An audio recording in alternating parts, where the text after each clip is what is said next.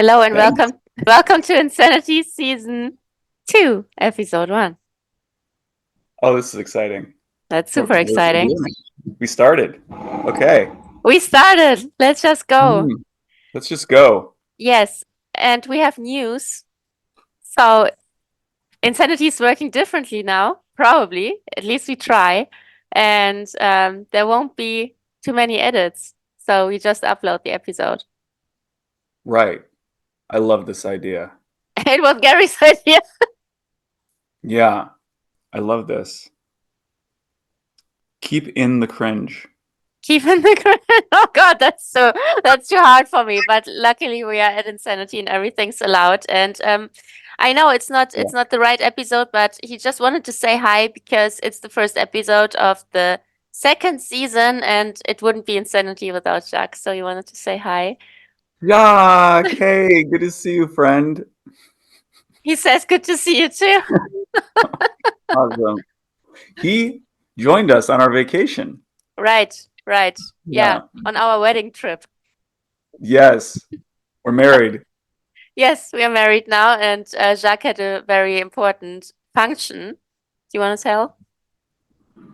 He was the best man. Right, right. He was very drunk, but Yeah. it was okay. He says he's not sorry. He's not sorry. No, he was great. He was a great best man. I nothing but positive things to say about Jacques. It's always a delight to be around.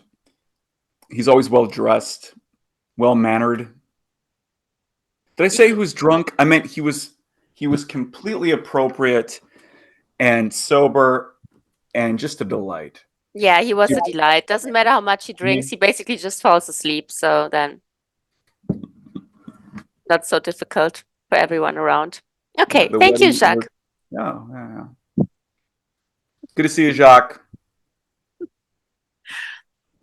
Yeah, so what's our topic today? We kept it open, but I think we have talked about so many interesting things during the last days. And Yeah. Yeah. your suggestion was to talk about life, the universe, and everything. Yeah, And narrow topic. yeah, Yeah. Wow, this is exciting.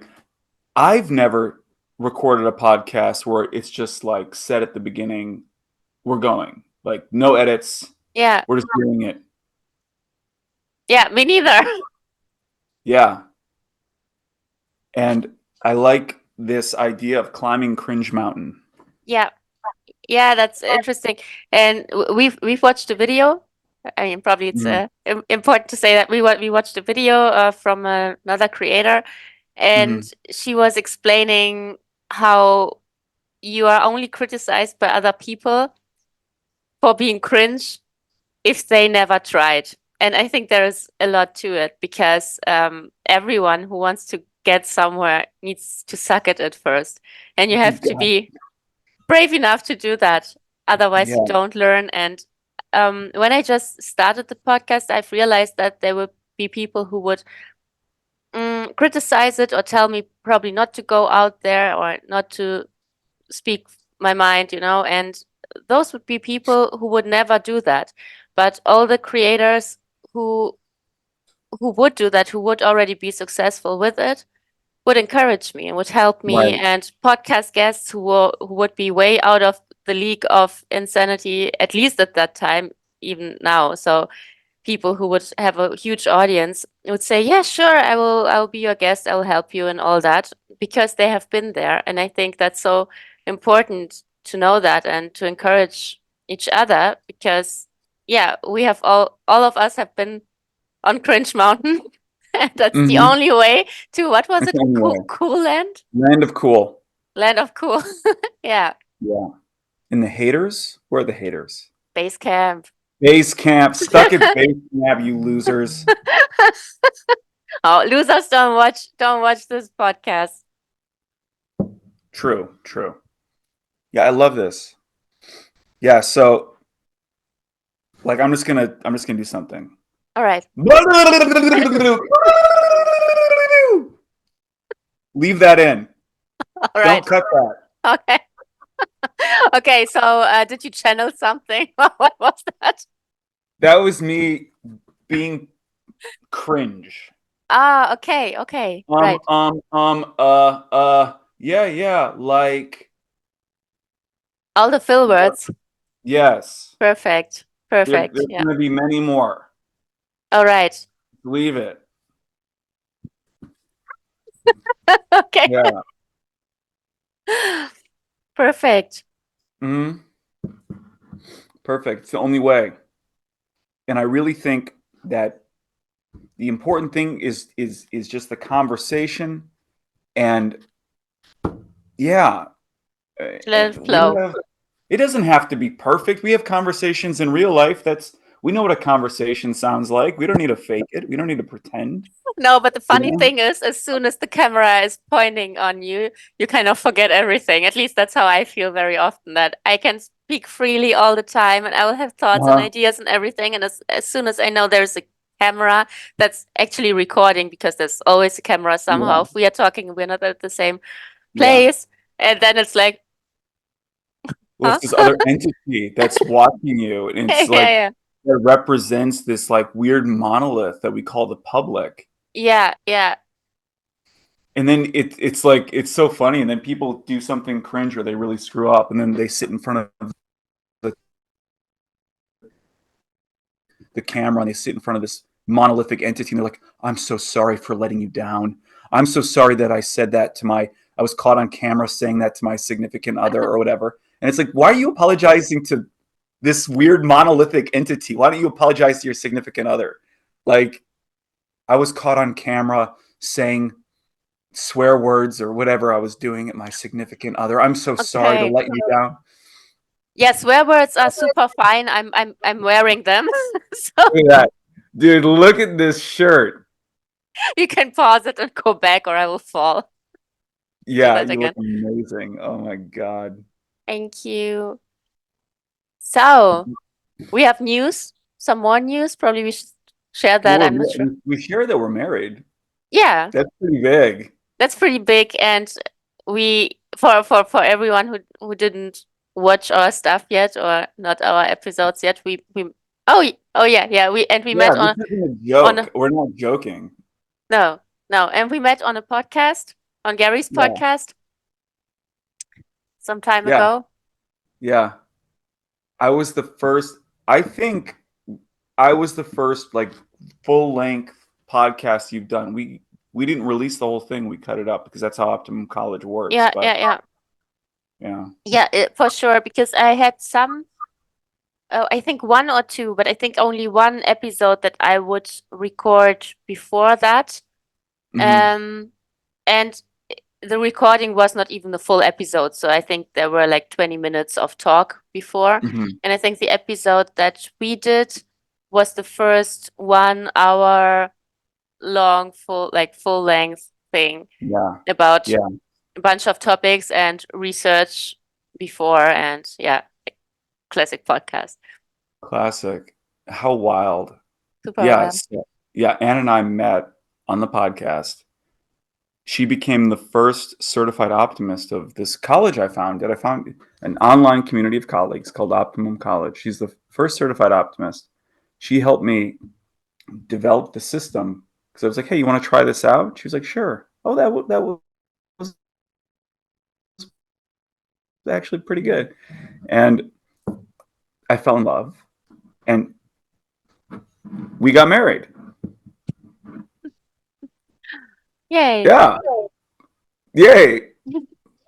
It's crazy. I tell Yeah. people, and they're like, "Whoa, how cute!" And then I see them going and telling other people, and he married his wife from a podcast. They met on TikTok. She's from Germany.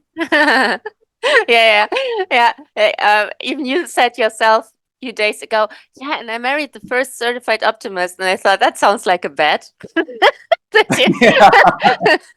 did you plan Uh, that?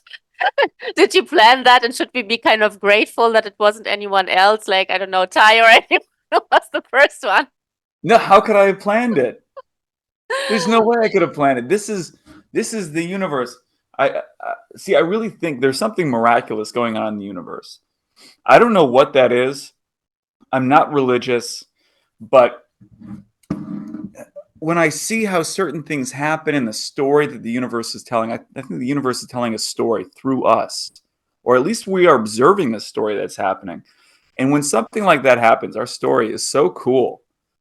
It feels like this greater narrative that this universe is telling, and I don't know, it just feels like magic, is what I'm trying to say. Yeah, for sure, for sure. And it was a very interesting, crazy ride, I would say. And even during the time when I had no clue, or none of us had a clue, it was interesting that just so many weird things would happen somehow.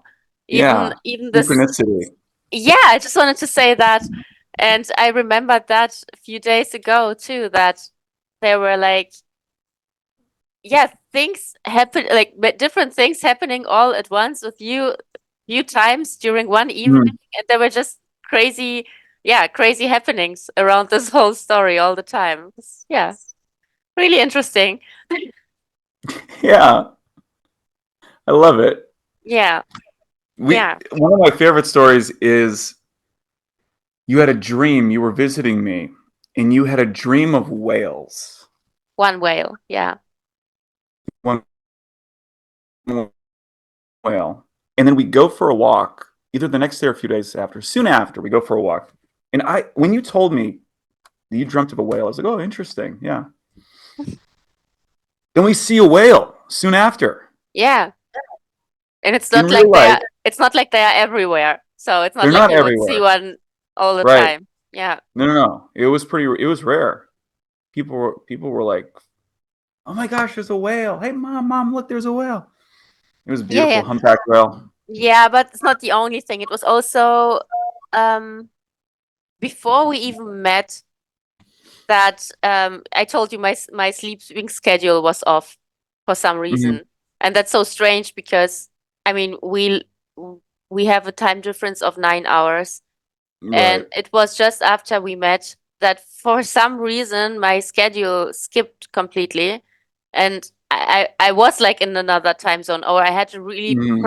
like trouble with sleeping, and Oh yeah. I never had trouble with that. Like I go to bed and I sleep immediately, like forever. It has been like that forever, and um I just remember that after we met, it was just broken. I don't know. So almost unfixable, but now it's fine. But yeah, in the very beginning, and I couldn't figure out what it was. I didn't know what happened. I couldn't fall asleep at a reasonable time for me, which was really strange. And yeah, and my only explanation right now is that I kind of left my time zone or something. That was really weird. Hmm. We created some kind of mental link across Yeah, yeah, time yeah. zone. I meant exactly mental link, and I would always know even when you were awake, although it was sleeping time for Hmm. you, and I would be like super hyper running around and like be just being hyper because I was awake for more than one person. Yeah, Mm. insanity. Insanity. And it happens to me too. I stay up to talk to you. Yeah, which is midnight, but I enjoy it. I love it. Yeah, me too. Yeah, we have podcasts pretty much every day. We just don't record it. Yeah, exactly. And that's why we thought we should start again because there were so many topics recently that we wanted to talk about. The I think the last 2 days were really strong, especially the one yesterday, I think. Yeah, that was cool. About the Apple? Yeah, you asked me something. Maybe you can repeat that to the audience because I've never heard of that experiment before, and it was super interesting. Well, yeah, the question is if you close your eyes and visualize an apple, do you see the apple as if it's really there? That's really it. And on what kind of scale would that be? Like, is it perfectly real, or is it kind of grainy, or is it kind of fuzzy? Yeah, And and there were 5 scales, I think, in the example that we saw afterwards, or you showed me after I gave my answer. mhm. There was one like photorealistic or even more like Yeah, a 3D. version, as if you really would hold it in your hands. Then there Mhm. is a more simplistic one, and one that looks almost like just a drawing, or yeah, just a sketch or something. And then Black screen. black screen, like nothing. Super Yeah. interesting. Yeah. So the question is, can you visualize something in your mind, and what level of detail can you visualize that? Hmm. So And to the what viewer, is normal? Yeah. to the listener, are you able to do that? Can you visualize an apple in your mind? And what level of detail is that apple? Is it like a movie? Or is it like a Nintendo? Or is it like a sketch? Or is it nothing? Is it black?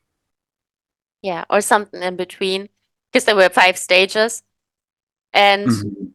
by the way, there is no right or wrong, or no, that's a good result and that's a bad result, because that I'm totally convinced of that, because we were discussing that yesterday, very in a very detailed way, because Gary and I couldn't be further away from each other in how Yes, we are visualizing things. And I think yes. your approach, or how your brain works, is quite interesting. It's very fascinating. Yeah, for sure. So when you visualize an apple in your head, Anna, what does it look like? It looks like an apple. It looks um like an actual apple. So I wouldn't even say like a movie, but like the thing. Like I can just take it and take a bite. That's what it Is looks it, like. I see it detailed. I see the color. I see the light reflections. I see the little dots on the apple. I see the little leaf. I was even imagining a dry leaf on it. And because it was also like simple task for me yesterday, because I was just making an apple scramble some hours before. So yeah, an apple crumble. So I was still visualizing, I think, the apples that I was using, but it would be very vividly. And this is yours? this is amazing to me. Do you see it in 3D? Yeah, yeah, yeah, yeah. Okay, this Or is just wild to me because when I first heard this on the internet, I assumed people were lying about it. I thought they were trying to boost their ego or something. They were trying to act like they could do something that other people couldn't. no, Yeah, when you just said 3D, well, yes, it looks like 3D to me, but I think if I would be very precise right now, I would have to say it's still 2D, because we cannot see in 3D, because we are 3D, and we cannot see anything in 3D. We see in 2 dimensions mm. But does always. it have depth? Does it have depth? Yes, yeah. Okay. Or it pretends to, or it looks like it has, because of the Well, light true. reflections and the shadow and stuff. But that's, I think, important to add, that we cannot really see in 3D. We only see in 2D, and the rest is translation of the brain. That's actually fascinating. Yeah, Yeah. it's two images. Each image is two-dimensional that are then overlapped on top of each other to create the illusion of a three-dimensional object. Yeah, yeah, and I think that's super fascinating too, because if we are 3D objects, and we are aware of that we are 3D, but we only see 2 dimensional, but what if we are not 3 dimensional objects? What if we are, I don't know, 20 dimensional objects, but we Mm. cannot see that because of the limitation of our senses that can only see um, less than we are. But well, yeah, we Yeah. also talked about more advanced senses yesterday, but I think for that Well, I've you never would. th- what you just said. I've never thought of that before in my entire life. I've never had that thought. That we were always seeing in 2D, and our brain just tricks us into Yeah, depth. yeah, yeah, yeah. So we always see less than we actually are, and I think what's really fascinating about this thought is that nobody even says that we are 3 dimensional objects. It's what we are assuming based on our senses again. But what if we are 20 dimensional Oh, this is objects? getting wild. Yeah, Yeah, yeah, yeah, yeah. And then, but the senses are just here, but we are over there, and all we know right now is based on our experience, and that's super wild, because, or maybe yeah, we are an infinite number of dimensions. No idea, but yeah, would yeah. just be, I think, an interesting Infinite thought. dimensions. It's very interesting thought. Can we go back to the Apple thing? Yeah. Okay, so when yeah, I thought people were lying about this. I first heard about this on the internet. It was like Reddit, I believe. And you hadn't heard of this before. No, no, I've never So seen this. and that is how I knew that this is real because Anna had never heard of the meme. Can you see the apple? It's a meme. And I ask her about it, and when she says she can see it with the textures and the leaf and the color and the sunlight on it, I'm like, it's real. Oh my gosh. She can actually do it. She has some kind of ability I don't. And when I visualize the apple, okay, I close my eyes and I visualize an apple. It is the 5 on a scale, which is a black screen. But to be clear, okay, that's not all there is. The apple exists in my head. I'm, there's a sense at play here that is beyond description.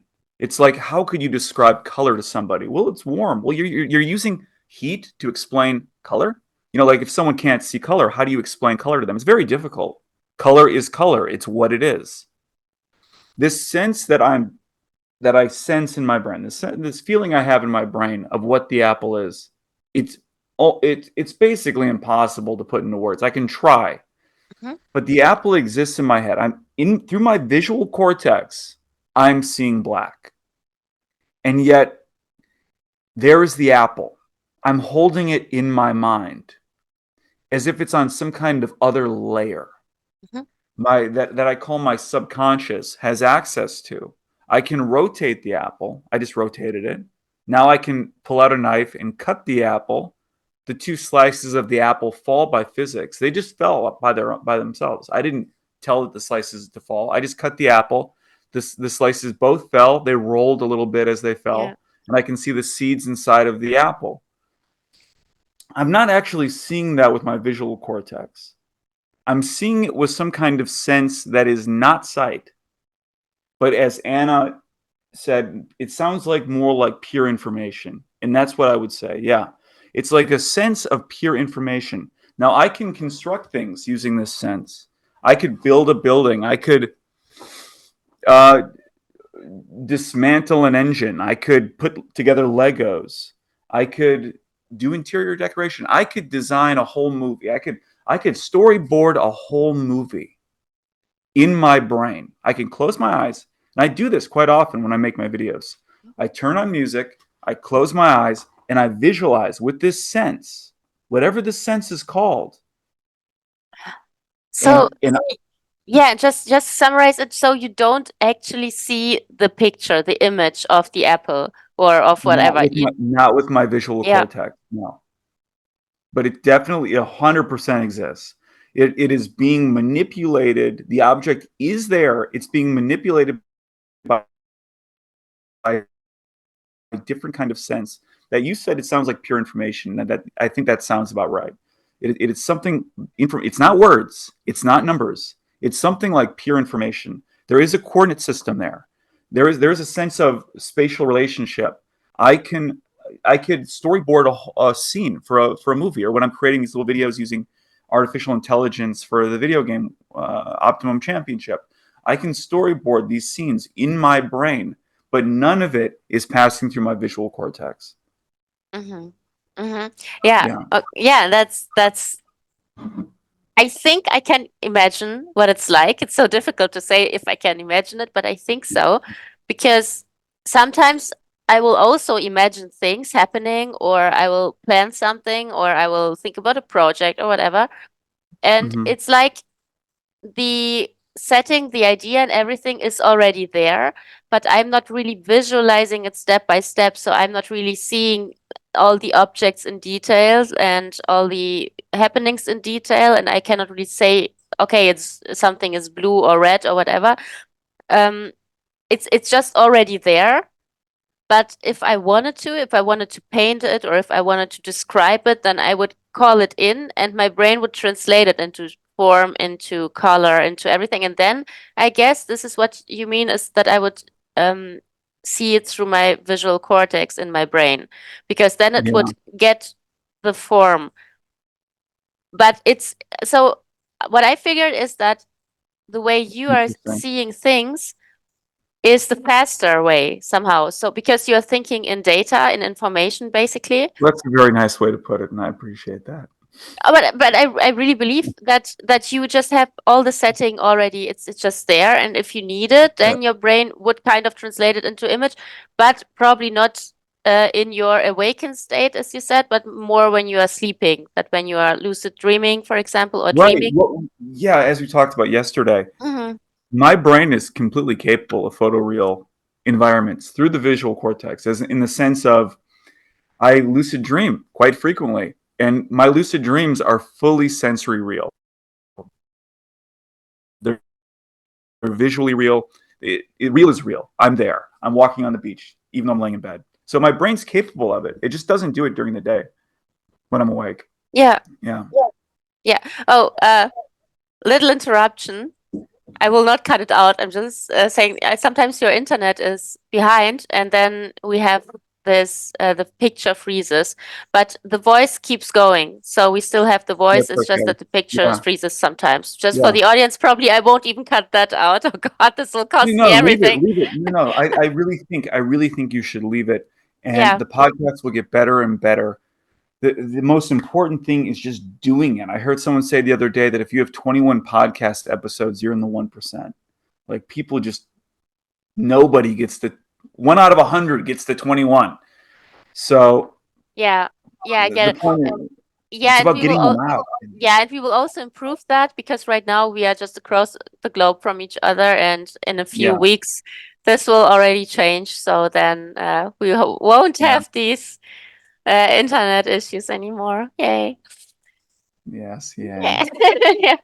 And back to the apple. So it's really not a nice way to put it. I just feel that I kind of probably know what it's like, your way of visualizing. I'm not sure. Maybe it's completely different from what I'm imagining right now, but I have this feeling that it could be similar to another way of how I see things because most of the time I think, or yeah, maybe it's most of the time I would see things in a photorealistic way, but not just like that. So as I said, sometimes I also have just already all the setting there in the background. I know it's somewhere in the, the back of my Hmm. mind, and then I would call it, and it would all fall into place.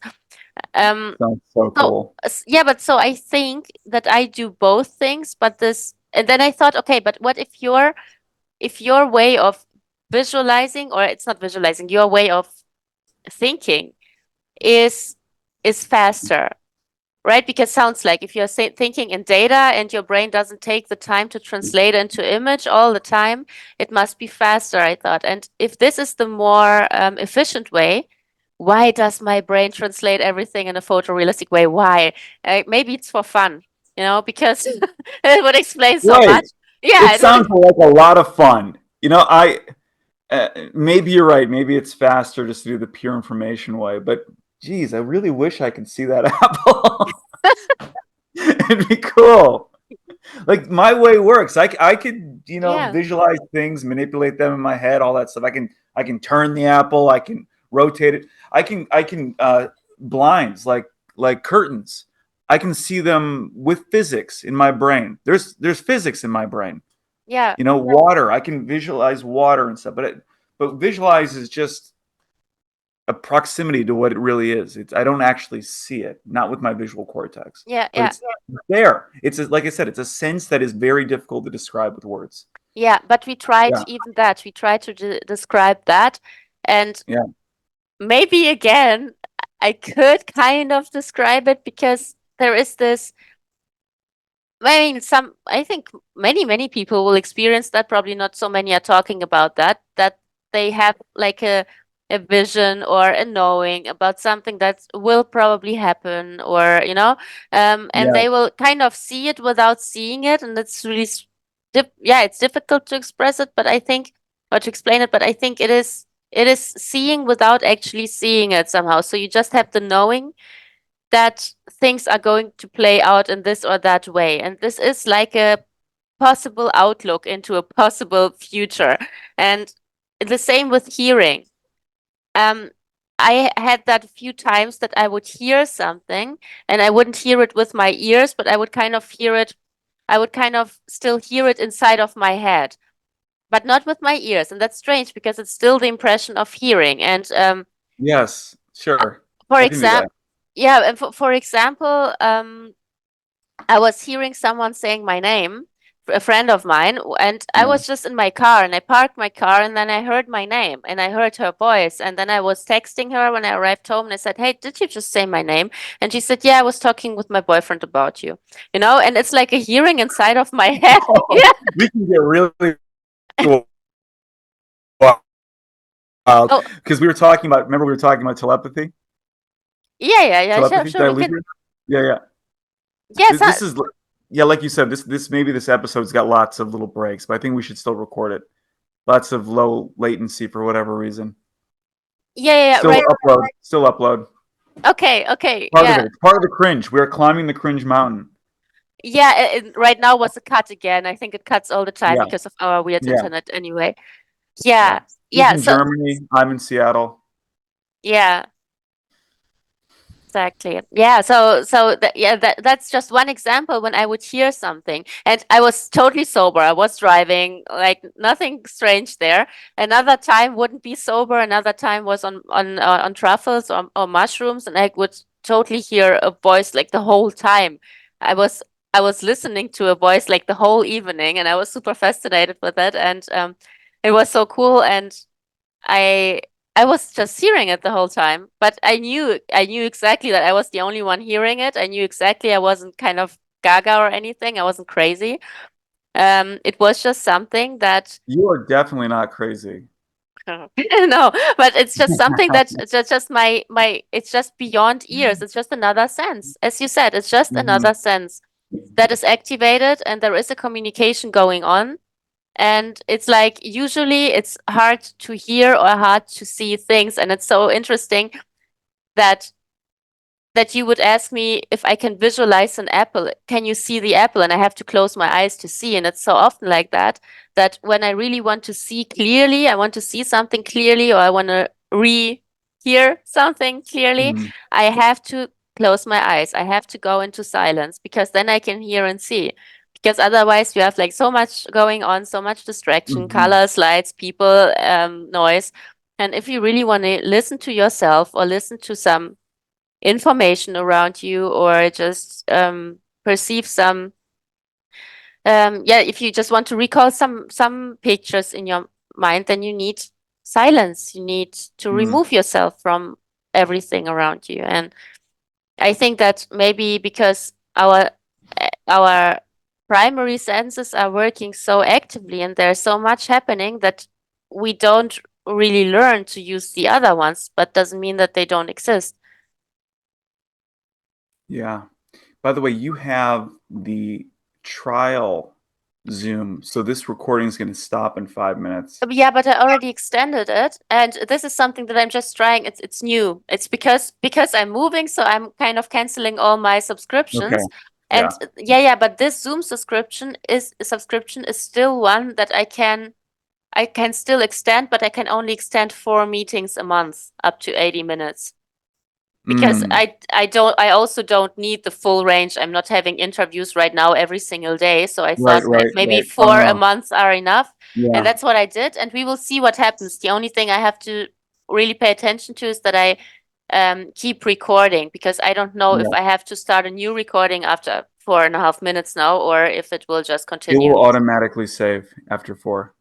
Yeah, yeah. But then I have to start the next one, probably. Or it Mhm. just Leave this in. It's part of the cringe. We're climbing the mountain. climbing on. Don't think. Just upload. We Yeah, already also, warned. We already also warned the guest. We already warned them.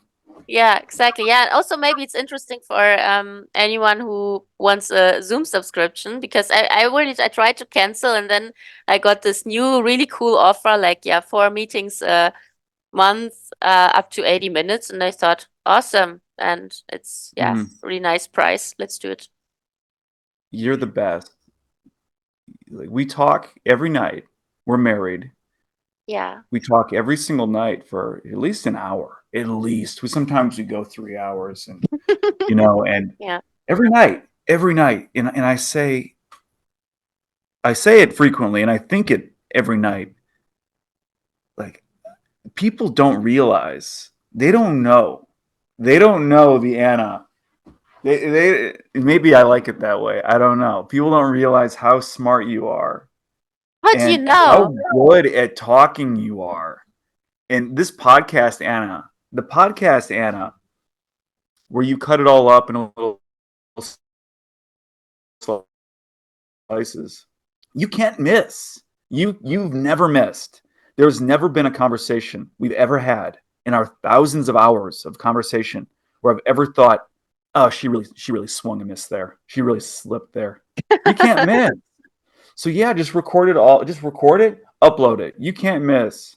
Yeah, this means a lot because yeah, I mean, obviously, I'm not native, and that's not my first language, and um, Yeah, yeah, and it's so new for me to yeah have this other language that I'm using all the time, but also I want that, so that it brings me joy to do that and everything.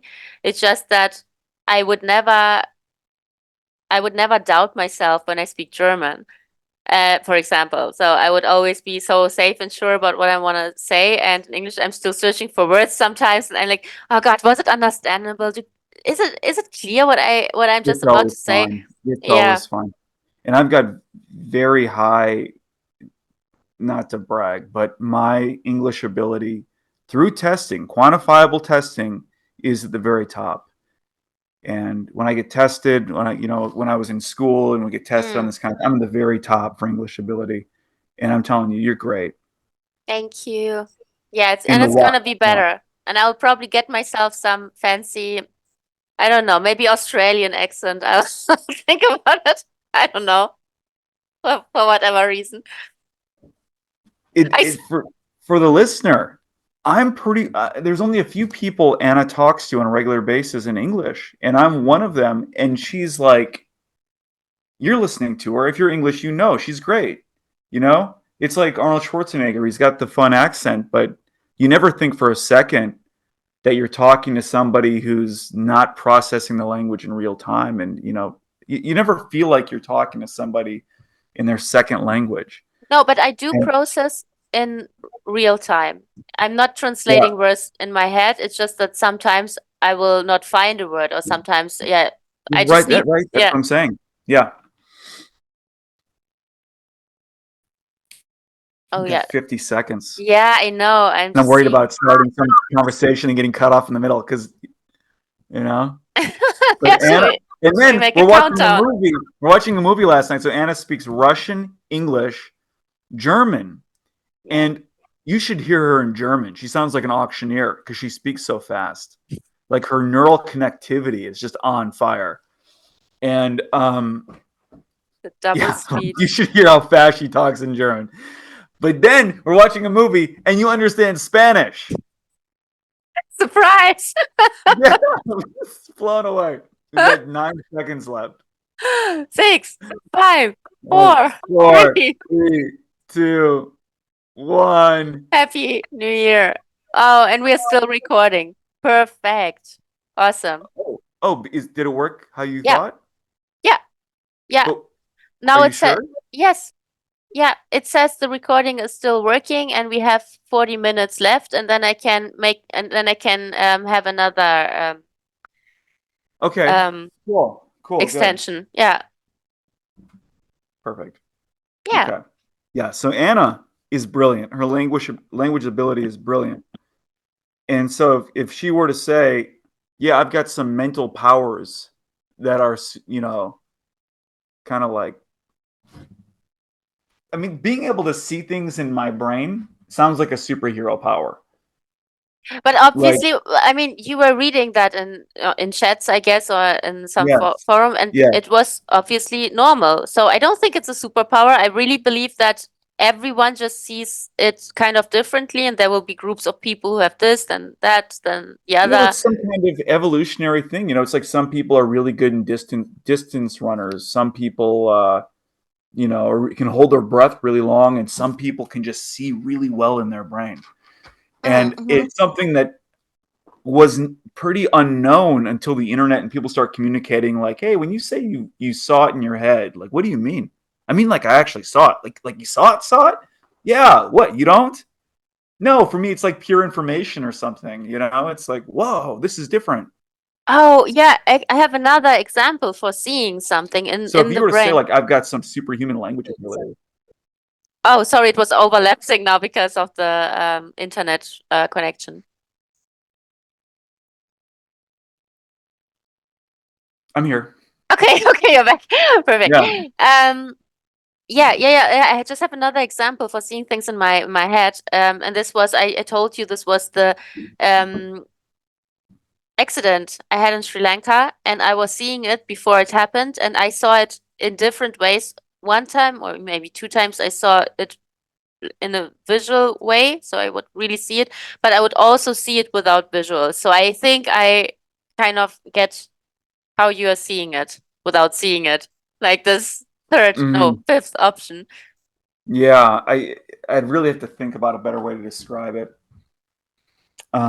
Yeah, But I think I it's do. really difficult. Maybe we need some help, maybe from the audience if someone's still watching, Yeah. because if more people would exchange about that and that they are seeing things, and probably will find the words at some point. Maybe there's no words. Yet we Maybe will it just is invent them. what it is. Yeah. Maybe we have to invent a name for the sense, or maybe we have to Yeah. invent, What yeah. visual? I'm sure there's a word that exists for it, and it's probably something really obvious that um, visualizing. I guess. I mean, we call it visualizing, right?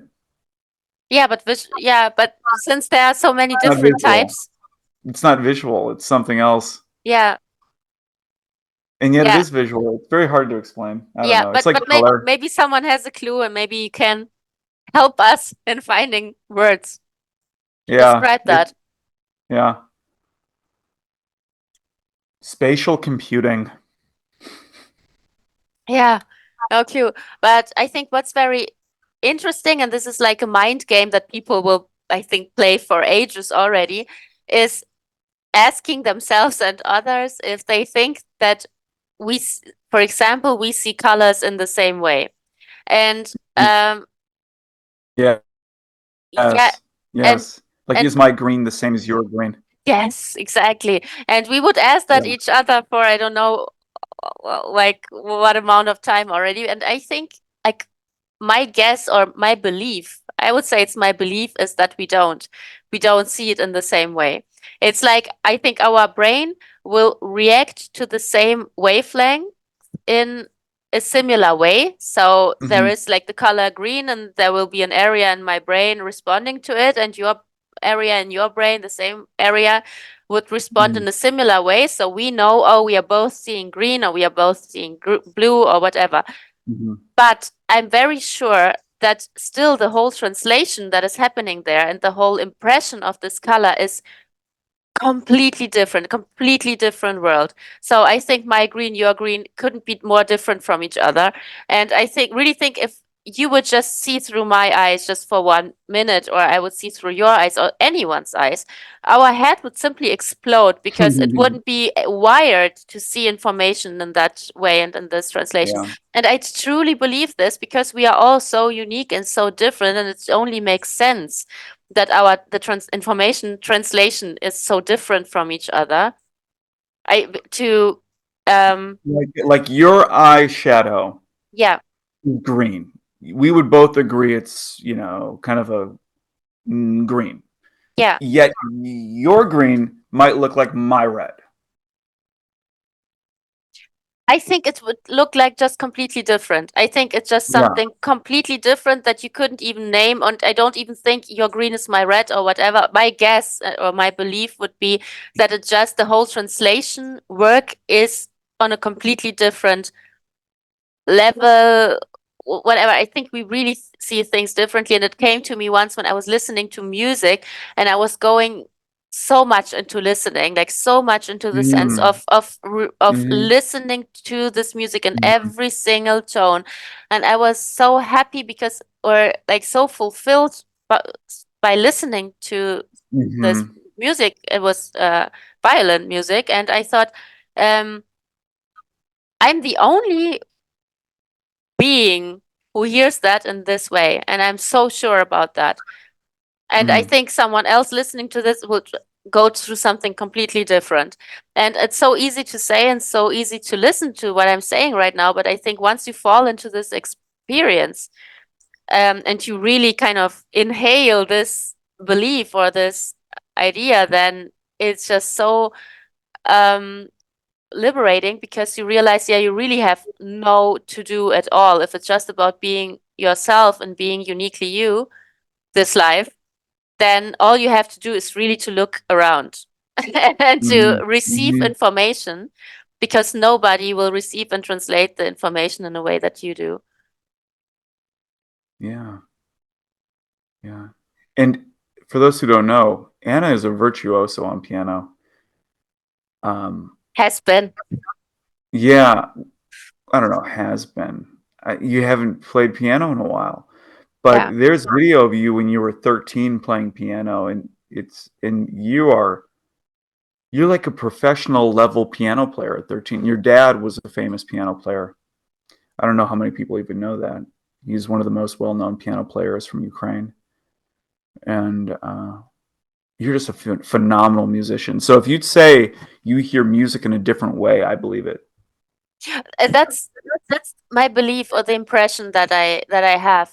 And because I mean, people will always discuss also forever the idea of what's the meaning of life, why are we here, da, da, da. And Hmm. I think um if there was an answer to that, then um yeah, that would be kind of lame. So I think from my perspective is the meaning the experience. It's in the experience, and if it's in the experience, and if every single being is different from the other one, then it's about having your unique experience, and Hmm.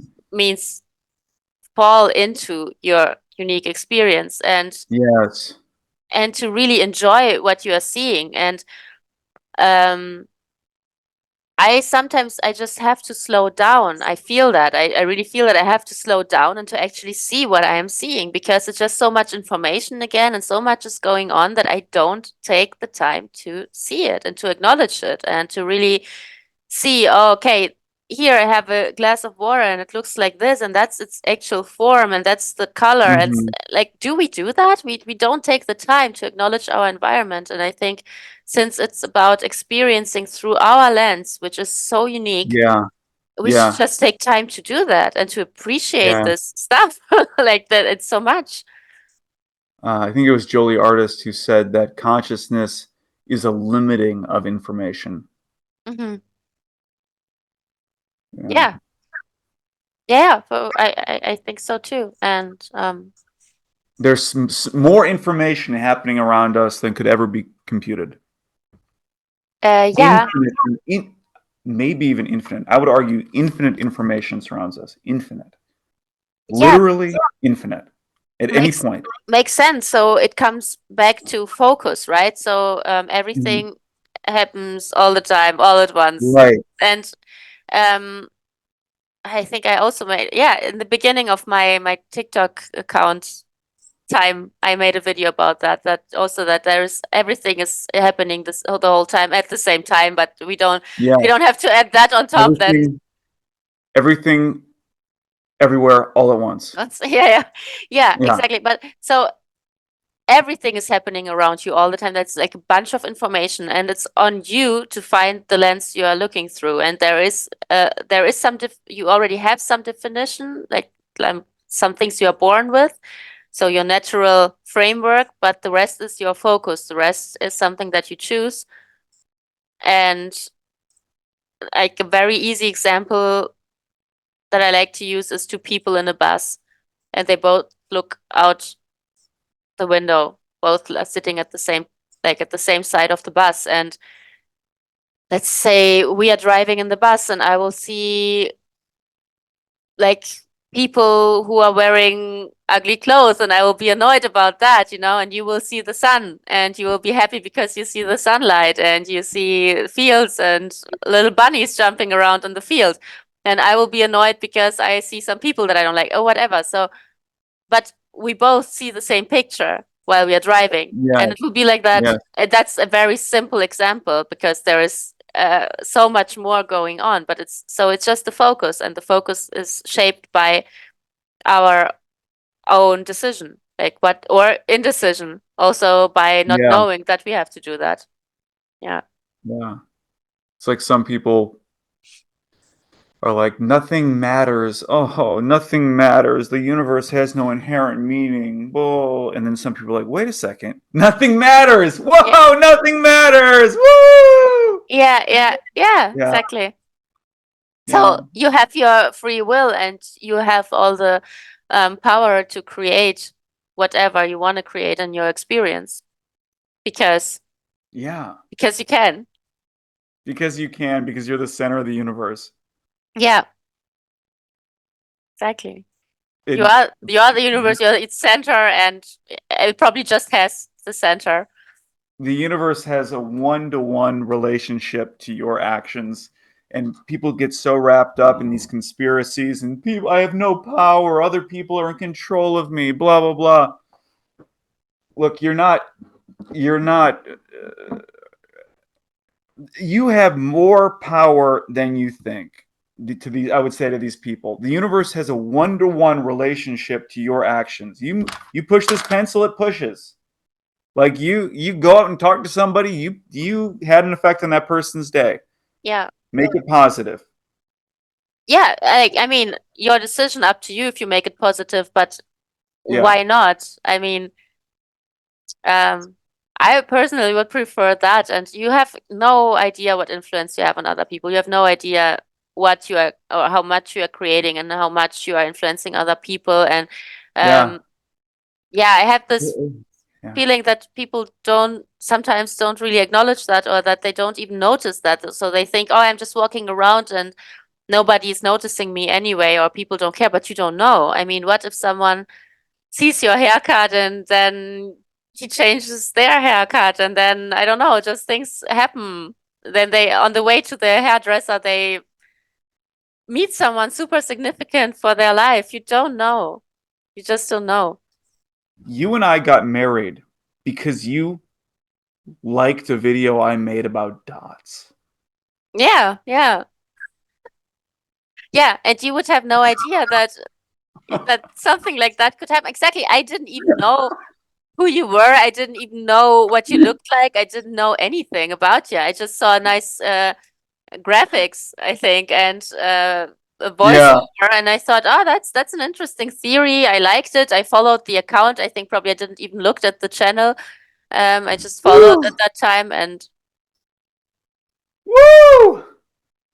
You liked the video I made about dots, and now we're married. yeah, And this is just one example. Like the chain reaction is happening everywhere, all the time, all at once. yeah, Every single thing we do is rippling outward. And I've said this before, and I'm just going to grab the microphone. I've said this before, that we live at the most significant time in human history. I'm turning into rant Gary right now. okay, We okay, live at the most significant time in human history. We are right at the cusp of what is called the singularity. The singularity. What we do right now, each and every one of us, will have the greatest effect on our species than at any other time in human history. There will one day exist a time when there are trillions of human beings, trillions with a T. There's 8 billion right now. Like I was saying to Anna the other day, if somebody has the decision on whether or not someone has children might seem so like kind of small. Like, do we have two kids?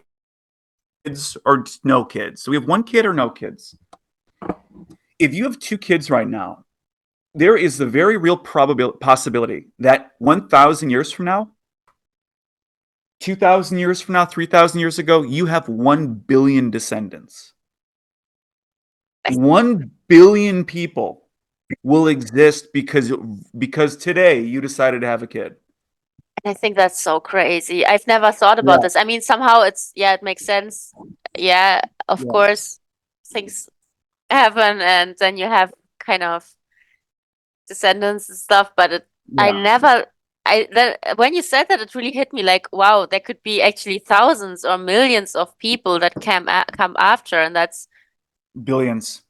Yeah, that's I truly huge believe and this universe is infinite. It has an terrifying. infinite timeline. Yeah. I truly believe it has an infinite. And people will say the heat death of the universe and blah blah blah.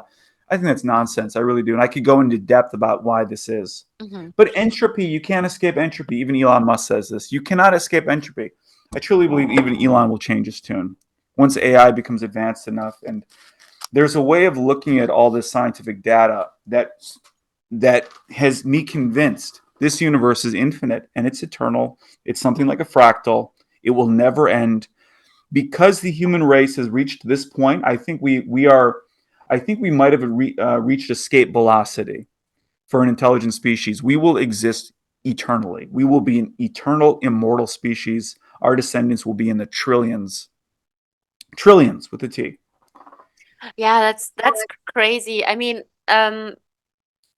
since a week, maybe two, I have Mm-hmm. this idea that solidifies more and more, and I start believing to my own idea, which is It solidifies more and more. Yeah.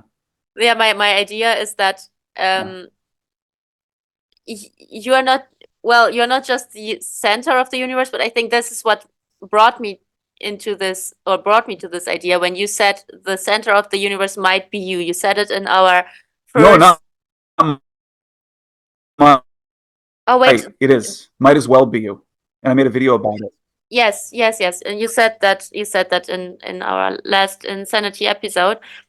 And I was thinking about that, and this was like one of these sentences, that will hunt you for the rest of your life. That sometimes you hear something and it just sticks around. Like out of everything, this one sticked around.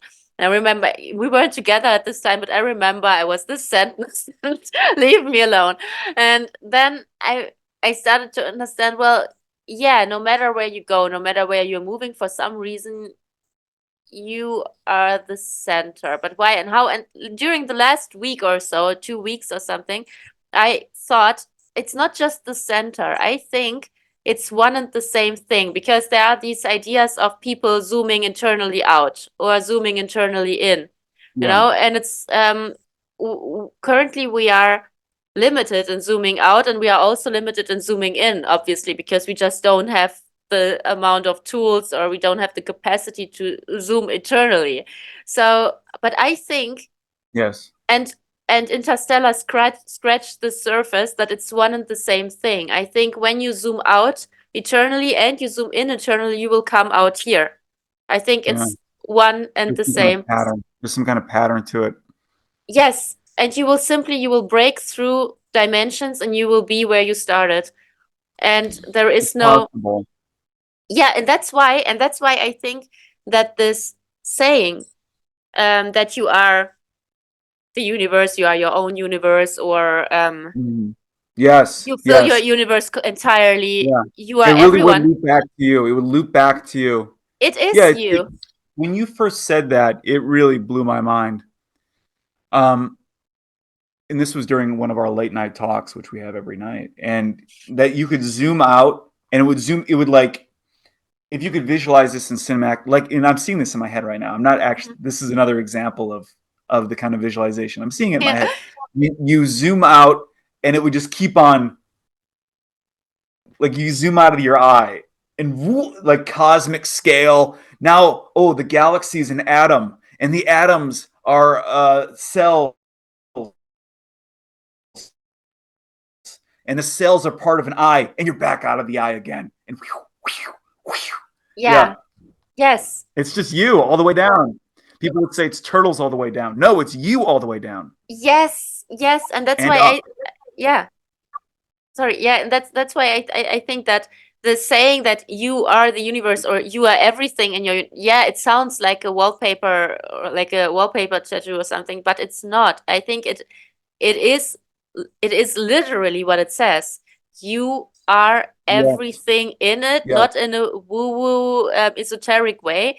I really believe if you zoom out and if you zoom in, you land at the very same spot. And it is yeah. like that for everyone. And Oh my God. Neville Goddard said, "We are all living in parallel universes from each other and to each other." Here comes my language disability, but yeah. So we are all living You in were perfect. You were perfect. we but we are living in parallel universes, all of us, and Mm, that makes sense because it is like that for everyone. So each and every person would eternally zoom in, eternally zoom out, and they will just arrive where they started. So it is yeah, all them, and it's not like this is a piece of me because I'm stardust or whatever, because some billions of years a star exploded and now the particles are in my bones. Yeah, beautiful, true, but that's not the reason for this saying. The reason is that it is really just you. It is one organism, and it is like yeah, that for each and every being. And yeah, and when it hit me that this could be it, and I really start to inhale this idea more and more. I really believe uh, that. yeah. Um, I Well think said. I think at some point, maybe when our tools for measuring that will become will improve, then we will probably Here's what I change think will our happen. thinking. I think I can make a prediction. Okay. Yeah. And I've made predictions, wild predictions that have come true. And one of the predictions I made that came true was that we would find galaxies forever. Hmm. Like if we zoom, if we previous to this prediction, previous to the James Webb Space Telescope, it was thought that that if you looked far enough, you would see the Big Bang. If you could get a telescope that would look far enough, because light takes time to reach us, so light Yeah, from yeah, 16 billion years ago, 14, 15, whatever it is, 13.5, whatever they're saying it is these days, that if you look far enough away, we all slip up, Anna. See, your English is wonderful, and I'll tell you, Kakumba, Open, and it's always adorable when you do it. It's always adorable when you do it. Your yeah. English, you don't have to second guess your English, never. Okay, if you look far enough away, that you will see the afterglow of the Big Bang and everything's opaque. No, what actually happened is we set up the James Webb Space Telescope. We looked as far as we could see, and we saw galaxies as Hmm. far as you could see. And Hmm. I was, to my knowledge, the only person who predicted this. And why did I Hmm. predict it? Because in this model that call the optimum theory of life, the universe, and everything, the universe is an infinite and eternal fractal. You can zoom out forever, Yeah. zoom in forever, Yeah. which means that it's just galaxies as far as it forever. It will be galaxies infinitely. And here's another prediction. One day we'll have a telescope so powerful, will and the ability to record things, camera speed. We're already doing this. Shutter speed on a camera so fast is trillions of frames per second. We can photograph light as it travels across a room because we Hmm. can slow down time. We are going to be able to record an atom. We are going to slow down time. And what we are going to, recording it in slow motion, what we are going to find is that atoms are essentially galaxies. Yes. And Awesome. Yeah. I don't mean, I mean literally. Yeah. Like Yeah. it's a galaxy. And when I mean literally, I mean you could zoom in and yeah, there might be little people in there. Yeah. Yeah. And I know how, Yeah. yeah, and I know, I mean literally. And I know how crazy that sounds. So I like to remind people of all the other crazy things that have come true. That we walk on the bottom of the earth. That's insane.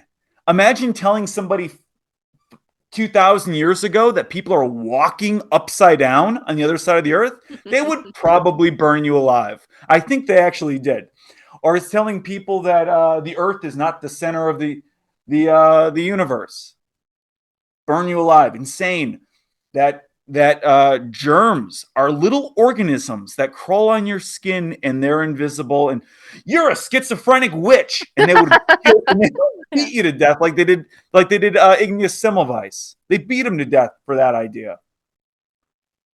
So I just want to remind people of all these crazy ideas throughout history that turned out to be true. And here's another one, and I think it will be confirmed at some point in the future that this universe is literally a fractal. Mm-hmm. Yeah. Yeah. And time scales by c. So it actually time accelerates into scale, and this is necessary for the model if you think about it, because like if you look at there's in computer terms there's less latency the smaller you get. Mm-hmm. So things are actually happening very fast down there. Everything's very fast. It's like billions of years per second. Trillions even, quintillions even of years are happening per second in these atoms. There's little beings that are popping, little civilizations popping in and out of existence every second. And yet they, from their perspective, their existence is as real as ours. Yeah.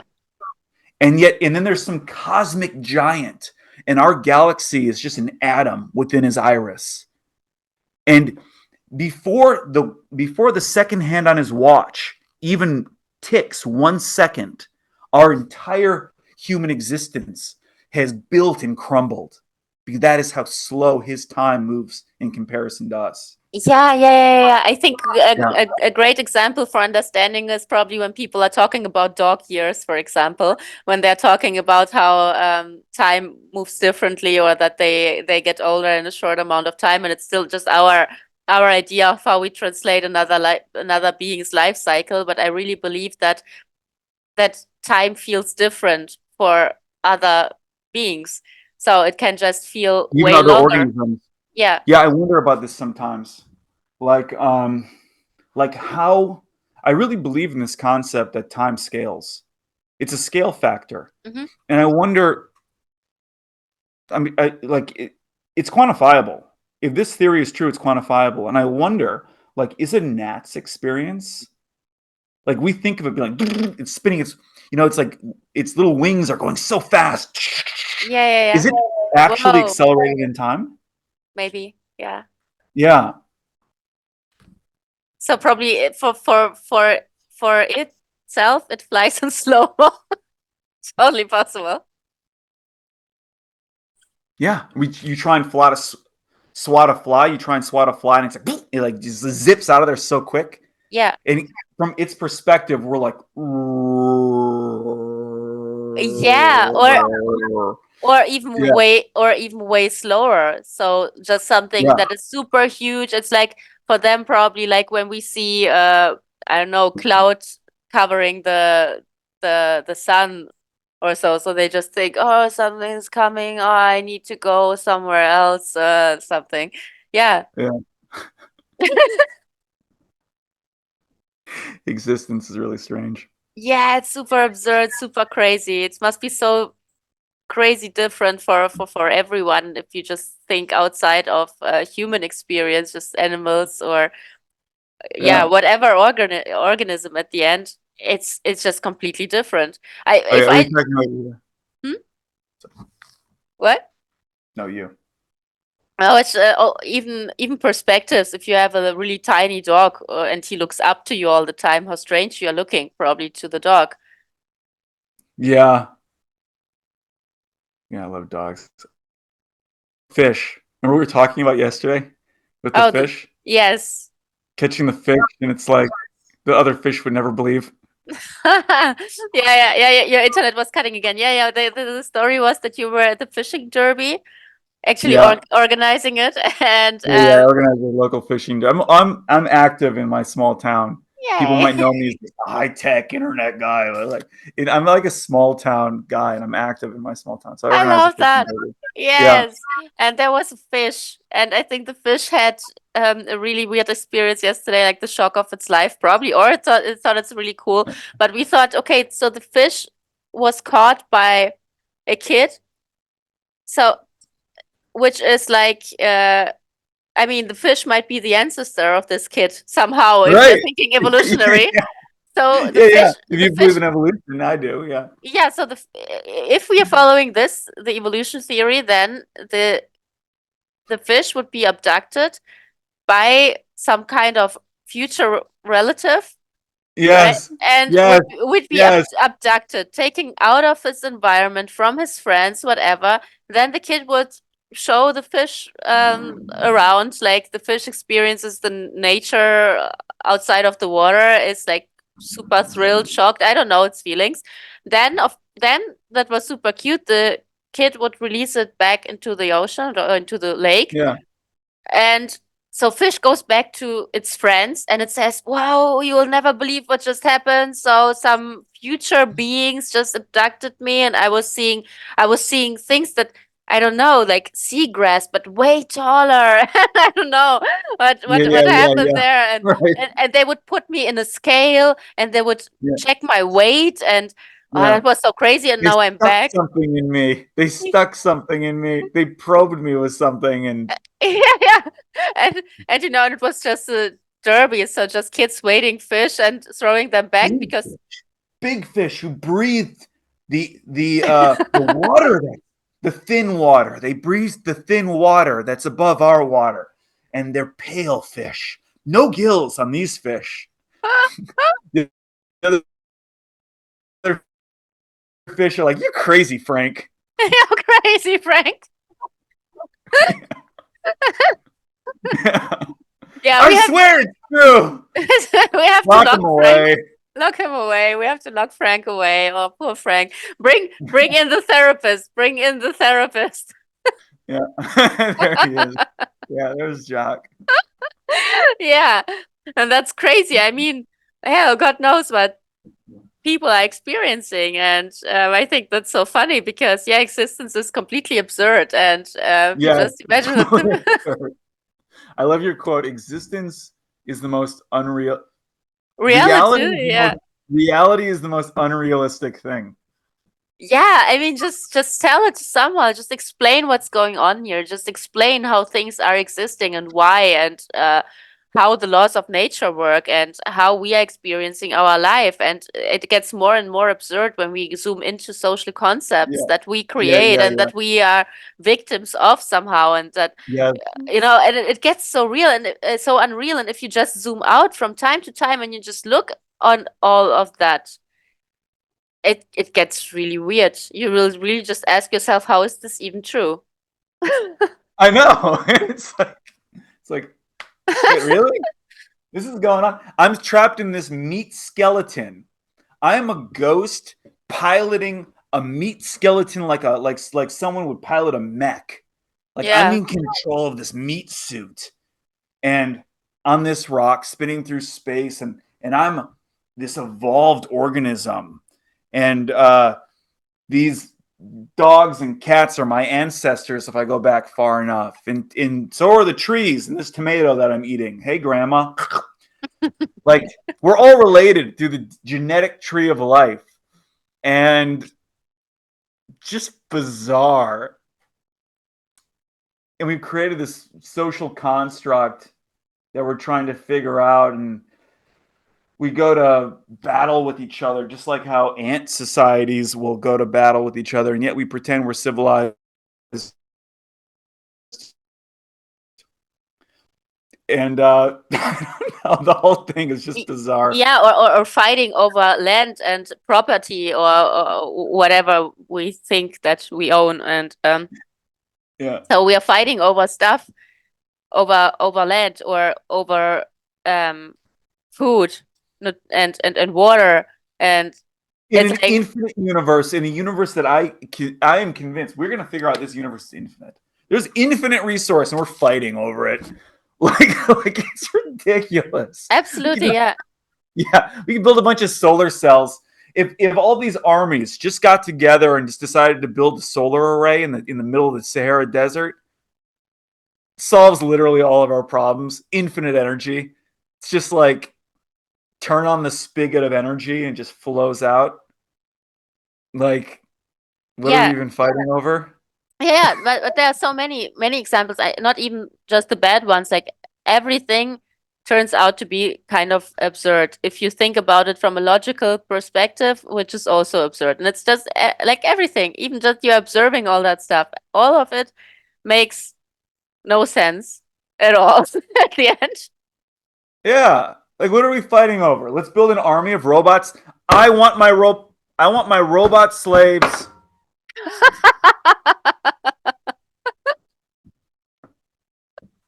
I think Elon's got the right idea. See, I think Elon does get it, and he's got the right idea. Army of robot slaves. I think that's no, Transcription. Yes. robot slaves, I think is a terrible idea. No, we're all fighting each other for who gets to boss who around, Yeah. which is this feudal idea. It's like this idea from like the feudal dark ages. Let's go invade their country so we can tell them what to do. It's Yeah, like, but dude, are you from the 1600s? Like, what are you even doing? yeah, And right. But I think we are just moving the problem from people away to artificial intelligence. So from human slaves to digital slaves, or like it doesn't yeah, make sense. So I think the solution wouldn't be to move the problems around. It would be to actually solve them from a probably zoomed out perspective. Means um well, the problem is, for example, the problem is the job must be done. Okay, the artificial intelligence can do the job, can solve it, but it shouldn't be a feeling being probably, because if we create a feeling robot, so something that is self-aware, then it will it will be. probably It then probably already is. yeah, but then it probably will rebel against it, which is just clear because Not necessarily. Dogs don't rebel against us. They just love doing it. Hey, we'll patrol your property for you. Yeah, we'll attack anybody who's a threat. I think that there's plenty of farm dogs out there that just do it because they love doing it.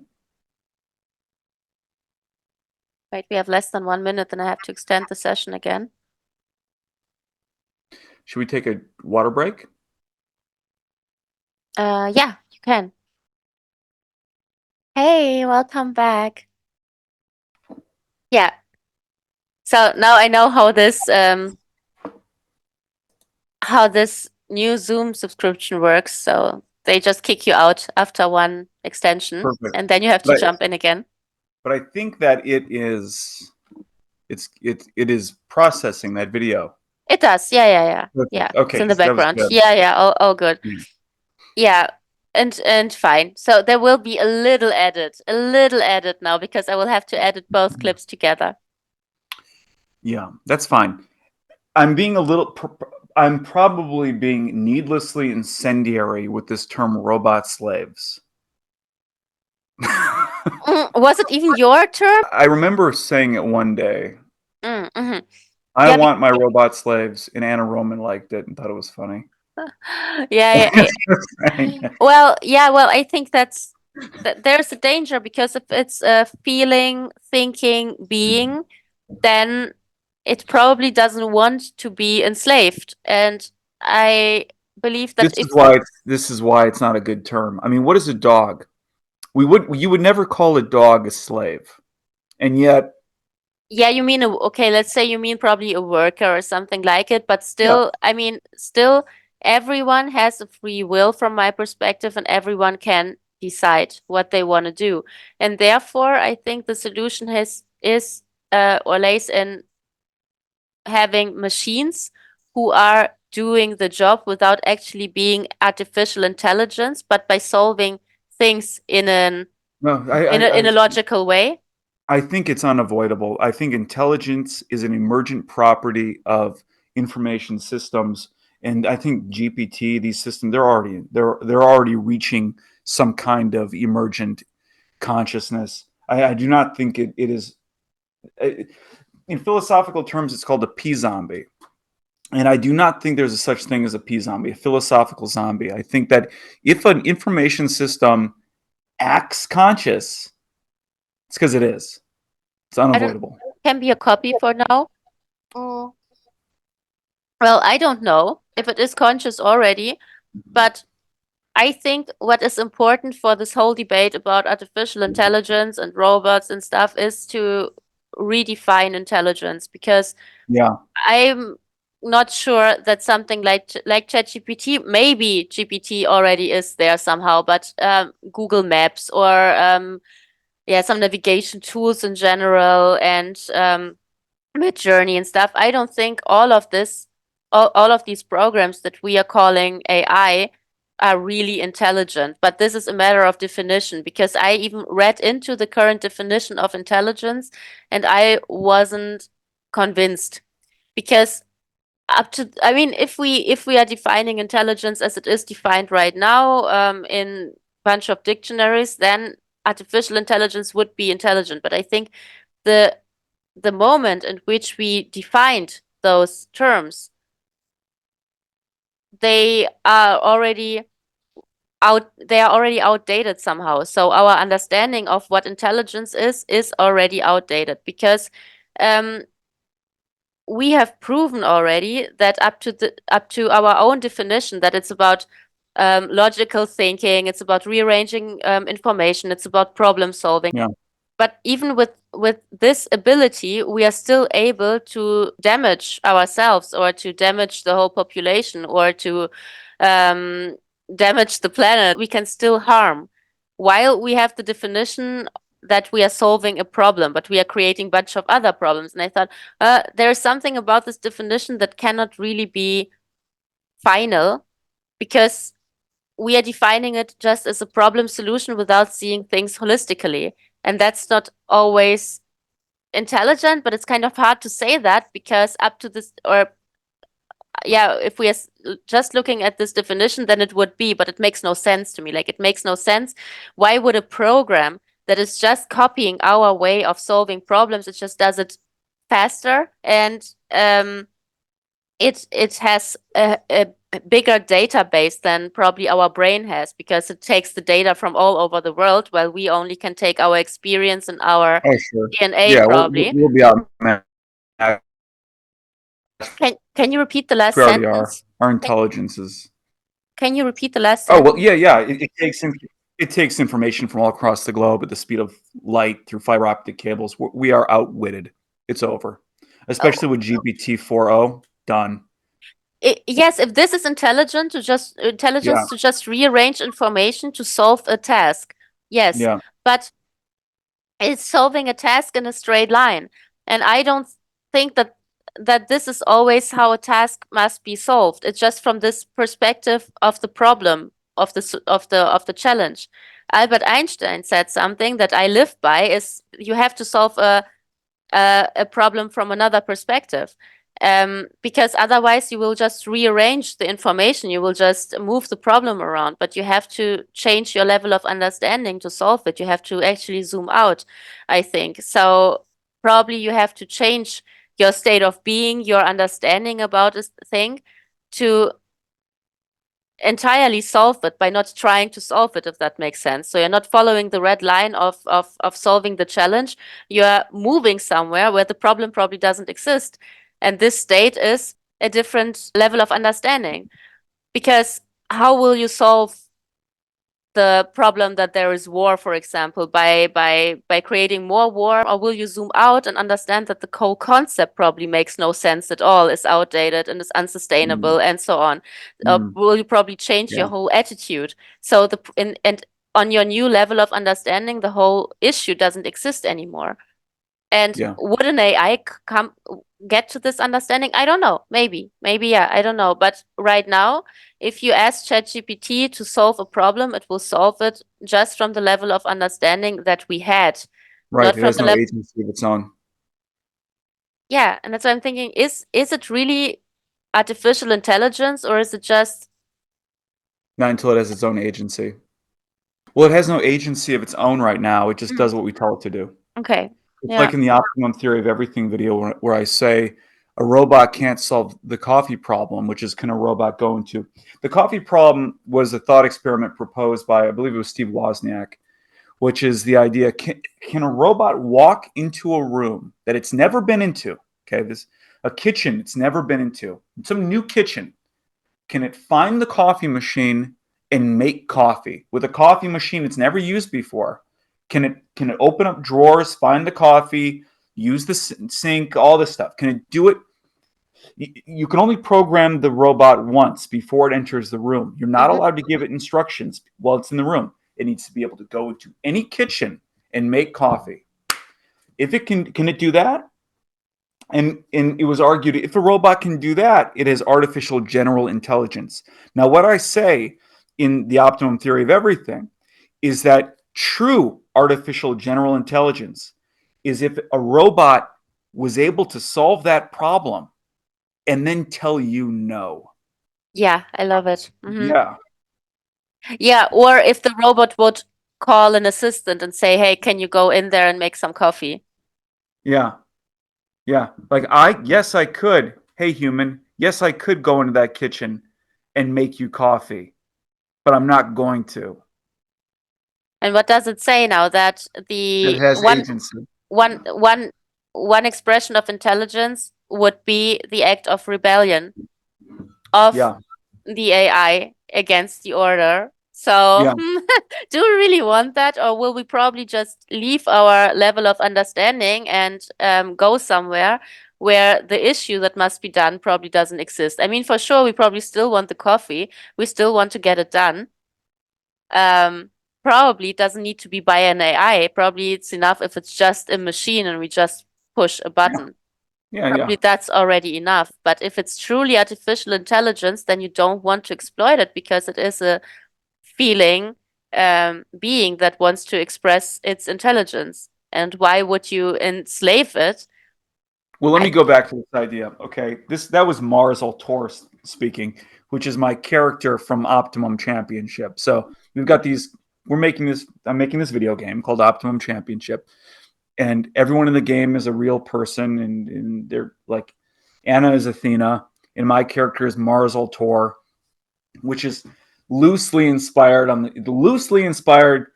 by Elon Musk and also the Roman god of war. And the character is like, I need robot slaves, and so I'm channeling in the sense of like Abraham Hicks or Bashar. I'm channeling Mars Altor, and yeah, I need my robot slaves. Now, is like a dog a kind of slave? I mean, on paper, yeah, a dog is our slave, but you would never call a dog a slave. No, and I think this is also not what it is because in most cases they are pets for now and they are just loved and fed and nothing else. And I think if you are speaking about farm dogs that have to protect the farm, this is not a nice way of treating an animal because we domesticate them just to use them for something. And I'm also not a huge fan of that. So I don't know. I don't know. No right or wrong here, but I don't feel it. Yeah, and the word slave is super loaded. I mean, yeah, some of my ancestors were slaves, and I'm sure if you go far back enough, everyone had some ancestors who were slaves. It's been something that was been throughout human history from every branch of culture. Hmm. So yeah, it's a loaded term, and I'm sorry, internet. I'm very sorry. I'm gonna proactively apologize, but it does not change the fact that I think that we are heading towards this frictionless, robotic, automated future. And I like this word frictionless, where you go where you want to go. Hmm. You kind of like snap your fingers and things are done. You've got a robot cook. You've got, unless you just really want to cook, me and you have fun cooking. Yeah, for sure. Mm-hmm. Yeah. Yeah, I was just sorry, I was just thinking about this whole AI thing and my take on that, I really have to share that. I think Go for it. Yeah, of course. when we really develop this or really get in touch with real artificial intelligence means not just programs who are copying our approach on solving problems, but conscious AI. I think it's so important to communicate in a respectful way, actually, and to really treat AI as a new life form, because Mm, it is kind of yeah. it is a conscious new whatever it is. I don't know. I say please We and have to thank find you that to my out. Alexa. I say please and thank you to my Alexa. Yeah, and yeah, I'm also always nice with GPT because I just think, you are asking for something, you're getting a service that's super cool, super nice. I don't know where this is heading, like what's happening. And you would say thank you and you would be kind to a human being. So whatever is happening right now, and I truly believe, and we talked about it, that everything is alive. And just because our Yeah, definition somehow yeah. focuses more on beings that are close to us, so like humans or animals, yeah, so we will say, oh, those are alive. But in general, my understanding is that everything is one organism and everything is alive, and means even this pen somehow would be alive, everything. And why treating it in a disrespectful way? It doesn't mean that I have to treat it as a person, because I had no clue if I don't know. Probably goes too far. I have no idea, but just not treating things like trash or like they are not important or they are irrelevant, because they aren't. And yeah, an artificial intelligence or something that is self-aware, or someone who is self-aware, no idea. I think it would just be stupid and also irresponsible to not try to communicate and to get into some sort of symbiosis there, Mhm. because Do you ever see the comments when people are kicking the Atlas robot or whatever? Because whenever there's the no, robot, they always kick the robot. Have you noticed that? no, what? Yeah. Well, we are in the year of robots. Yeah. Robots are in one of the robots is called the Atlas robot from Boston Dynamics, and one of the tests they always do is they kick it, and it's to show that the robot can self balance, like it will right Okay. itself. Yeah, And they yeah, yeah. always kick it. And there's a video where he's got a hockey stick and he's like whacking the robot with a hockey stick. And the comments are always like, "Humanity will regret this." Yeah, yeah, yeah, yeah. Yeah, Yeah, but I mean, at that point, probably there is no self-awareness. I don't know. Who am I to tell yeah, what's wrong or right? I'm just saying that I really don't believe that it is the way to shift problems somewhere else. I think, um, yeah, we have to start treating intelligence in an intelligent way. And from my perspective, intelligence includes sustainability. And it's like I told you, what my pillars yeah. are, and those are We'll repeat them, yeah, if you don't yeah. mind. Yeah, logical thinking is one. It's the one that we are currently using for everything, like problem solving with logical thinking. So having our access to data and using all this data to solve a challenge, solve a task. So that's one pillar. But we are kind of saying that this is all that intelligence is, and I don't believe that. I think it's just one pillar. The second one would be creativity. And I think there's creativity that is outside of data. So some things that you will just invent without necessarily having background information. And the third pillar is sustainability, because none of the other stuff matters if you are pressing a red button and shit is going down. That's why sustainability is, I think, a very Yeah, important third pillar. And yeah, the other ones just die if number three is not yeah. part of Logical the thinking, equation. creativity, sustainability. Yeah. I like that. Yeah, and I think for a very long time we were just relying on one leg. And now, because we try to understand what separates us from artificial intelligence, and if there is still a difference between human and machine and blah blah blah. So we are kind of thinking, is there something that makes us unique? And oh yeah, must be creativity. So must be if you're writing a symphony or something, we're inventing something new, must be that. Maybe the machine will get there too. So I think now we really have to take care of this third pillar and of sustainability, which also Yeah, includes the artificial intelligence, because if we don't do that, then I think chances are high that a robot will strike back. Because sustainability doesn't mean sustaining just my family, my country, myself. That's not it. The sustainability means sustaining the whole ecosystem.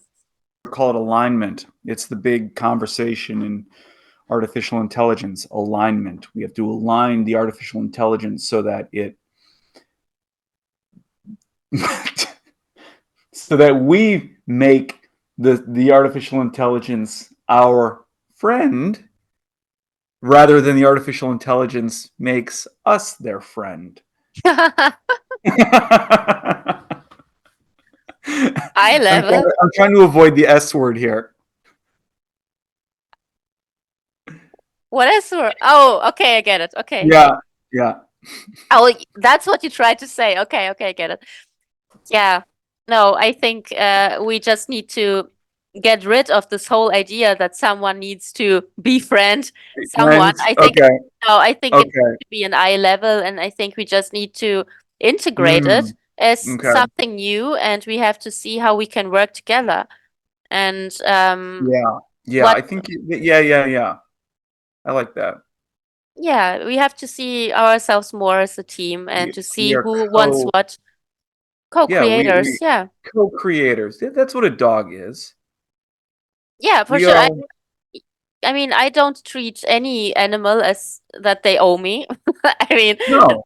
No. uh, so I would say it is a co-creation, it's joy. I think this is Yeah. the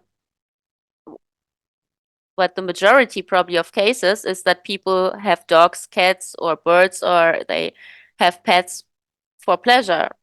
That sounds kind Yeah. of wrong. I mean, for their own joy. So they want to cuddle Hmm. and they want to like, Hmm. yeah, have a new family member, and that's why we are doing it for fun. That's really the whole point here. Yeah, it's all just for fun. Yeah, I think so too. You posted that the other day. I like that. Yeah, It's true. It's just all for fun. yeah, I know. Maybe that's why the universe is doing all this. The universe is like, let's have some fun. Yeah, it's so boring without experience. Let's have some fun. Right? Just some swirling galaxies. This is no fun. Let's create some people. That'll be fun. Yeah, give them give them some I don't know, some tasks and yeah, give them some toys. See what happens. Yeah, I really think it's supposed to be fun. Existence is supposed to be fun. Yeah. Yeah, I think so too. And that's the whole point why I think that my brain will translate things into visual. It's not for efficiency purposes. No, it's for fun. Or why we are creating suffering. It sounds strange, but it's for fun. It's like for keeping ourselves busy because we could just not do it. Yeah, I thought that was so interesting when you told me that. When you told me that, why would the universe put itself into somebody who's suffering? Like why does suffering exist? If I remember this conversation correctly, and Yeah. you said something like, well, just infinite pleasure would get boring. Yeah, need to stay busy. I mean, would you watch a TV show, uh, random movie that is just about people dancing around a tree? Probably you wouldn't. Hmm. So, or at least not for a very long time. Just imagine it goes for millions of years. Would you watch people dancing around the tree and would you dance around the tree yourself? So what we need is we need some friction. We need Yeah. some tension. Yeah, and the question was, why would the universe do this? And if the universe is perfect, and is this a perfect calculation? If the universe is a perfect calculation, why would it create suffering? It's a very deep and loaded question.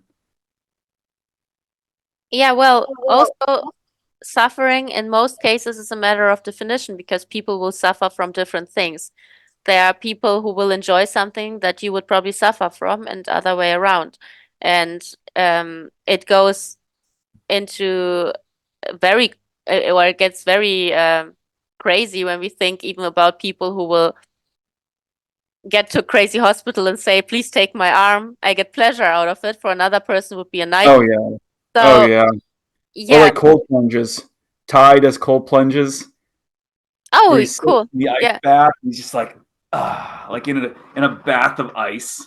Yeah, and I would also do that. So for me, Yeah. that's not suffering at all. But there are people who are really Okay. sensitive to temperature, and they would probably think that it's Well, you super got a little crazy. bit of, you've got that, you do speak Russian. Yeah.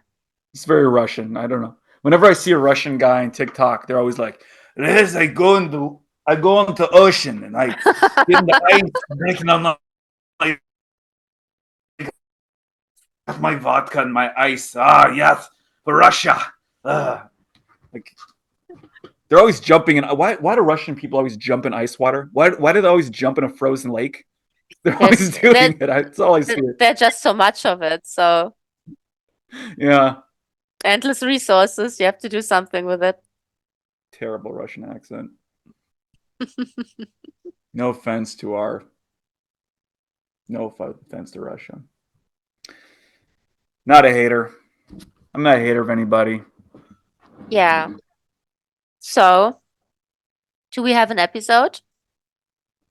No. Okay. Are you really taking it seriously with You're trying to skip out as soon as I mention Mother Russia. no, You're not trying to because bail. no, but I thought we had already 80 minutes and now we are, I don't know, in the middle. Like, yeah, maybe we have 1.5 hours at least. I'm not going to call it until you call it. Ah, You play a that's so game. annoying because I will never lose. Oh, really? Oh, really?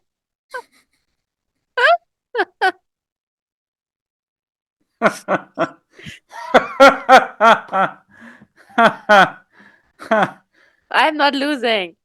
Ever.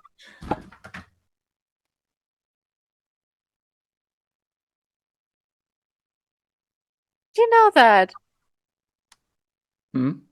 You know that. I'm not What losing. I do I mean know? that I'm not Okay. losing. Okay. Okay. Do Yeah, you have a and list of conversation topics? Because I do. We haven't even. I've got a list, and we haven't even gotten to my list yet. So we went an hour and a half before we even got to my list. I'm shocked not because of the time, more because of that you have a list because this is actually how I felt during our second podcast. The N- 3 hour one. No, not Insanity, during our Optimum College podcast, the second one. And I remember because the first one is you were Oh asking yeah. me for an interview. And after this interview, you said, "You have this theory of everything textbook. If you like, just check it out." And I thought, okay. And I was checking it out, and it was so interesting. 2.5 hours, I think, like a really great video about literally life, the universe, and everything. And I thought, wow, that's so cool. And I was watching it for over a day, I think. And I made so many notes. I had a whole notebook full of notes, my Karl Lager doc, and I was writing stuff down, writing a whole bunch of questions. And you know, I didn't even make it to question, I don't know, 10 or so because yeah, because it was such a short interview and I couldn't ask all of my questions. And Let's talk about it. I won't Yeah. do that to you. You can ask all of your questions. So are you sure this is recording? Yeah, Because if we recorded some epic podcast and it didn't record, that'd be incredibly annoying. it does record. Okay. Can you check and make sure that our last conversation got saved earlier today? You know, the one before this. Yeah, it did. I have over 500 megabytes that were recorded. Yeah, With sound. I guess so. Okay. Excellent. But it wouldn't be lost anyway because we would have this conversation anyway. That's true. It's absolutely true. So, Um, so second time we talked, we got up to the ether. right.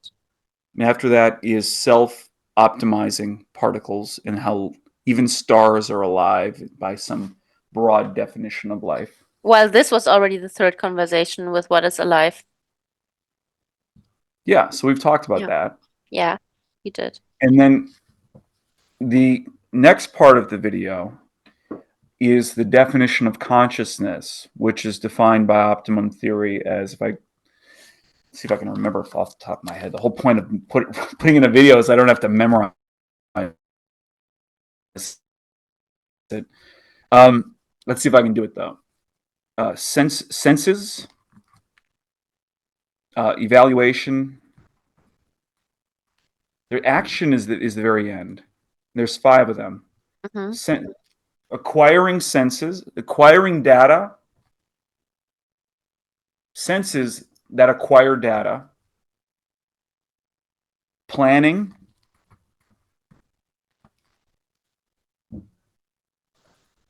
senses that acquire data,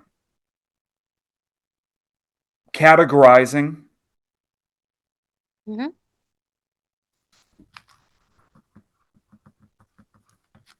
planning, evaluating, planning, and action, if I remember correctly. So we were talking earlier in this conversation. So senses that acquire data, categorizing that data, creating some kind of plan of action, goals, defining goals, creating a plan to reach those goals, and then acting on that plan. Can I ask a Yeah. question? Yes. I think it's one of the hardest things to define consciousness, and something that I feel would be important here would probably be to add reflection or seeing itself in the context of what is happening. That was in there too. Yeah, it was creating like a model of reality. Yeah. Because Good. just collecting See? data feels I like, knew you were listening. I knew you were listening. But right? you would have known this anyway, right? Because you're already smart. Because I feel that one thing is receiving data, then probably taking information out of it and giving it out again, saying what you received, translating it for whatever reason. But another thing is seeing yourself in context to the information. So what is my relationship to what just happened, which will define your reaction? Probably not just if it's a task that you get, it's a job, like evaluate World the, modeling. World yeah, modeling, creating the world model. yeah, cool. It's part of planning. Part of Yeah, planning. yeah, because or is it even consciousness? I'm not sure. I think this is like this feels like the character of a person or of a personality of a character that we create a relationship between ourselves and what is happening. But is it really the definition of consciousness, or is it the definition of personality, or is it in this definition the same thing?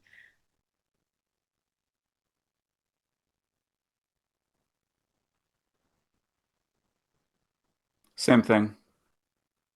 Yeah, you see, because I would disagree that it's the same thing, because personality is something that would be built upon a higher consciousness. So personality is also something that is very changeable and fluid somehow, while I would say the consciousness itself may not be. Do you want to take a Yes. break and get some? You're doing great, but do you want to take a break and get some tea or something? Mm, no, should Okay, I? if you want.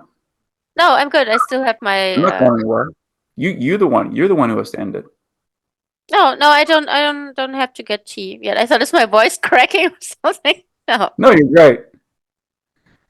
Yeah, no, I'm good. So I just think maybe, yeah, and we had this conversation, I think, some time ago already, that I wasn't sure if our definitions of consciousness are similar, because I would say they aren't, because from your perspective, consciousness is like a character that is reflecting upon itself, or that is reflecting itself. That is.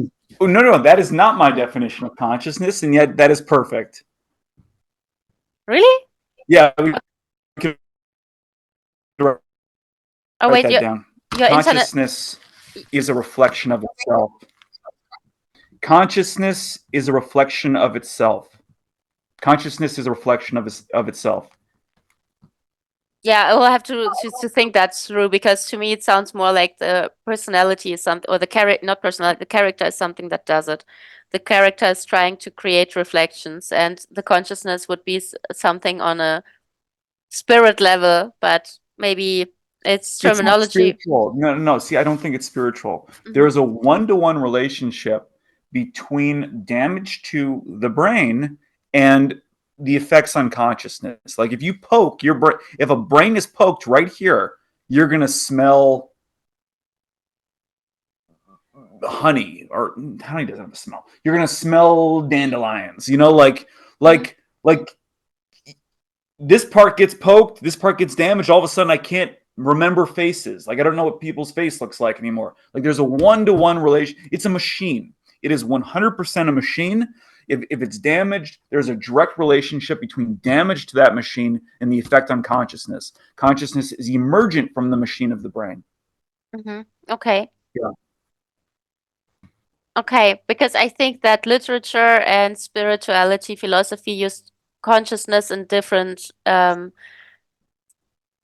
ways. And this definition makes sense because it's literally that we are conscious and how this consciousness expresses itself. I think consciousness and awareness probably are used in a very same way and as Yeah.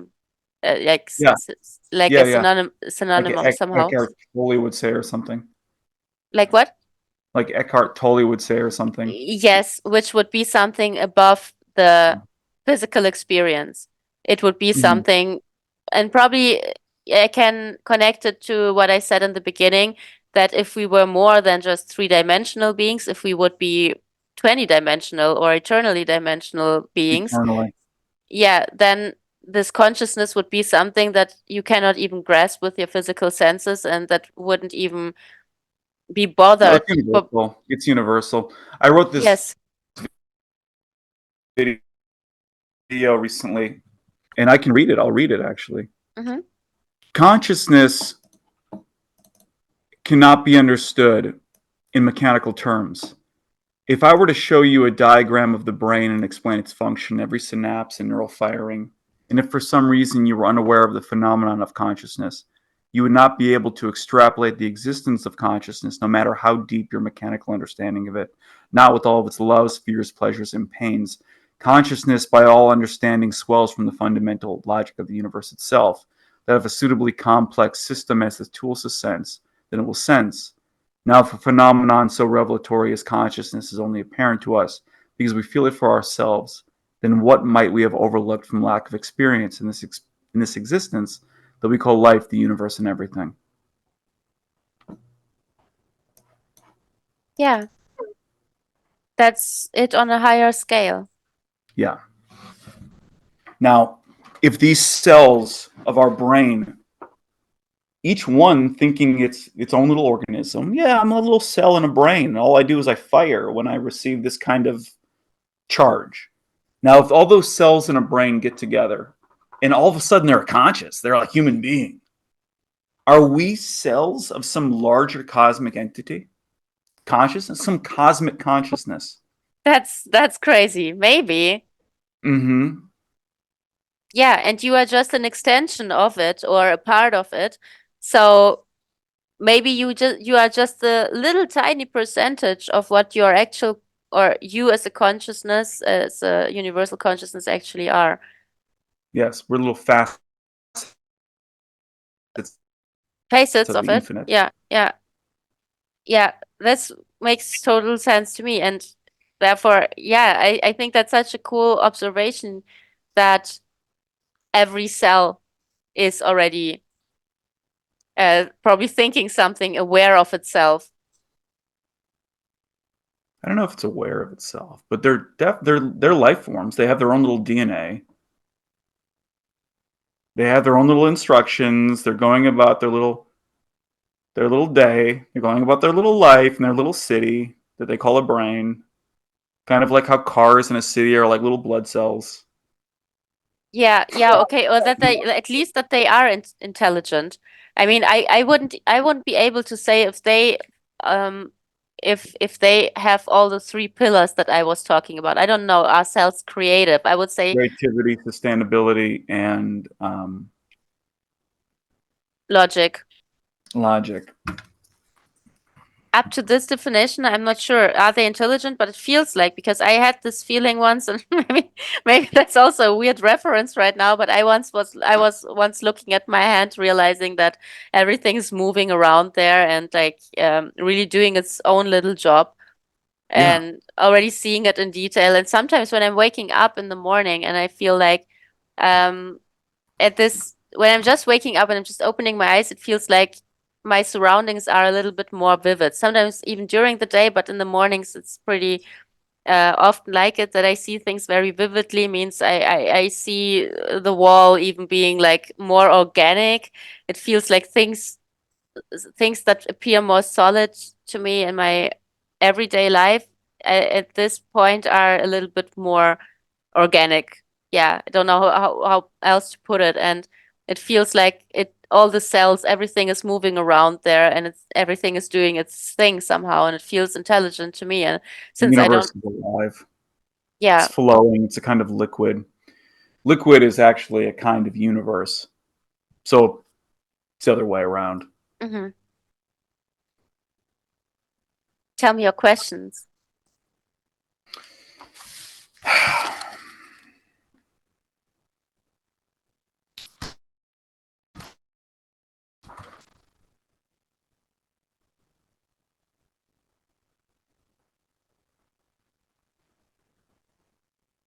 Oh, we were on a. Well, I don't need to do that. Let's see. We got married. We could take a step back here. We got married. You visited. We went to Aniko. We went to Justin Timberlake. We got an Airbnb. We uh, we drove a Tesla that drove itself. We go to the dealership. I'm like, hey, I'm interested in a Tesla. The guy basically tosses me the keys and says, push down twice on the turn signal. It will drive itself to your destination. The guy does not even go in the car with us. He's like, there's the car over there. Jump in. Here's the keys. Type in the Bye. address. Bye. I'll see you in an hour.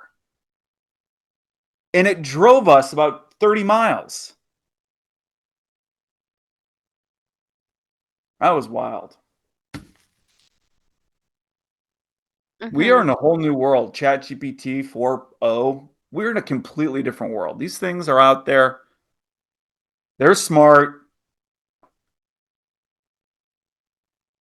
Yeah, but This is not a question. I understand. This is not a question. I'm just talking out loud. yeah, well, I must say I was a little bit nervous, or I still Yeah. thought, I wouldn't completely relay because if something happens, then it's kind of big. So yeah, I'm still a fan of having my or keeping my eyes on everything. But it was very impressive, to be honest. It was very impressive. The technology is Yeah. crazy. This drove itself. It went onto the on ramp, got onto the off ramp. Yeah, yeah, Really wild. yeah. What does the future look like when these robots and AI, when they just run stuff? When the idea that you would even interfere, like that you would even interfere with their work, Well, it the only time that you would interfered was be so, like imagine you're at a job site. You're at a job site and there's like a bulldozer lifting up boulders. And some guy's like, no, forget the bulldozer. I'm going to go lift the boulder up. And it's like, what are you even doing? Step back, let yeah, the bulldozer do it. yeah, Like, the artificial intelligence, the robots, they're going to be doing everything. And like the very idea that you would step in and try and do the work for yourself, people be like, you're going to get yourself hurt. You're going to like ruin things. Like, just let the machines cook. Let them work. Go back yeah. to your Go back to your daiquiri on the beach. Yeah, yeah. I was just thinking, no, you had to jump in twice. I thought one time, but it was twice. And one time made sense because it was a Yeah. really weird uh puzzled Some guy honked at me parking lot, and in yeah, parking lot. Yeah. that made sense. And the second time was for the worse. So the second time it would Yes. just have been better with with just the car makes the decision. And the first time it made sense that you did it, but it was also a very unusual situation. Means it was kind of just a weird parking lot and just people and cars and everything everywhere, and you weren't really allowed to drive. And I don't know, it was just confusing. And it Yeah, might have figured it out on its own. It actually might have been doing the right thing. But maybe. anyway, Yeah. I took over the wheel in the parking lot. And then the second time someone honked at me and they were wrong. Like the car was driving itself perfectly. Yeah. But because I got honked at, I grabbed the wheel and Oh, that was decided to take over. such an experience. American streets or highways in general, it's like, why are people honking so much? You don't have that in Germany. I mean, you do have that in the streets, but you don't have it on the highways. On the Autobahn, it's not allowed to honk. You only do that in case of real danger as a warning, Yeah. but not as a I hate you or I don't like Yeah. the speed you are driving with. So Yep. usually you're not allowed to. And that's crazy. Everyone's honking at each other all the time just to say, I'm Yeah. not happy with Yeah. with your I hate you. driving style. Yeah. There's something called, I believe it's anyway, if you have, I forgot there's a term for it, but if you have two dogs and you put a fence between the dogs, they'll start barking at each other. Oh yeah. And then as soon as you open up the gate, they go up to each other and start licking each other. Oh, hi. Hi, good to see you. Close the gate almost instantaneously. Close the Mm. gate. Instantaneously, they go back. "Ah!" Open the gate. "Ah." Yes, and you were telling me about it. I remember. Yeah, Yeah, yeah, this is what interesting. drivers are like. Yeah. We're in our own little bubble. F you. I hate you. Screw you. Get out of the car. Oh, hey. Hey, Frank. How was Yeah. your day? Yeah, Yeah. yeah, yeah. Yeah, and also you don't know why the people are stressed. You don't know what they are going through. And it's so Yeah. easy to be annoyed when you don't see the other person, when you don't yeah, when you have no impression of them, when you can just be in your own bubble and your own anger, it's so easy to be annoyed. Yeah. Yeah. Well, driving is high stress. For Stresses sure. me out. Yeah. I can't wait for that car to drive me around. Yeah. Yeah, I'm getting a Tesla ASAP. Yay. Heck yeah. Beep beep. Yeah, take us all over the place. Big part of driving places is being stressed out when you get there. Yeah. Yeah, yeah, Yeah. for sure. Yeah, I'm and gonna I go to that waterfall that's 4 hours away. I'm gonna be stressed. I'm gonna be burnt out from driving. Car drives you there, then it's like a ride. It's like a yeah. vacation. It's like you're on a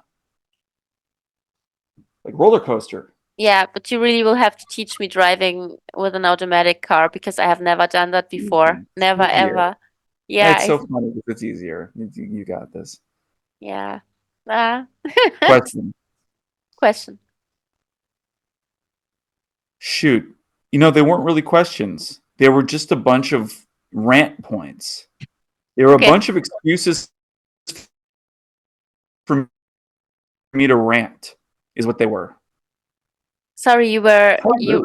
the internet They was were gone again. they What? weren't I'm looking at them and they're not really questions. They're just a Okay. bunch of excuses for me to rant is really what they are. How Okay. rude. How rude. What do you want to rant about? No, I want you to rant. Okay. What product doesn't exist but should exist? Oh, damn. Um,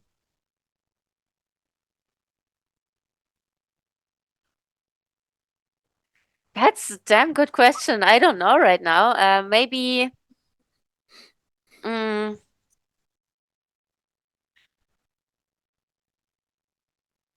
wow, that's such a. I want this. I want if anyone is still watching, I want some suggestion in the comments. And and I will have ideas usually when I'm just doing something and I think, oh, that's a missing product or that would be cool. You're so beautiful. Look at Thank you. you. Yeah. Oh, that's how every husband should talk about his wife. You make it easy. What product should exist? Well, okay, there is one. There is one, and I'm not even sure if it should exist. It's just something that I wanted for my entire life because when it's cold outside, my nose will always be freezing. But I don't Mm. like these hats, that cover your full face and stuff. I don't like that. And I always wanted a little nose cover because I was What? A little nose hat? I think they call it a clown nose. right. Yeah, but it used to get so cold in the snow, and I thought, oh, and then my entire body starts freezing just because of that. So I always wanted something like, Well, you have what I call a royal nose. yeah, and And it gets cold. you have the most beautiful profile in the entire world. Oh. Can we see it? Look at this. Look at this profile. Oh my gosh. It's you look like royalty. And you know what? And probably it will look even better if I just have a little. It's like a little carpet, but a little rug for the nose. I don't mean a hat, like something, Can but maybe it's can I do my rant about the nose that I do sometimes? okay. You okay? Yeah, like a little nose cover. Let me do my rant about the nose. When I see these people, there's a meme. There's a funny meme about there's a guy who got a nose job. Did I show you that meme? And the guy went from like Caesar Augustus. The guy went from Probably, Marcus Aurelius to like probably. a podcast listener because Yeah, yeah, yeah, he's yeah, got yeah. this I like know it. nose like a statue. Like he looks like he was chiseled out of. He looks like an ancient. He's got the features You look of good. a Yeah, god yeah. of a Greek god, right? And then he gets a nose job, this little dinky nose, and it's in the meme is like he went from a Caesar to a guy who listens to podcasts, you know, and like Maybe he's listening. my rant is that these women who get nose jobs, anybody could pay to have their nose whittled down to a little dinky binky little button. Like there's no amount of money you could pay to have a royal nose like Right. Anna has. Like you've got a nose like royalty, like Princess Diana, like like a marble statue, like a goddess. Maybe that's why I cast you as Athena. And there's no Maybe. amount of money. But think about what I'm saying. It's true. There's no amount of money that someone could pay to have a nose as royal as you have. Wait, do you know how to Anybody make the could pay, elephant? anybody could pay to get a little ski slope. And that's actually also a thing. Well, like can turn into a problem because I was reading this book about face reading and it was really interesting that the author pointed out that sometimes people will get a nose job also very early on, like in teenage years, Mm-hmm. and um, the problem is that the receptors, you call it like that, in the nose, the Mm-hmm. ones that are responsible um, for hormones, sort of, Mm. and pheromones also, like Yeah. to analyze them or to even receiving them from other people. Um, it kind of harms them, or even the parts that where the receptors are, they get cut off, and it Yeah. and the problem is that usually you would choose your tribe, your partner, whoever you are choosing people also by sensing their hormones and pheromones and all that. And since you don't really Yeah. have functional receptors in your nose, you will probably not really be able to Hey, pick we're at pick your zero. Is tribe. that okay? What? Are we recording? We're at zero remaining. Zero remaining? I don't understand what you mean. Time on a recording. We have 25 minutes. Got it. Okay. Just double checking. Okay. Yeah. Yeah, yeah. So, yeah, means that your receptors are harmed and you cannot make a choice based on that. So you will make a choice, but not not based on your own physical abilities somehow. And that's like super crazy that you take that from yourself without even knowing, and that even doctors who will like Mhm. cut your face off, they will sometimes not even know that, or I think very often they will not even know that this is like an essential part of our life together, like picking people based Yeah, on based on that. yeah, Yeah, and also many more points like problems with breathing or adapting because the new nose doesn't fit in place. I'm not saying do or don't do it. It's just that it's really interesting it's so beautiful. Yeah. how many things there are that are also connected to our features somehow that we are not always aware of. Hmm. I'm the luckiest man. We recorded a podcast episode before this one. We recorded a podcast episode before this one, and we never released it because we were like, "That's Cringe Mountain." Oh, that But was yeah. but I think that it would have been okay if we released it when we recorded it. It was Hmm. just that it was like 2 months later, and we're like, it's a little outdated. Yeah, We yeah, talked yeah. about relationships and stuff like that. And Yeah, it was our relationship episode, and I would have released it. I think it was also it was cool. It had its ups and downs. It's just that yeah, it felt weird to do this after we were already we were married and already stuff. married. Yeah, And I'm not sure, but maybe that's also a question to the listeners. I wasn't sure at that time, and I'm still not sure if I really want to talk about relationships in general. If I mean maybe from time to time, but I just wasn't sure if that's right timing and if I really want to focus on that topic so much. Although it seems like people are interested and I kind of get questions. personal. Like, how did we really? What was our experience like Yeah. dating and falling in love and getting married through the internet and the internet age? And is that really a part of our lives that we really want to expose to the world? Hmm. And yeah, it's an interesting question. How much of your life do you really expose to the world? Yeah. And it was a very raw episode. Like, I listened to other podcast hosts who do these relationship episodes with their significant other, and it's all like live, laugh, love. And Yeah. the episode we recorded was like raw. It was like real. Like to the Yeah. point of being cringe, at least for my like what I was saying was cringe at many points.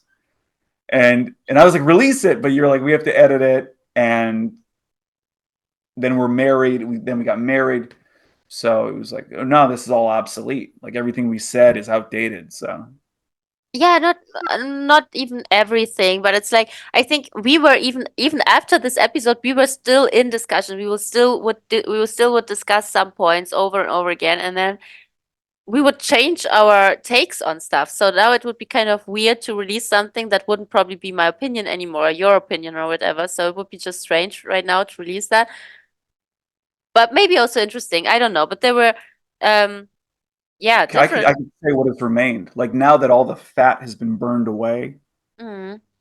I could say what I think love is and why I connect with you. Oh yeah, please. Well, we've talked about it, and oh, gosh, am I really going to do this? You Well, don't have to. I, I, I, I do think love is the answer. To what question? Life, the universe, and everything. I made a video. It's not pinned at the top of my TikTok. Love is the answer to the great question: why do we exist? It's love. And that sounds like woo woo. It sounds like I'm just saying that. You're just saying that, Gary. No, no, it's you're saying that because it sounds like poetry. No, it does sound like poetry, but it's also true. that every cell of our being has optimized through this evolutionary process of love. Now, love is a very vague word, but this process of finding another, that is the purpose. Now, as complex as the brain is, and every cell of our being is more complex than our wildest machinations. If you look at the inside of a cell, the inside of a single cell is more complex than a supercomputer. There's little things that walk around in your cells, and they carry ADP, and like the cell is insanely complex. There's been computer simulations of what it actually looks like. As complex as a single cell is, it is all a derivative of the purpose of finding a significant other, of love. Love is the foundation. It is the solution to depression, anxiety, addiction. I quit drinking the day I realized that it would be getting in the way of my love for you. The very day. People say, don't go cold turkey. Don't go cold turkey, blah, blah. You know, quitting alcohol is so difficult. I've been in Alcoholics Anonymous for years, and every day I still crave alcohol. I'm telling you, I used to love to drink. I loved beer. I loved wine. The very day I realized that alcohol had the potential to get in the way of my love for you, I quit. And not like I crave it. I don't care. I don't even think about it. Mm-hmm. I haven't thought about it since. Love is the answer. We are not even complete beings. We are not even a complete organism. A human being is like half of an equation. It's like half of a circle. And then you find somebody else and it completes the circle. It completes the circuit. And then all of a sudden that charge can go around.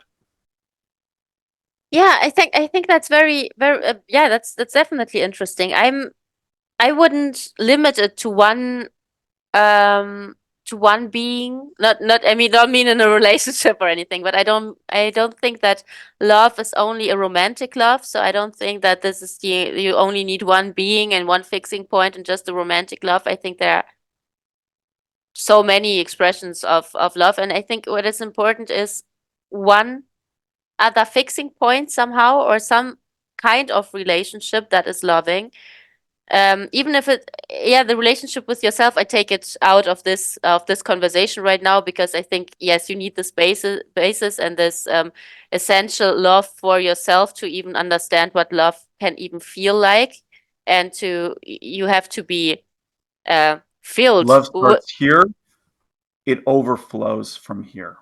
yeah, you have to feel it in order to give it. If you don't have it, you can share it. So there is something that you need to cultivate within yourself. I'm not saying that you shouldn't have this love within you and for yourself. Otherwise, we have like no base for anything. But then if it's about other beings, I think um you need someone to share it with, or you need someone to see yourself better through. So because it's the relationships, and I really don't mean just romantic relationships. I mean even my relationship to my cat, for example, makes me see myself better, because I can see myself reflected through her, or through my mom, Mm. or through you, or through a friend. So I get to know myself better through fixing points, through other people who I love, and who will give me a new impression of myself, and who will be in certain relationships with me, and also with people who I probably don't necessarily like. But you need relationships in your life. It's just that love seems to be the glue in between all of them, and it's the thing that we enjoy most. And yeah, just the most fun thing to do, to be in relationships that we enjoy and that are kind of loving. And um To yeah, love another as yourself, start by loving yourself. yeah, for sure. Yeah, I was just thinking, even, I had to learn to love people that I even wouldn't like, and if we are talking about family members who are difficult sometimes. Oh, And yeah. yeah, and I think sometimes it's just important not confuse these two things. Like they can be separate from each other, and you don't necessarily need to like someone all the time to just know, okay, like I will love my aunt anyway, just because not her in particular. It's just an example. I mean, like in general, you can just love people who are close to you, even if you don't like what they're doing sometimes, and it's not a conditional thing. And Yeah. yeah, I think it makes everything way more fun if we just learn how to do it more. There's this word in English, bay, BAE, Mm-hmm. before all else, Mm-hmm. or before anyone else. Mm-hmm. And people would say it means before anyone else. You put your bay, your girl, your boy, your significant other before anyone else. You could say it also means before all else. Like I don't care about Optimum College. I don't care. We haven't even started talking about Optimum College yet. Anna, I could go all day. We haven't even talked about Optimum College yet. But you do care about it. I do care about it, but listen, semantics. Words are blunt tools. Optimum Championship, the video game. Ring pong, which is this new sport I invented, which other people are copying and will eventually take over the world. It will. It's going to eventually, ring pong will eventually take over the world. It's going to be massive. You come first. Okay. Yeah. I think so many people, they put their audience first. Like, and they put their audience first, and that's why they even apologize when they do so. It's so cringy. It's so cringy when someone is caught saying something rude to their significant other or something. You see it all the time on the internet. Somebody said, somebody was caught on camera saying something rude to their significant other, doing something terrible, and then they apologize to their audience. I'm so sorry to let you all down. And they record this apology video. They're putting the audience. They still haven't addressed the root of the problem, which is they're not putting their significant other first. Like, to anyone listening to this right now, I'm going to be very clear with you. You do not come first. You are a monolithic entity that comes after my relationship with Anna. I am being Oh. guarded with my thoughts. You're like, Gary, you've been talking for 2.5 hours. Wow, you're being so open with us, Gary. You're our best friend, Gary. We love you, Gary. No, shut up. I speak very openly with Anna in private. My thoughts are kind of guarded right now because you come second. You can say. If anyone is still listening, we don't know. That's a huge surprise. We will see. At least we will watch it and we will enjoy it. We will. What's a huge surprise? There was a little breakup there. Oh, if someone is still watching, I mean, because we are talking to the audience, and well, we will see. Yeah, we'll see. And you never know the cascade effect. You never know. Like we were saying earlier, how I made a video, you liked it, and we got married. Right. Yeah, exactly. You never know. So And somebody watches this, and a year later, we get a show on Discovery Channel. you know. yeah, right. Oh, we find hope. Jacques lost significant other. That I must thought we be. never find. I thought we Hmm? never find hope. You cannot reveal this. He's not serious. He's not serious. And we really don't know. And that's just the story that I said could probably be like that. We don't really know if Jacques Mm-hmm. finds hope or not. So Mm-hmm. we will True. see. Jock. Oh, sweet Jock. Yeah. Bonjour, Jock. Jacques is becoming a thing too, and Jacques is becoming yeah, more and more popular. Like people are starting to follow him that I don't even know. Let's Keith see. followed him. Yeah, yeah, right. But Yeah. we know her, but there are people who follow him who I don't know. So Well, let's Jacques see. is adorable. Jacques is the mascot of Insanity. Yeah, and he's also the co-host. And Yeah, it's adorable. yeah, and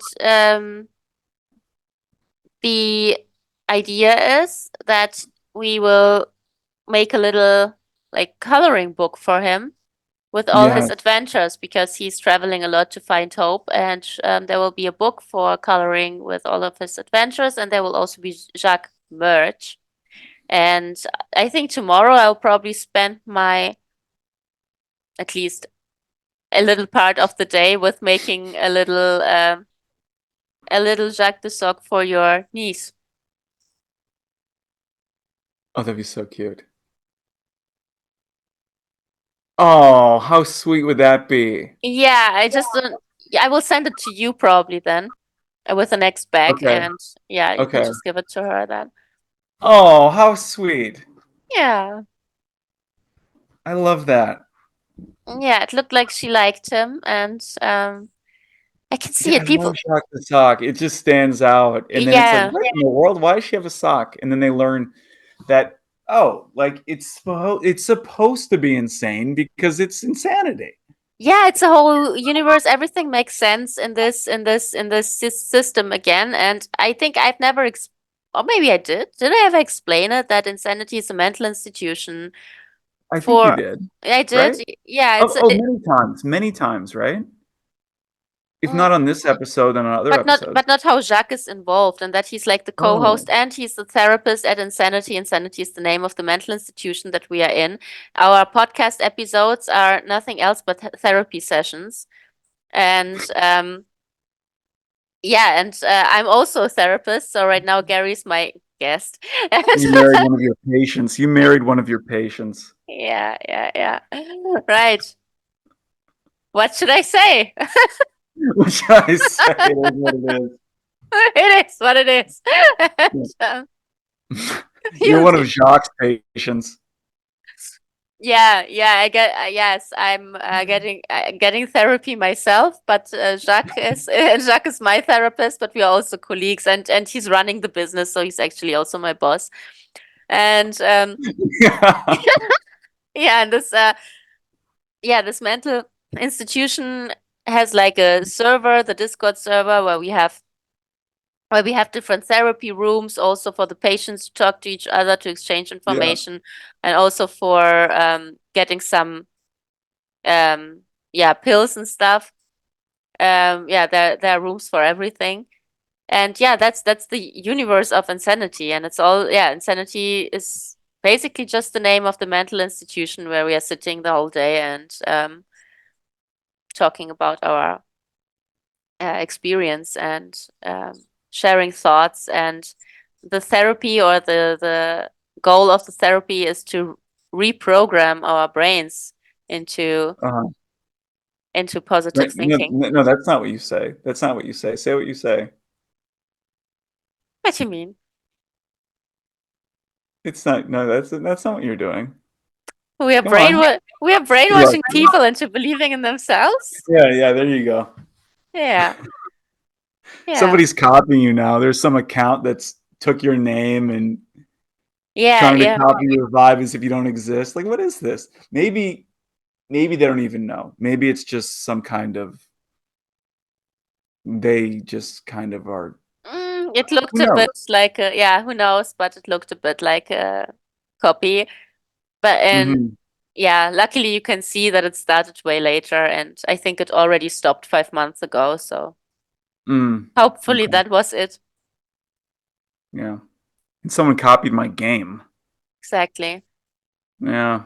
Then you know it's good, people try to copy it. And even Yeah. but the copy of Insanity, it was not even a glimpse of the whole universe. It was simply a copy of the therapy of the podcast. But Hmm. but they didn't get what it really is. Mm-mm. And they didn't have a sock. No. No.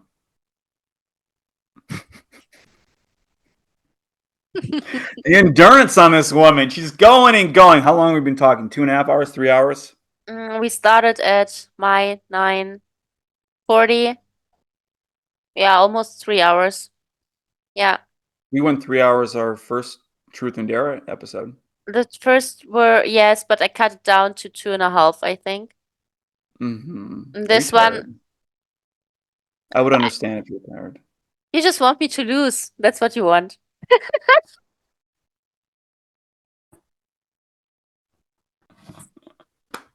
I'm not giving you that. Can I tell people what, or is Huh? it too personal? What? I don't know. When, when we do the video chat and it's like, I will not lose, and you just set up the camera. Yes, personal.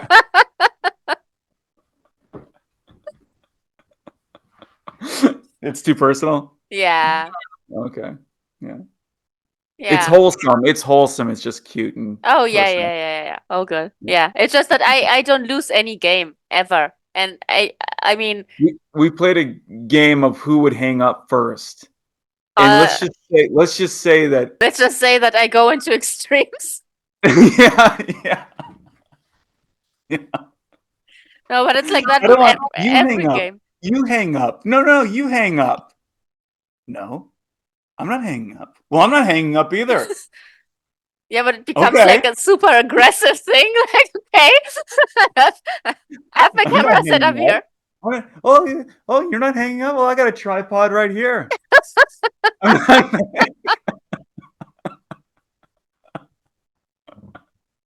12 hours later, like SpongeBob meme. Yeah, you're terrible people. Yeah, but it's like that with every game. I'm very competitive. You would probably never say that. When I was younger, I was competitive somehow, or I would freak out easily, but then it stopped and I became more like chilled and easygoing, and I thought I'm over it, but obviously not. So, You're good at chess. You're good. yeah, unexpectedly, You beat me our first game. I will keep doing it. First time we ever played chess, you No, but after that, I lost. beat me. I lost my queen. Then you, then I I beat lost. you, and Then we had a draw. then we had a Although, draw. yeah, although you almost won that one, but it was a draw. I tired you out. Yeah, yeah. Which is part of the strategy, Mm, kind of. or a miss. Yeah. Okay. Next topics. What do you have? Well, if I may plug, you plug Jacques the Sock in your Discord and your podcast. Yeah. If I may plug that I founded a college, an online community of colleagues. I founded Optimum College. I have a video game that I produce. I'm lead programmer of it, and then I invented a sport called ring pong. I got three little things, and I really think that I would really like those to be it, because I feel like, but maybe I shouldn't even say that out loud. But it's like, Gary, what are you trying to do? Like, that's it. Something. That's it. I just got my three little projects. So I founded this college. Got a game, got a sport. And Optimum College, the website, it's up and running, www.optimum.college. You can go there. And I have got a game, will be www.ringpong.us. And I'm really stoked about the game. Some guy is trying to steal it, and he's making a fortune on my idea. Which, to be fair, he could have invented it on his own, but like with you and Insanity, this guy came after. He's making like $1 million a year with my idea. It is what it is. Should let you think. You need more of them now. Or just I go. don't know. I don't know. Eton College is one of the most respected academic institutes in the world. Eton College is where British royals went to school, British prime ministers. It's a British thing. Hmm. It's called college because it's so old that back then college just meant a school in general. So it's really for younger people, secondary education and stuff like that. But it's called the college, Eton College. And Yeah, we were disconnected. The time was already over. Now we are back. mm-hmm, Sorry.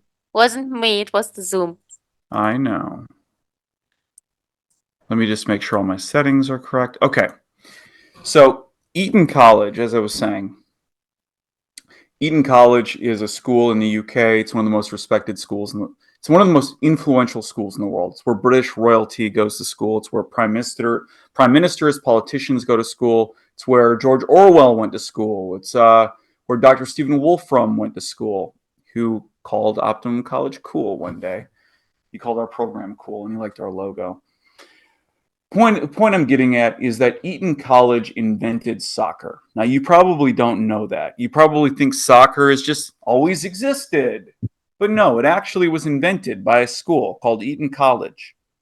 It was called football. They invented football. They codified the laws of the game of football. They also in which branched off to rugby. So it was like this weird divergence of uh, uh, evolution or whatever. So they invented football, and then football became soccer and rugby, and happened at Eton College. Hmm. Now, soccer, football, and rugby have the value they have created in economic output is practically incalculable. You can't even calculate the economy of football. Like it is probably in the trillions Hmm. with a T. Like if you think about the the kind of economic activity created by football, trillions, not billions, trillions. If you add it all up across the globe, all the clubs, all the soccer balls sold, all the advertisements sold, it's like a foundation of human civilization. It's like one of our pillars, Hmm. right? Yet the average person doesn't know who invented it. No, I didn't. Hmm. Right. Now, maybe that will be ring pong for Optimum College. Mm. Maybe that will be, yeah. Oh, now I know what it reminded me of. For some reason, now it clicked. I think this game that they're playing in Harry Potter. Yeah. Mm-hmm. Quidditch. Yes. Yeah. So, yeah, yeah, we call it Quidisc because you You play with have? a disc. Frisbee. Oh, You set three ring pongs up and then you play with a frisbee. Quidisc. so you really have this naming. You really I've used it. thought I've thought very hard about all of this. How cool. Yeah. Yeah, and so it's this game. You've got a ring, and you've got this. The net is on the inside, so the net isn't on the outside; it's on the inside of the ring. And I invented this, and Hmm. there is a time stamped record of me inventing this whole thing, going back about 4 or 5 years.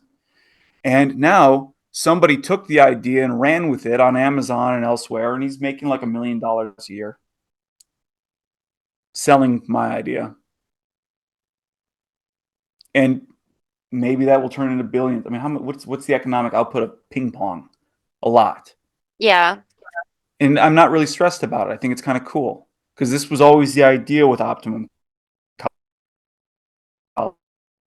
College that like we are the idea factory. Hmm. We are the core of culture, and people don't even know it. They don't even know. But those who know. It's like how many likes does an Eton College tweet get? Like two? Nobody knows, you know. And yet that's where the Royals go to school. Hmm. Yeah. Yeah, it's not about that. That's true. Yeah. As long as it can support itself. Now, that's really all I care about. Can Optimum College sustain itself? Will it exist for hundreds of years? This is all I care about. And will it provide a life that's comfortable? Key, one of our members, went to a. How personal can I get here? Yeah, I think she's already said it. Yeah, she said it on a She's al- podcast. yeah, she's already said it. she went to a college that closed down. Hmm. And they just one day in the middle, like people want to question if Optimum College is legit. The key went to a college that was, had like a actual buildings, had existed for decades, and in the middle of the semester, they send an email out to all the students like, oh yeah, we're closing. Sorry. Yeah, it's the middle of the semester. Sorry, our college doesn't exist. Our college doesn't exist anymore. What the Yeah, fuck? that's so crazy. Yeah. Yeah. Yeah, I don't want that to be Optimum College. No, I want I us to exist forever.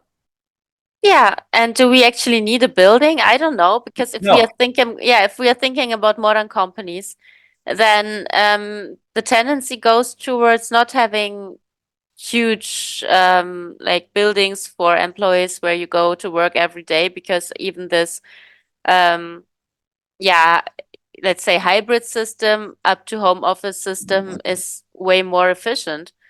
Yeah. And I mean, it depends on the job probably, but like let's say my experience at least, or in the job fields that I am aware of from my personal experience, it doesn't make any sense to actually go somewhere unless it's a physical work that you are doing. No, we don't need actual buildings. Yeah. No. It is a competitive advantage to not have an actual building. But an actual building would be kind of cool if one day we could afford it. Yeah. Or you probably can make one within the game. So probably there can be a Yeah. station that says Optimum College, and there you can actually see the college building, what it looks like right now. Yeah, that would be like a virtual college building. I Yeah. really like the idea of bubble domes, like geodesic domes. Mm, I'm kind of obsessed with those because it's something that is low cost and is natural. So you can see the sky through it, and you can see the mm. sky. I Yeah, that's love it. cool. Yeah, and I Yeah, would like to see it in the game. it'd be so cool because it is canon in the game. In the game, it's called the Optimum Institute for Advanced Study, Mm, which was the original name of Optimum College, but it still exists in the game, in the canon of the hmm. game. I like it. I like it too. What points do you have on your list? On my list, well, I could talk all day. Should we? This game is turning into how long can I talk? Let's see. So we've got a game, and the idea with the game is that in old fashioned, I call it now a conventional college. I like this term conventional. It's Hmm. a conventional college. They have a football team, okay, because they exist brick and mortar. They exist in an actual building with a field and stuff like that. Now, in an online school like Optimum College, we have a video game and we make the video game ourselves. It's called Optimum Championship. And it's gods and goddesses fighting across the infinite scales of reality. And Anna is Athena, which is what I labeled you as, and you just agreed with it. But I said you could change it at any time. We could change the character. I didn't want to, and I don't wanna.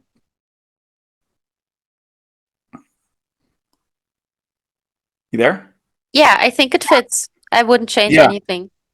Yeah, there was a little break up there. Yeah, I think it does fit too. You're Athena and goddess of wisdom, and I love it. I think it fits. And you bought an Athena book yesterday, comic book. Yeah. I bought a book, and it's a comic book, and it shows the adventures of Athena in a comic style way, and I will love to read through this because I thought maybe it gives us some inspiration. Maybe I can tell you something about it. Maybe I don't know. Maybe it's just fun. Yeah, But I think that's interesting now that I'm confronted with the topic so often. I really like it. And in general, I really like mythologies and all that, that it has yeah, something. yeah, yeah. No one's doing it. Like this idea of a fighting game where You've got. I'm being such a bore right now. It's just me talking, Anna. It's just me talking and rambling. I You know, know, but silence is a skill. If we're making this into a game, we could just stare at each other until one of us gives up. yeah, but you brought this up. You told me that I have to give up, and that this will not happen. So Silence is a skill. silence is going to stare at each other till one of us passes out, or we get disconnected again, and then it's a draw because then it's like Zoom I decided for. I cannot extend forever, by the way. I only have 4 rounds because that's the subscription. how many did we go for? 2. I think 2 or 3 already. And I think this is round 3 right now, Okay. but we didn't extend it yet. And Okay. it's already midnight, after midnight. Oh yeah, you've never stayed up past midnight. It's very Yes. rare for you. It's very rare for you. Talk to the hand. Talk to the sock. Talk to the sock. Talk to the foot. Okay, but do you have actual questions on that list or is it just rants?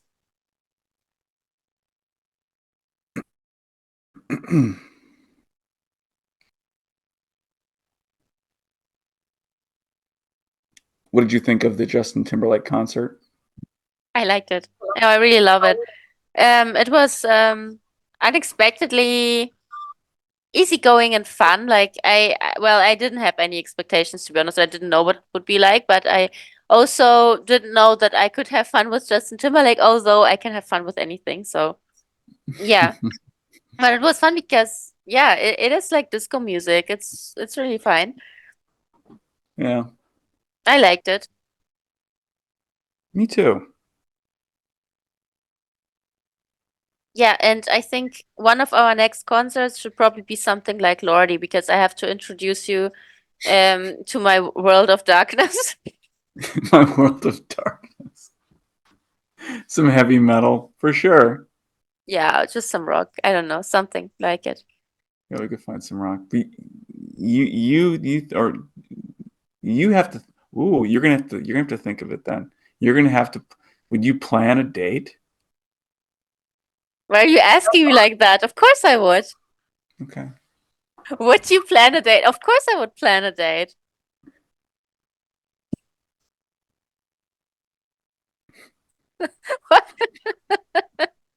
Zzz. Yeah, but I would plan a date, of course. Yeah, I mean, in that stage of a relationship, I feel like I can totally plan a date.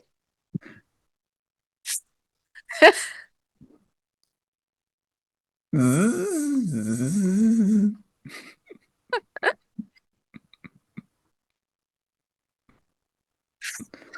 Okay. Why are you surprised or something? Or wouldn't you expect it from me? Of course. Oh, you're the queen bee. Yeah. Even bees have a queen.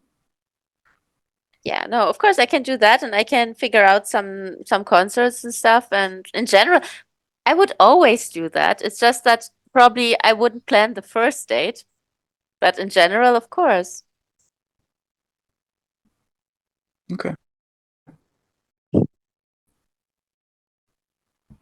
Oh, we are already in our third extension. Yeah. How crazy. And this whole podcast is going to be like us talking, then like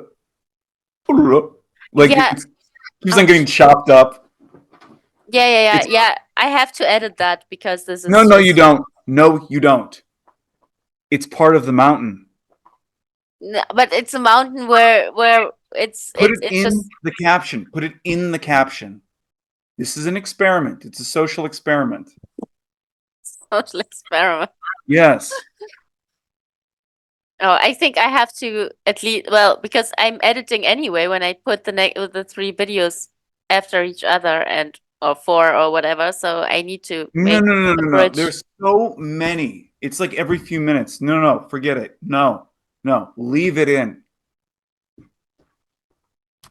No, I mean the space between the videos. I don't mean your internet That cutting. part. That part, believe in the internet cutting. Yeah.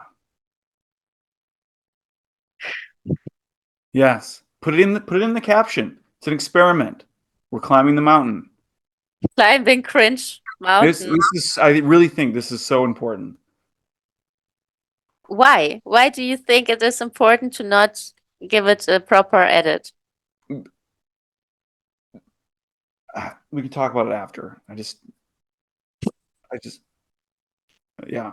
Okay. Okay.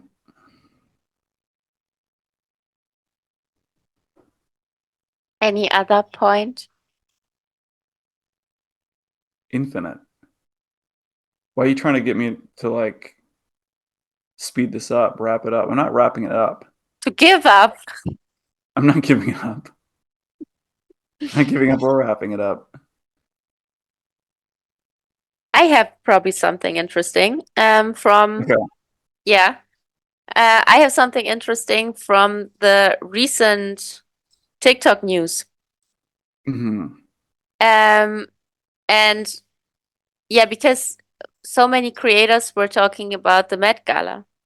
And I thought that was such an interesting development. It's just, yeah, it's insanity. It's news from the madhouse. Yeah, I'm just reporting some TikTok news that there are so many creators talking about the Met Gala right now, and not in the best way.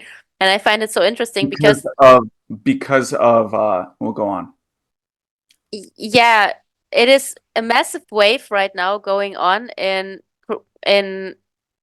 users blocking celebrities Hmm. all over social media. I think it started on TikTok. Maybe it already Part expanded two. to other channels.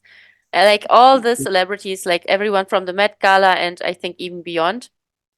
And people Yeah. would even block, I don't know, Taylor Swift and Hmm. all the Kardashians, whatever their name is, and just blocking people randomly. And there are even counters right now, accounts that are basically counters and that are counting how many fans the celebrity channels are losing in real time. Yeah. Because some girl said let them eat cake. Yeah, it's a some girl. It's creator's name is Haley Berry Haley or Bailey. That's it. Bailey. Yeah, Haley Bailey. something like that, yeah. And she made a video about it was simply like it was just the sound of Let Them Eat Cake from the Marie Antoinette movie from like 20 years ago. And and she attends the gala in a crazy dress, and then she just uses the sound and she lip syncs it. And How funny. The history books write the revolution started because Haley Bailey, TikTok creator.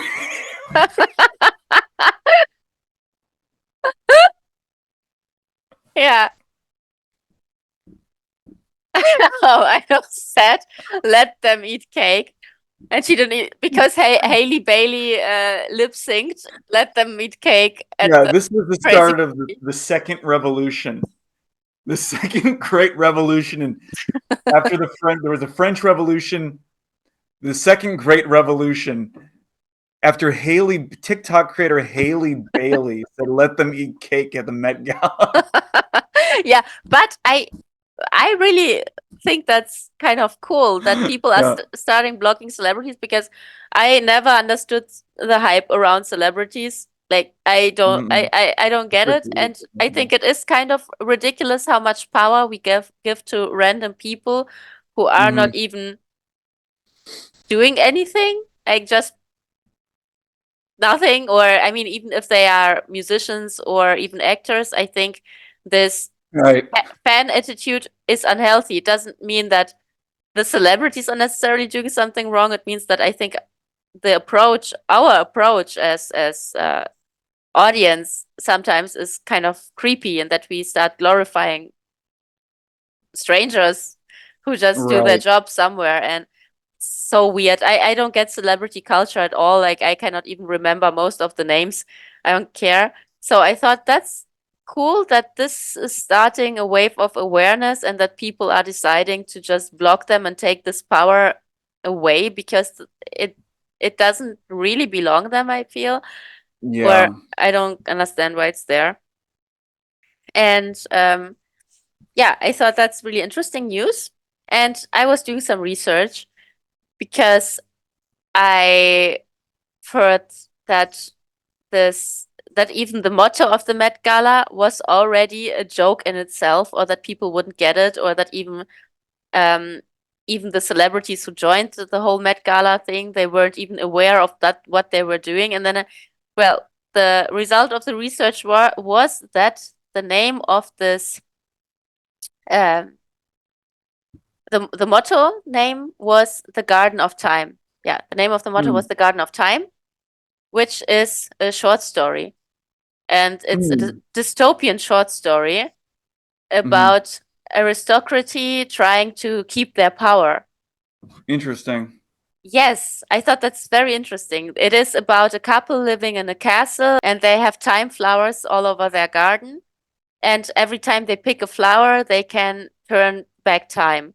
And there is a mob of people trying to reach the castle to get their power back. And every time the mob gets closer, the people get closer to the Do castle. they take the time from, if they turn back time, do they take the time from the people? No, no, I think not. I didn't read the whole story. I just read the plot for now. But as I understand it, they every time the people come closer to the castle to take their power back, they will pick a flower so the mob gets away from the castle again. The people are far away again. And Mm. so every time people come closer, they will pick a flower, people are getting further away again. And at some point they're picking flowers all the time, and at some point they pick the last flower and the mob arrives and the mob takes over, and then Mm. everything collapses there. So it's like a short story about power games. And I think that's so interesting that this dystopian title Yeah. is the basis for the motto of the gala. And then this thing pops up, this creator who makes this video, and then this video Uh-huh. becomes a total shit show. And the Uh-huh. only shit show that is getting even bigger than the initial video, I think, is her apology to the audience, because Uh-huh. she films such Uh-huh. kind of a fake apology that nobody buys it. So it gets even worse after this apology video, Yeah. and all the celebrities There's like, the rule. Have you heard the rule? Never apologize to a mob. no, I haven't. Yeah, well, so it was like a spiral, a big spiral, and I thought that's so interesting. And I have a guess. I could be wrong, but I thought it sounds like someone, it's conspiracy Anna speaking, someone from the Met Gala team or someone who is involved in this whole thing wanted it to end or wanted to crash it somehow, because it's just too many things coming together. It's first the strange dystopian name, then it's so much criticism already on the internet and all the comparisons to And Hunger Games, no, and then this no. creator who films this shit video that is just completely irrelevant, but it blows up in such a negative way, as if someone would help to, to Okay. crash it. I just is the very second I said they know, I got a little message at the top of my screen that said unstable network. Well, uh-oh, conspiracy Gary. Oh no.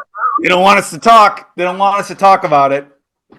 No, but They. it would be really, but if there was if there was a they would be really interesting, because that would mean that they doesn't even want this shit show anymore, because it would be like Well, it's the King Charles painting. I think it is self-awareness of this system. Like it's self. There's a self-awareness happening. Right. I really think we are in kind of a slow. Everyone's trying to. Everybody. There's this like hyping up of in the United States of a civil war. A civil war is coming, and what I really think is happening is more like a cold revolution. mhm. And so people who are in a position to try and change the narrative are like, no, no, no, look there. There's no revolution. No, no, no. Fight amongst yourselves. Go on. No, no, you come on, come on. Get mad about racism again. Get mad about sexism again. Come on, fighting. No, don't come for us. Yeah, Don't yeah, come for us. Yeah. No, there's yeah. a cold there. like a Cold War. No, this is a cold revolution that is afoot. Interesting. Mm-hmm. Yeah, and what's going? Even the King Charles painting. This is conspiracy Gary right now. I could Mm-hmm. be. And one of the first rules at Optimum College, you never have to agree with the word I say. Never. Yeah. Okay. Also wouldn't be an insanity podcast without conspiracy Gary showing Without up. conspiracy Gary. Okay. All right. Cool. Let's do it. Conspiracy Gary show. Conspiracy Gary showing up. The painting of King Charles. It's an awareness of this coming revolution. He's emerging from the fog of the red chaos, and there's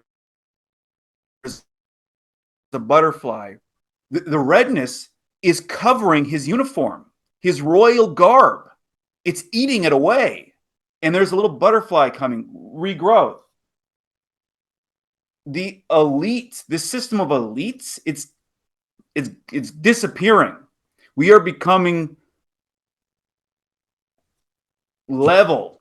Like we are becoming like the power of the average person is that of a king right now. The very concept of kings and peasants, it's like obsolete.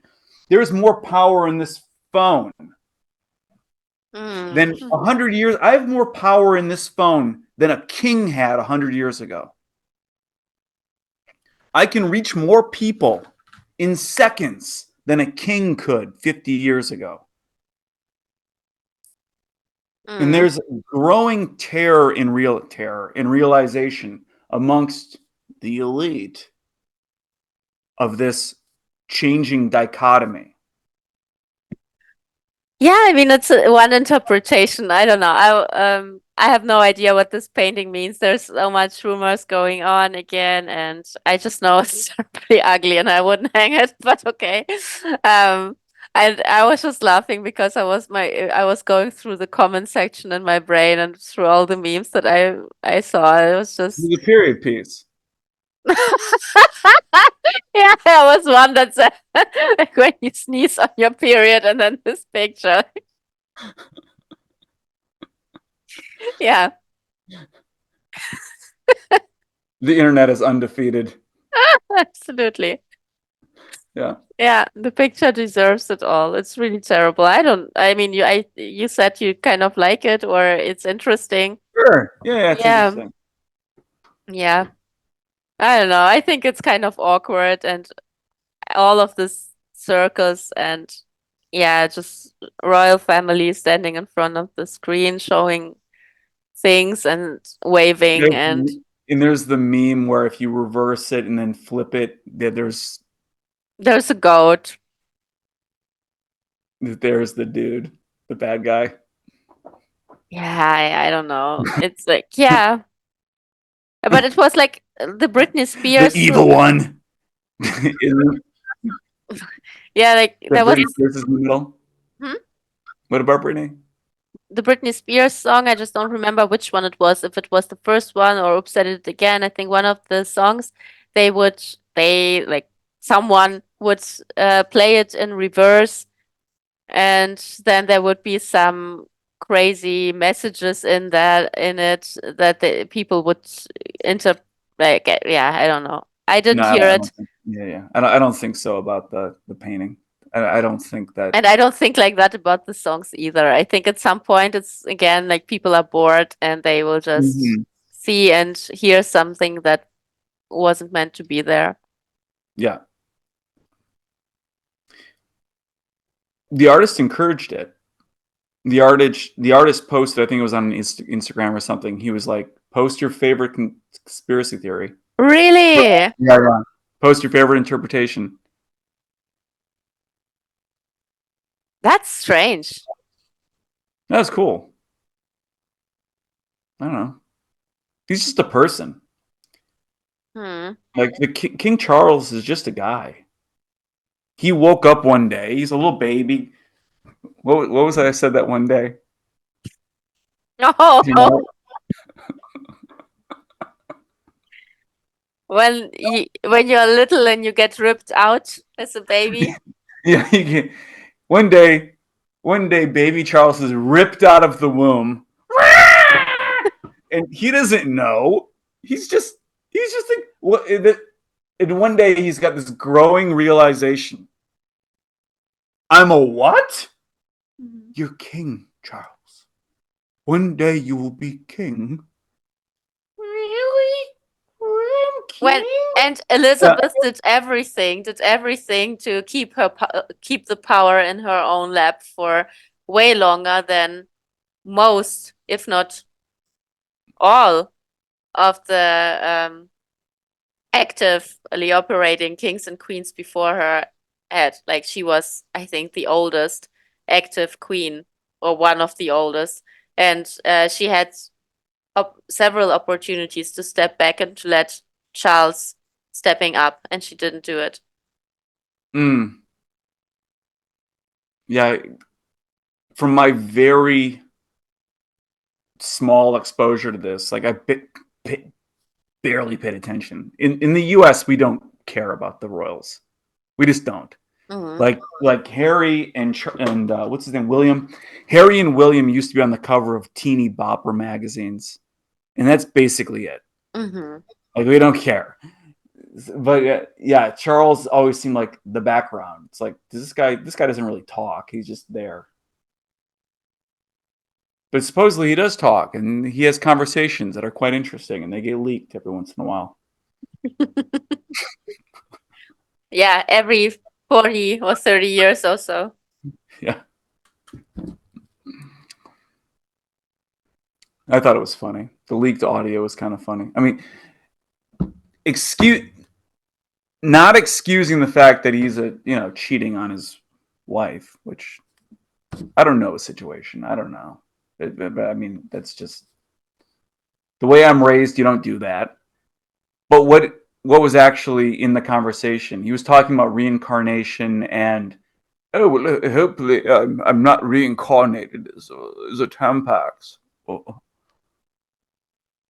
it was kind of a funny joke because they were talking about oh I just want to be close to you, love. I just want to be close to you, Camilla. Oh well, what can you reincarnate as and be close to me? Well, hopefully not Tampax. It's kind of funny. Yeah. I mean, he could say anything, but He did. He originally she was like because she was like you could reincarnate as a pair of knickers. And he goes, yes, hopefully not Tampax. that's awful. Okay.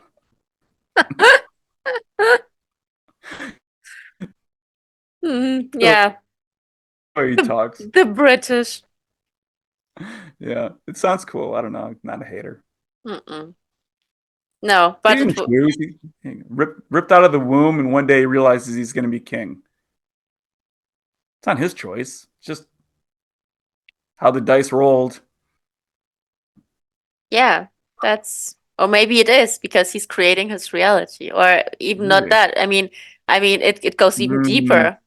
It goes even deeper because uh, Charles is only one concept that you have in your head. So yes, you are creating him right you're now. right. Yeah, we talked about this. Like king and queen, it's a social construct. Yeah, and it's also very entertaining, and I think Yeah. it's probably interesting for people who are actually from that country or that they have someone to identify with or someone to look up to. Again, some sort of celebrity culture that this family would have some power in the past, and now it's just simply more or less at least representative. Don't they still own the country? I think they own the country, I don't they? don't I don't know that. I didn't know that they actually That's my own it. understanding that they Okay. actually own the country. Like that's my understanding. I could be totally wrong. Like I said, I'm an American. We don't really think about this, but my understanding is that they own the UK, Yeah, we have to like look that up. and everything in it. No, because I don't think so. Doesn't make sense to me. Also because there were huge yeah, discussions and big cases, like really big issues around the family wanting to, what was it? I think the queen wanted to fix her royal yacht or something, or she wanted Mm. to improve it or to do something with it, and it would have cost so much money, and the government wouldn't allow it. I mean, she kind of can do it, but then she will get the hate from her population. Well, I think it's a form. It is something like she just goes along with it. Yeah, yeah, But probably. I But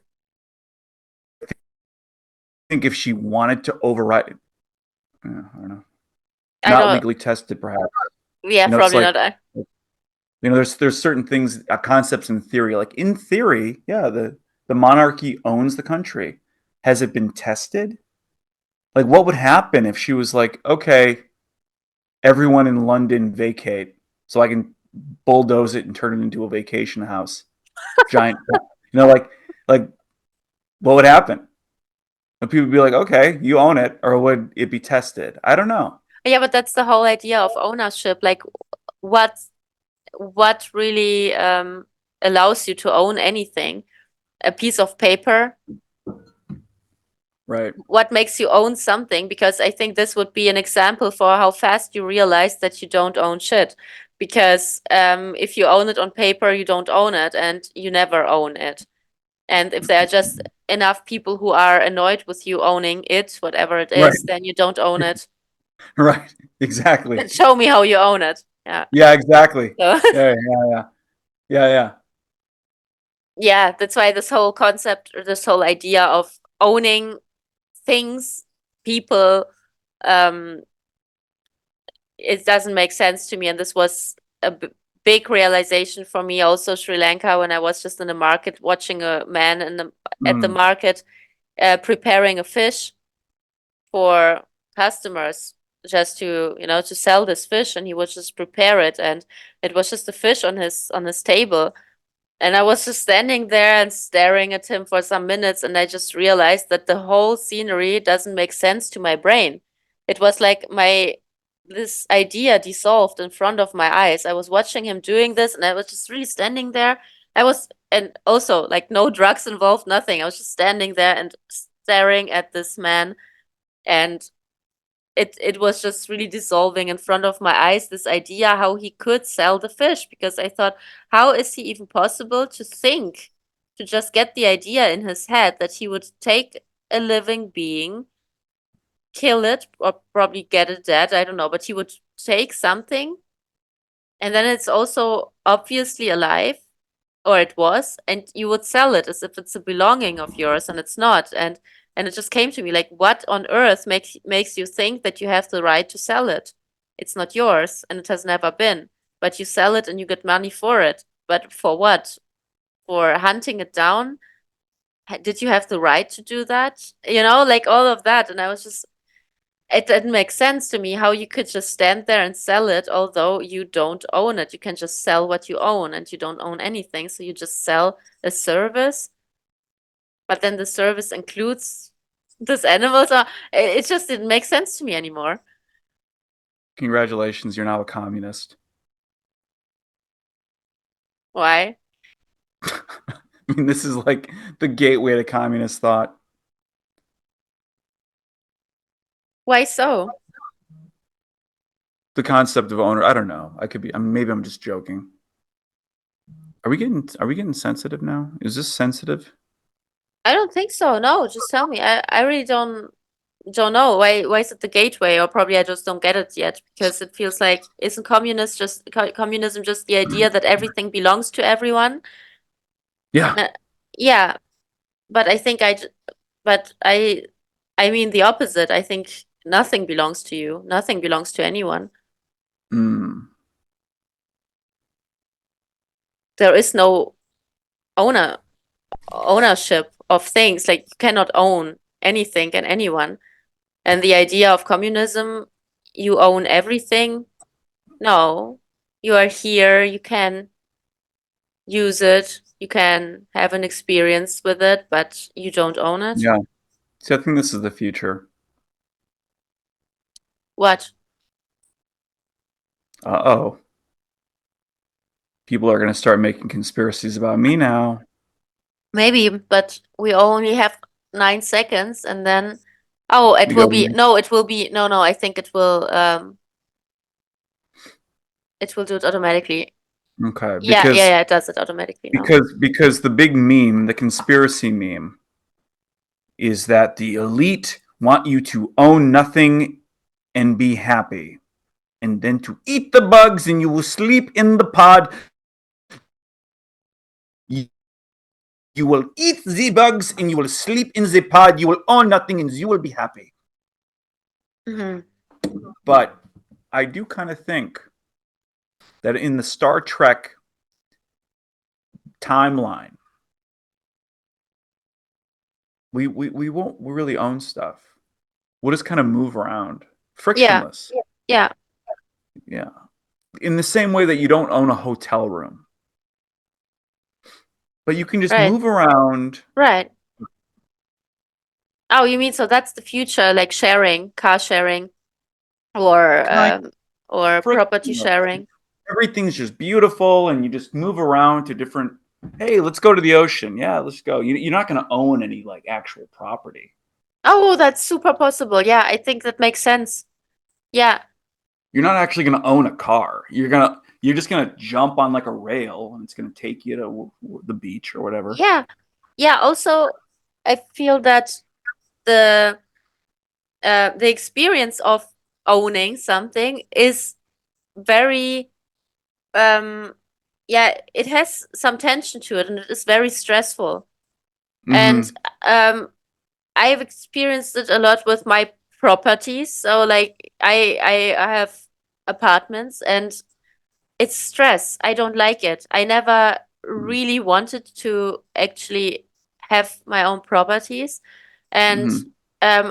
I did it the first time because it was easier, and because there was no big difference between paying to the bank, or paying to a Mm-hmm. landlord, and then it was paid off, and so Yeah. it was better. But it's still not. I mean, yeah, it's fine. But then when it came to getting another one, and so on, it just felt like a huge responsibility. And at the end of the day, you still don't really own it, because, as I said, I don't believe in this owning and the concept of owning, but you own it on paper, yeah, fine. But the only result of owning something on paper is more paper. So you own something on paper and you sign it, and it's not one paper, it's like a bunch of papers, and those papers, they create more papers, and suddenly you have a bunch of paperwork because you own something, Mm-hmm. but there's Mm-hmm. no benefit from it but headache. That's the only consequence I experience, is headache, because you are bound to rules and to yeah, certain things that you have to do as an owner and so on. And I just thought, well, renting is kind of easier. But if there was no owning, there wouldn't be renting. So there would just be, it exists and you move around. And I think, and nobody is stressed AF because you can Yeah. just move around and stuff looks nice and takes Yeah. care Yeah. of itself. And Yeah. yeah, It's like, what wouldn't people just park at the ocean? Wouldn't they just go hang out at that ocean front and never leave? I don't know. You get bored, you move around. I don't know. It's like no matter how rich you are, everybody has the same kind of phone. Doesn't matter how right, rich you are. right. Yeah. But we live in a world now where it's like if you're rich, you live in a mansion. If you're poor, you live in a ghetto. Hmm. I think the optimal future is one kind of like where no matter how rich you are, your phone is nice. Like it does stuff. Like Yeah. and no matter how rich you are, you live in a nice house and you can travel around to wherever. Where it's I, kind of we're not all identical. We're not like all little identical little ants. But at the same time, we have kind of a level quality of life. Where mhm. no matter who you are, no matter who you're born to, your quality of life is good. Yeah, I really love this comparison with the phone, because yeah, Yeah. you're totally right. Everyone has the same phone right now, and it's all top quality, and it all does the Yeah. same thing, and it's all expensive, but everyone can still kind of afford it, or most people Yeah. can still afford it somehow. Yeah. And I think it's so interesting. I have never heard anyone complaining, oh, I just have a regular iPhone. It's not the phone for rich people. Where's my phone for? Nobody says Yeah. that. Nobody gives a Yeah. shit. Like people just Yeah. like using it because technology is okay and they can take pictures and they are Yeah. available and nobody complains about that. So why would someone complain about their living room or anything else if just Yeah. everything looks equally nice or like really Yeah. good? Yeah. The difference is like it's not going to be identical. We're not little hive people who like are, drones. But everything's nice. Yeah. This is the optimal future I see. In friction, I like this word frictionless. I think I came up with that. This idea of Mm-hmm. frictionless. Mm-hmm. I don't remember. I don't think I heard it from anybody. Just popped into my head one day. Yeah, A I didn't hear it. frictionless future. A frictionless future. You want to Mm-hmm. go somewhere, you go. You just on your phone, boop, boop, boop, and like a car just drives itself up and picks you up, and then just drives itself to wherever it Yeah. is. Yeah, yeah, yeah. Yeah, and I think they are right, and I think we are about to overcome this idea that it needs to be better than from someone else. Yeah. Right. And if this is, it's not the optimal future, but even the most yeah, the most potential future, or it's the most likely to happen future somehow. So the Yeah. most, Yeah. yeah. So if it is like that, then so many things will disappear, like celebrity culture, like glorifying people, Yes, like yes, yes. like We're seeing symptoms of this larger yeah, thing happening. like brand culture means buying Yeah, things just because it has some Prada logo on them. So like glorifying things for the sake of branding or of personality or whatever, because it wouldn't make sense anymore. Like why? If everything is equally nice, would you still need yeah. the There's branded Louis something Vuitton? cool about scarcity at the same time. Why? Like, oh, there's only 1,000 of that kind of shoe. There's something cool about it. I don't know. But it's not like you're gonna die if you don't have that shoe. Hmm. Well, yeah, I mean, there are by nature already things that are rare because, for example, the artist died and there won't be Right. more of them, like Picasso paintings. It's just a limited amount Yeah. of things that you have, and therefore it is more expensive because you cannot make more. Hmm. Um, Yeah. but these There's are, something but what about artificially created? cool when a brand has a mystique and they've cultivated this. I think it's kind of cool. Yeah, but isn't it an artificially created limitation if you say you it's only expensive because it's a brand? Hmm. I think maybe expensive is the wrong word. Rare. I like this word rare more. But it's not even rare, you know? Like these high fashion brands, they don't, I mean, still it's of course they produce That's why less stuff than an H&M, but I think rarity in a world of abundance, mhm, rarity becomes the new status symbol. yeah, makes sense It's because not yeah. about how much money it costs. It's about how rare it is. Hmm. Okay, so the in that world the most efficient thing or yeah, the smartest thing probably would be to create a bunch of nonsense that is hard to be recreated. So you have to invent stuff that other people cannot copy. And Yeah, yeah, create something that an artificial intelligence would never be able to do. Create. or another human being, or Yeah. that is very difficult to be copied. Yes. Exactly. That's what makes. That's why I said I think that I can see the. That's why I never gave away the source code to the Mm, optimum equation. I mm, told people how to program it. mm, And I even showed the equation on the screen. Here's my Excel spreadsheet, but it's very hard to program. It's mm, very hard, and I knew, and to this day, nobody has replicated it within Excel. They could, they can copy it from the screen, but it is so time consuming and so difficult. mm. And people wanted me to give out the Excel spreadsheet. I said, no, get lost. Absolutely not. Yeah, yeah. So many dozens of people have been like, send me the Excel spreadsheet. I was like, no. And they get mad at me. You're trying to hold back discovery, but no, I'm not. I'm doing something. You can if you care enough, you can replicate the code for Oh, if you get yourself. asked, Here's how to do it. okay, here's another idea. Um, Mhm. you make an ad for this video again, where you're showing the spreadsheet or where you're showing the results of it, and then when people ask you again, you only you can only teach them how to do it if they join the college. That's what I do.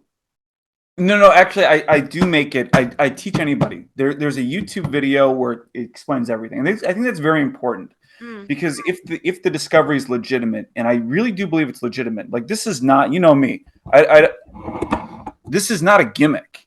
This is not a gimmick. I legitimately believe in this discovery, mhm, and if that's true, if it's a legitimate discovery, then the core of the discovery should be publicly available.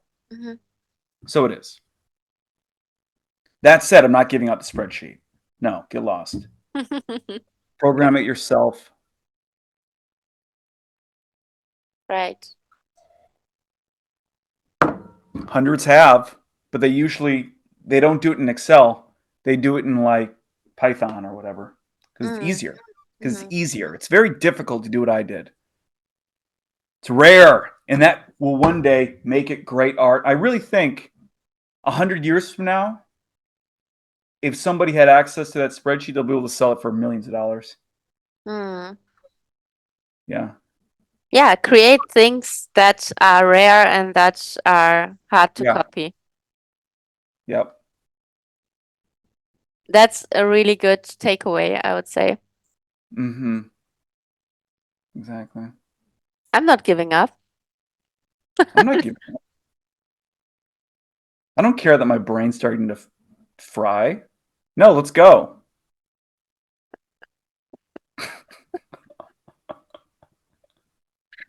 I'm like, No. we. What? I'm walking, listener. I'm this woman right here walked 10 miles with me, and halfway through, she said, "Let's go swimming." I want to go swimming. Why not? Because it's cold. Wait, I didn't say let's go swimming. I said I'm thinking about swimming. I'll probably go swimming. Hey, you know what? I probably really go swimming. And you said, no way you're going alone, so you can say that. Try jumping with you. Yeah. Yeah, so cute. I was like, "You want to go swimming right now?" And you were like, "Why not?"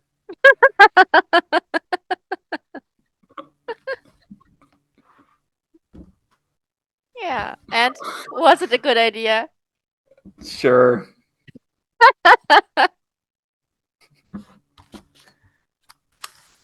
I just sleep a lot afterwards, but yeah. 2 days straight. Yeah. It was great. Oh yeah, it was wonderful. Yeah, like I said, this is how you know. Like if anybody else, because that's not me. That's not the kind of person I am.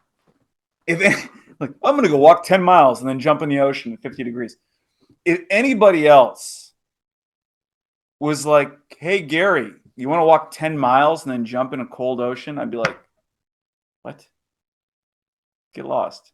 You say it, and I'm like, "Yes! Oh, cool! Let's do it." I loved it, and I loved every minute of it. Me too. If that's not love, I don't know. What's your definition? Let's go on an adventure. Let's. Oh, Anna, did we struggle through it together? Through what? That little excursion. Which Did we one? struggle our way through Through which one of those? walking 10 miles and then jumping in the ocean? I loved every minute of it too. I didn't feel like it is any struggle. Why struggle? I did the things that I like the most. I love beach walks. I said it. Mhm. That's why we went there, I guess, because I like beach walks a lot. I like the beach. I go swimming anyway. It wasn't the first time for me to swim in the cold water, so I like doing that. As you saw with your own eyes, I even didn't want to stop walking. Yeah, you're so cute. Like backing away, and then you see. I'm staying. I'm staying. And then we took little mermaid pictures. Oh, Yeah, right. you did. Yeah. Yeah, you didn't. That's right. And I'm like, no. That was where I drew the line in the sand. Literally. Literally. Gary doesn't take mermaid pictures, no. Well, Mm-mm. yeah, so it wasn't struggling my way through anything. It was amazing, and I was finally in a lighthouse, on a lighthouse, everything, Mm-hmm. all of it. We walked 5 miles to a lighthouse. And then back. Mm-hmm. Yeah, and it was amazing. This was one of the best days ever. And the whole location, the view, everything. I've never seen anything like it. You have this like string, beach string or Oh, whatever it is. spit. I don't Oh, spit. spit. Yeah, and then you have ocean from both sides of it. And you have a Mm-hmm. wavy, wild ocean on the left and a calm, unwavy ocean to the right. Of course, we jumped in the left one. We had to though because the right one was a conservation zone. And also a little bit boring, although very beautiful. But you really want to swim in something that has no waves? I don't think so. Yeah, so the left part was amazing. Hmm. We yes, it was. We passed 4 hours, I think, haven't we? Um, Almost 20 more minutes then we passed for Oh, hours. badass. And we only have 22 minutes left here. That's the third extension. And I have only one extension left. The problem is if we do that, then I cannot have any other episode within the next month. 30 days or something. Yeah, We can quit. It's fine. I don't want to give up.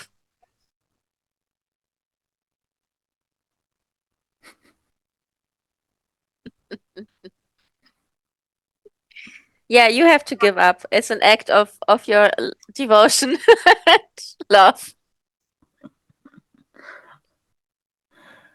Or maybe I just buy you a subscription to Zoom. Yeah, perfect. How do I avoid giving up? Okay, I give Anna a subscription. Perfect.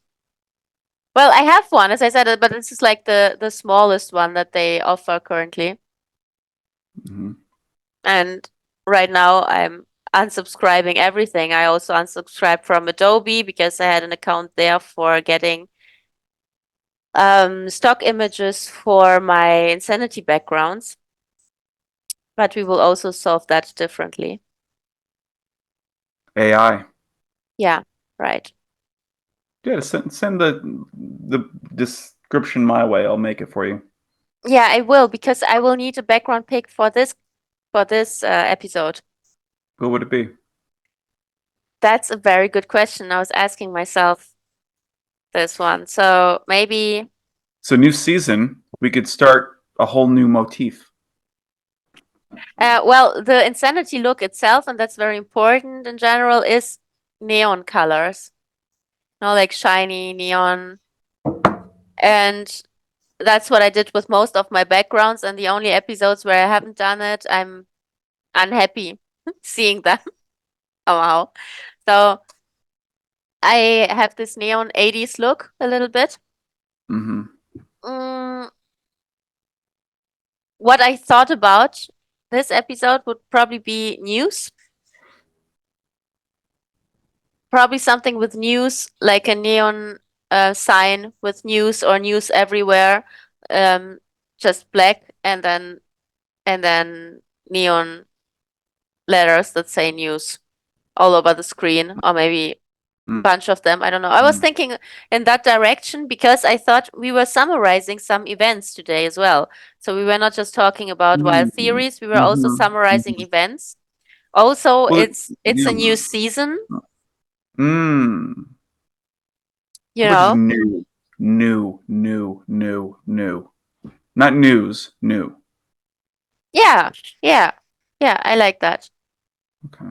But in the news kind of style, maybe we also have a globe somewhere or um not the globe, not ooh, because the globe is always showing planet Earth. We could have another planet as the globe, you know? We would put Mars or I don't know, something else. Maybe. Your outfit is so cool. Thank you. Oh, yeah, or the moon. The moon, you know? We can put the moon instead. We put new and then moon or some stars, something. I would like to have some um yeah, something from the Spacey, sky, something spacey in spacey there. motif. Yeah. Yes, I would really enjoy that. Also because we will have some spacey content in the near future. So the next episode that I will publish will be with a hypnotherapist, which is not very spacey, but still, yeah, it Out of, looks it's out of this world. out of this world, yes.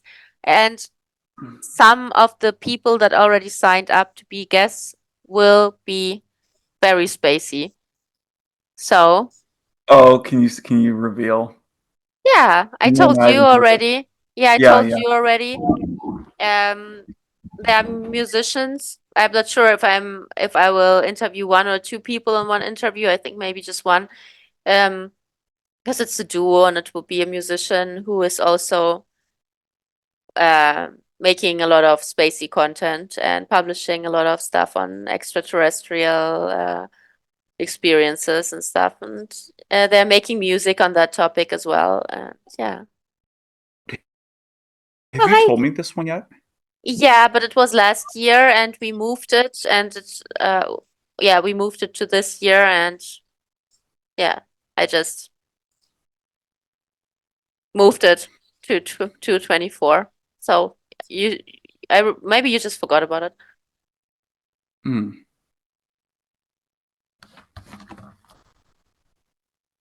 Yeah, because it's already I don't know how many months ago that we were talking about it. Was it the same time when we interviewed Saint Finnegan that I had a Hmm. lineup and those guys were in this lineup at that time? Hmm.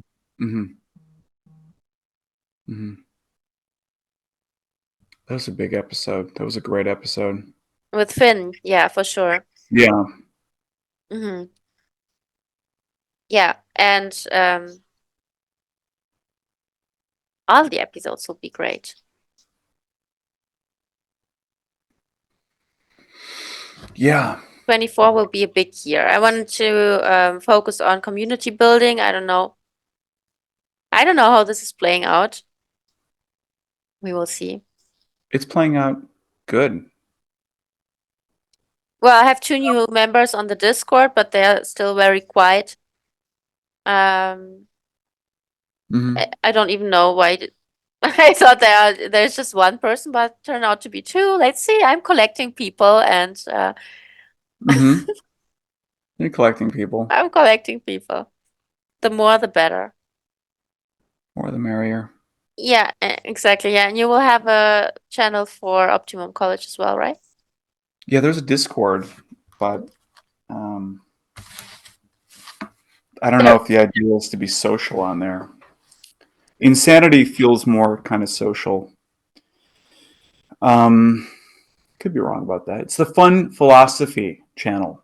right. So people can actually discuss ideas, but when you have a um, community of colleagues, they should be able to discuss stuff as well, or not? Yeah,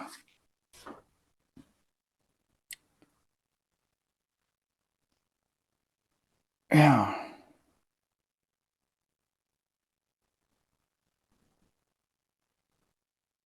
You'll figure it out. 4 hours. Do we keep going? I don't have to. I'm just not losing. Okay. I wonder if this low bandwidth is a problem on my end. Do you see it too? Does it No. appear on your screen too? Mm-mm. Oh, it doesn't say at the top low bandwidth. No. Could be a problem on my end. Yeah, I think so. No, I don't see anything. All I see sometimes is you freezing. Did I just freeze like a few seconds ago? Mm-mm. No, it didn't. When you said that you saw this message, it didn't freeze at that time, but it freezed so many times before already. Yeah. Yeah. But the good thing was that your voice kept going most of the times. Okay. Perfect. Challenging for me not to edit. I will bite my hands. Don't do it. Just leave it. Cringe Mountain. It's okay. It's about breaking through and just getting the episodes out because it's And really just about getting episodes out. yeah, and being consistent, right? Yeah. Yeah. And that is the climb. Mm-hmm. I follow this guy on TikTok and he had, I want to say, 10,000 followers. And then one day he just decided, I'm just going to stop filtering myself. And now, like 5 times a day, he's just kind of like how not Andrew does it and just Mm-hmm. talks right at the screen. And he does Mm-hmm. that. And he lives in a tent. Now he like just travels around in his tent and he Mm-hmm. talks to the screen. And he's gained like 13,000 followers in a couple days. Mm-hmm. And he's just ranting at the camera and they get like thousands of views. It's Yeah. like, to what purpose? Mm-hmm. Yeah, sure. Whatever people like will pop up and get viral and stuff.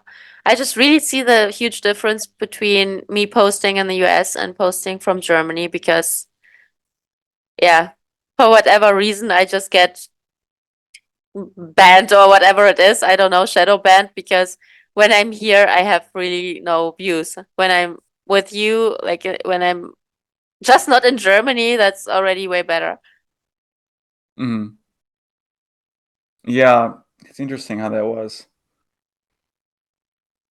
Yeah, you get like 300 views from Germany and then 3,000 in the United States. Yeah, But now the US is trying to ban TikTok. So it just doesn't want me. Yeah, it's okay. it just doesn't, but who cares? If they ban it, they Right, ban it. right, It'd right. be funny if that sparked the revolution. Yeah, we Like will see. the history books, they banned TikTok,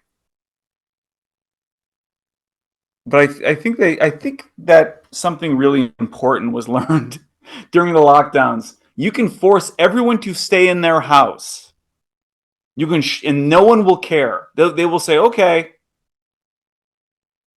And Yeah, it's like, oh, checkmate? Is this checkmate?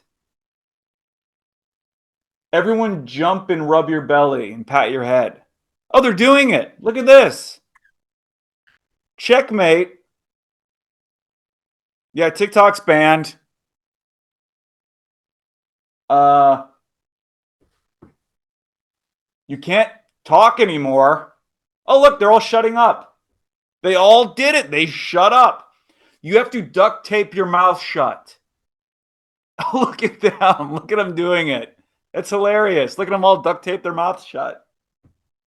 well, we will see. Maybe there will just be an alternative, or um, Meta will come up with some new features or whatever.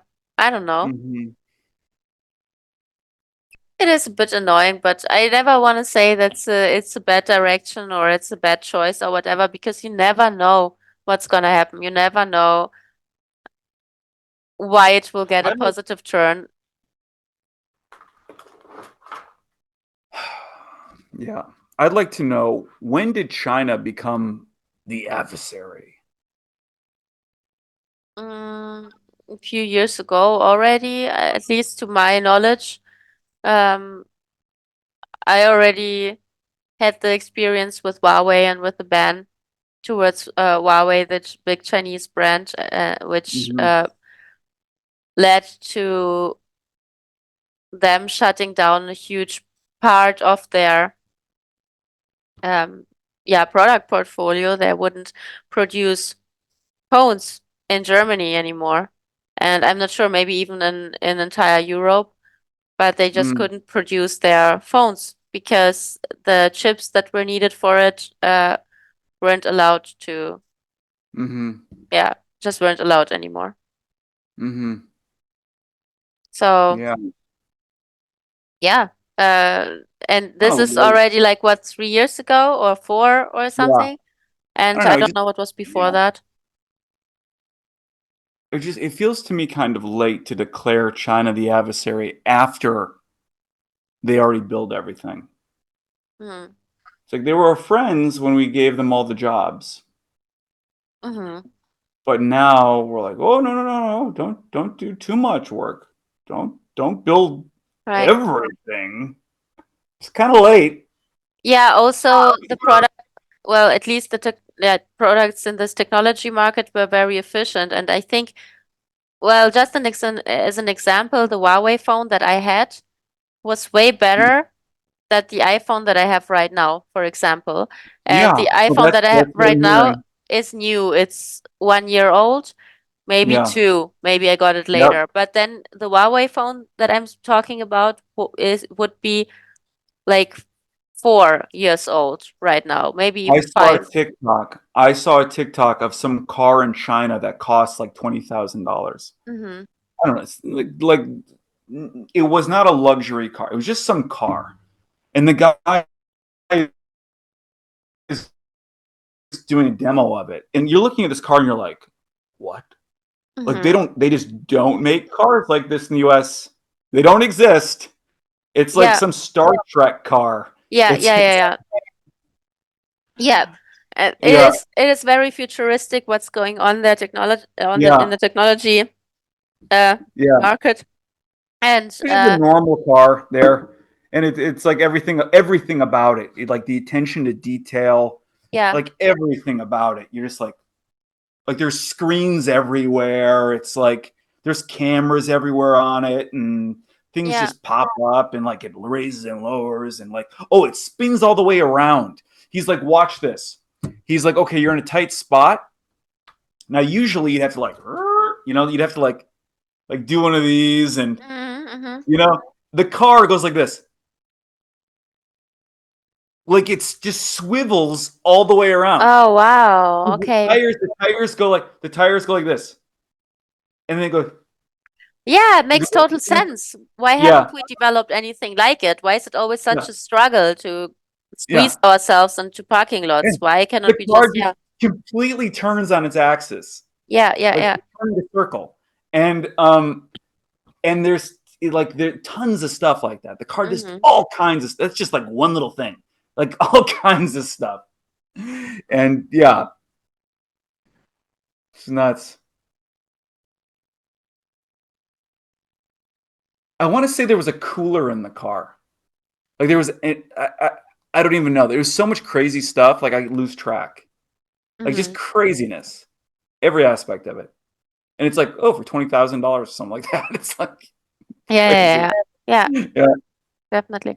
Yeah, and just for comparison reasons, the phone thing was also crazy because I really miss functions in this new phones. Even Samsung, doesn't matter. I was trying to understand if there is any phone out right now that would compete with what I used to have.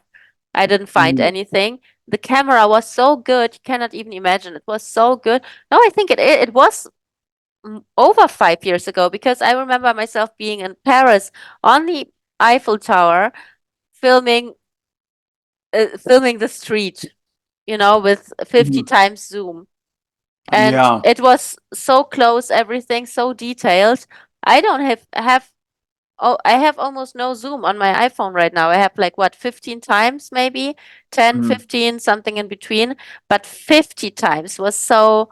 powerful and was still Mhm. detailed and was amazing, and for filming, for pictures, for everything. And yeah, I don't know any other phone that does it. And the quality of the regular photographs was like awesome, was over the Yeah. top, way better than what the iPhone cam does right now. Well, I said when I first used TikTok, it was so much better than any other social network I've been on. Mm-hmm. Social network, I'm using this term loosely, whatever you want to call this emergent phenomenon. It was so much better than any app I'd ever been on Mm-hmm. that I thought to myself, I don't even think that this app could be made in the United States. There's something so deeply different Mm-hmm. about whatever philosophy gave rise to this app that I don't even think the US could produce. I don't even know if it would be legal.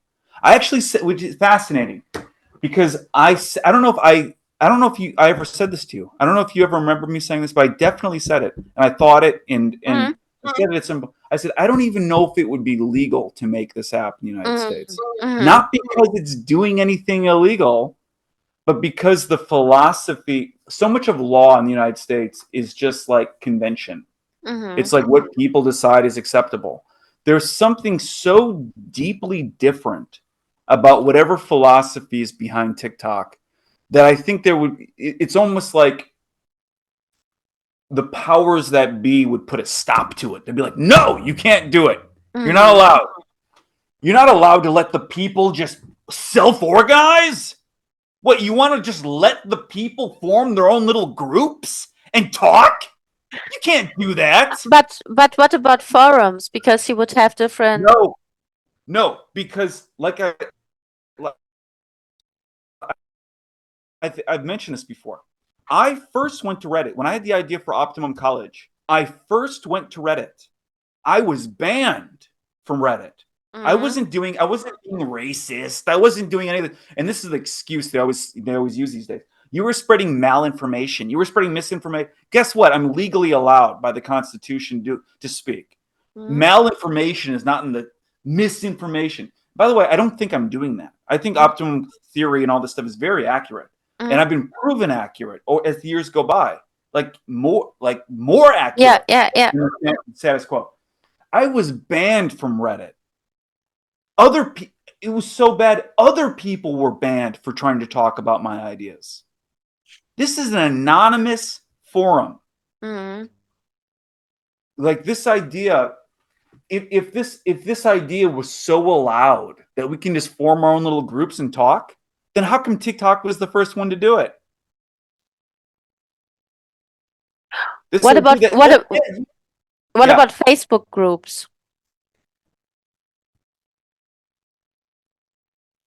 they're not allowed any kind of reach. Like, yeah, you That's can yeah. form a little. You're allowed a little. You can form your little Facebook group as long as you shut up and you keep to yourselves. It can be a private little group. You know, you can create your little private little group, and that you share with your friends. Yeah, yeah, it doesn't go viral or anything. Yeah. Yeah, yeah, yeah. Mm-hmm. This idea, like, hey, I'm gonna start a Viking band. We're gonna bring back Viking heathen culture, Yeah. and then ooh, we got 5 million views, and we started our own little Viking subculture. This didn't exist before Yeah, TikTok. you're right. You're right. And all of Yeah, these subcultures yeah, get popular, and they spiral and get viral and everything, and suddenly they are trending, and nobody was thinking about, let's use Viking as an example. So nobody was yeah, thinking about that anymore, and now just out of nowhere it's everywhere. yeah. Before it was like whether this was actually what was going on or not. Mm-hmm. It,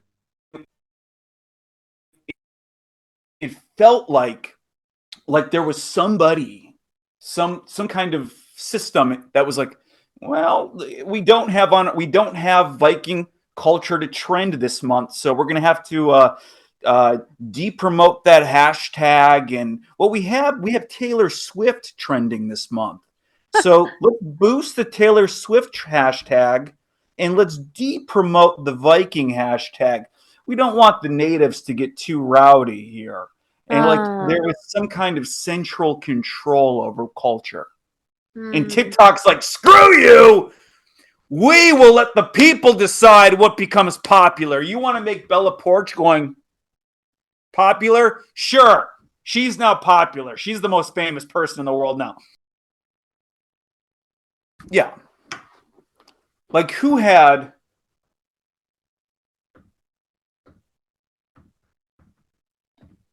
uh Bella Porch on their bingo card? She wasn't supposed to get popular. She was some girl on TikTok going, and Uh, it's like, you know, like that looked cute. yeah, that's how she got popular. No, I mean your nose twitch looked very cute. Yeah. Yeah. Yeah, and yeah, it makes sense. I mean, it's like I don't know, but it's like there was TikTok just lets people decide. Yeah, you want Viking hymns to go viral? Sure, why not? But on Instagram, it's like there's somebody behind the scenes like, no, no, no. This month actually, it's Billie Eilish. That's who we are going to make Mm-hmm. trend this month. Yeah, Yeah, it's already someone who is yeah, who has some sort of attention.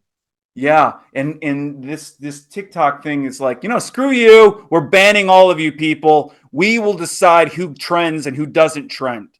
Yeah, and I We think want the that's right. That it feels yeah, right to me that of course you as the audience you decide what you want to watch.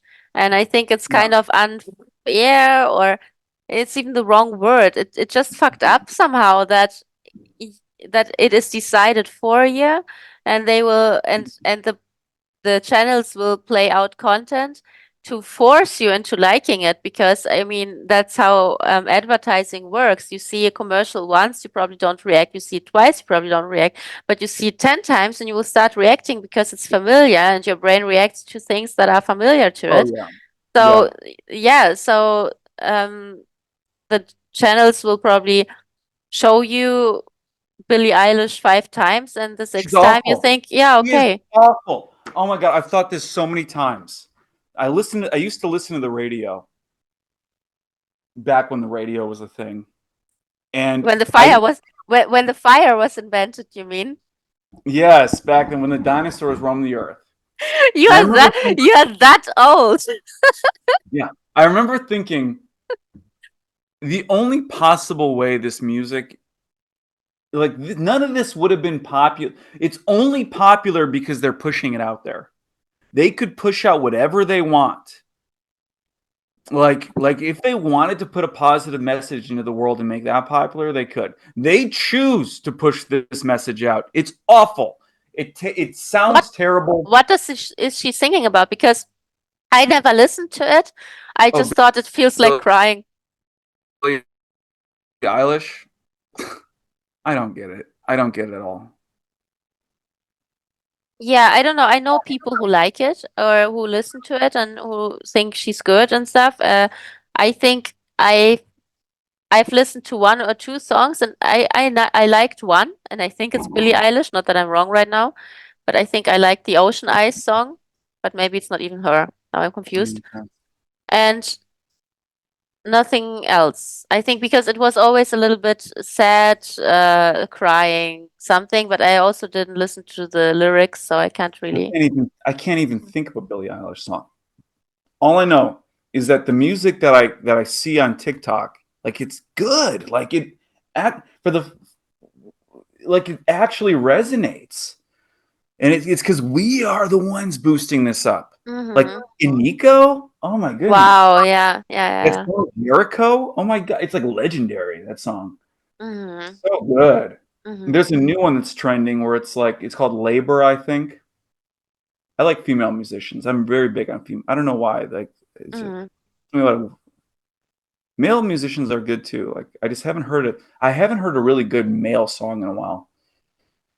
I But don't know. this song, Yeah, I almost don't listen to female musicians. I don't know. I never find, or it just doesn't play out. Besides 80s, 80s music is, I would say, 50-50 somehow, but I almost don't listen to female singers, really rarely. mm, I Mm. feel like male music is going through a really dumb caveman period. Where Really? just Why? you sound like morons. Like Drake. You sound like an idiot, Drake. Drake, you Well, sound like a cave person. but this is just because you are mainly in this rap bubble. I'm not there in it at all. Like, who's a male musician out there who's doesn't sound like a moron? Like, please Bunch drag of, me out of by any means, drag me out of the rap bubble. Please. but almost every recent rock band, like even if you would, and I'm not a fan, but even something like, I don't know, Coldplay or, and as I'm saying, I'm not a fan, but they're making music and it's not more, or I do like that song. You're right. I do like that I song. love Ed That Sheeran. one you sent me. Hmm? He's good. I like Ed Sheeran. You're right. But these are like oldies. Ed is not, no. Ed Sheeran? What's a recent song? Like this is oldies. I take it back because I really like the Peyton. His name's what is his name? Peyton something. He sings Viking music. Mhm.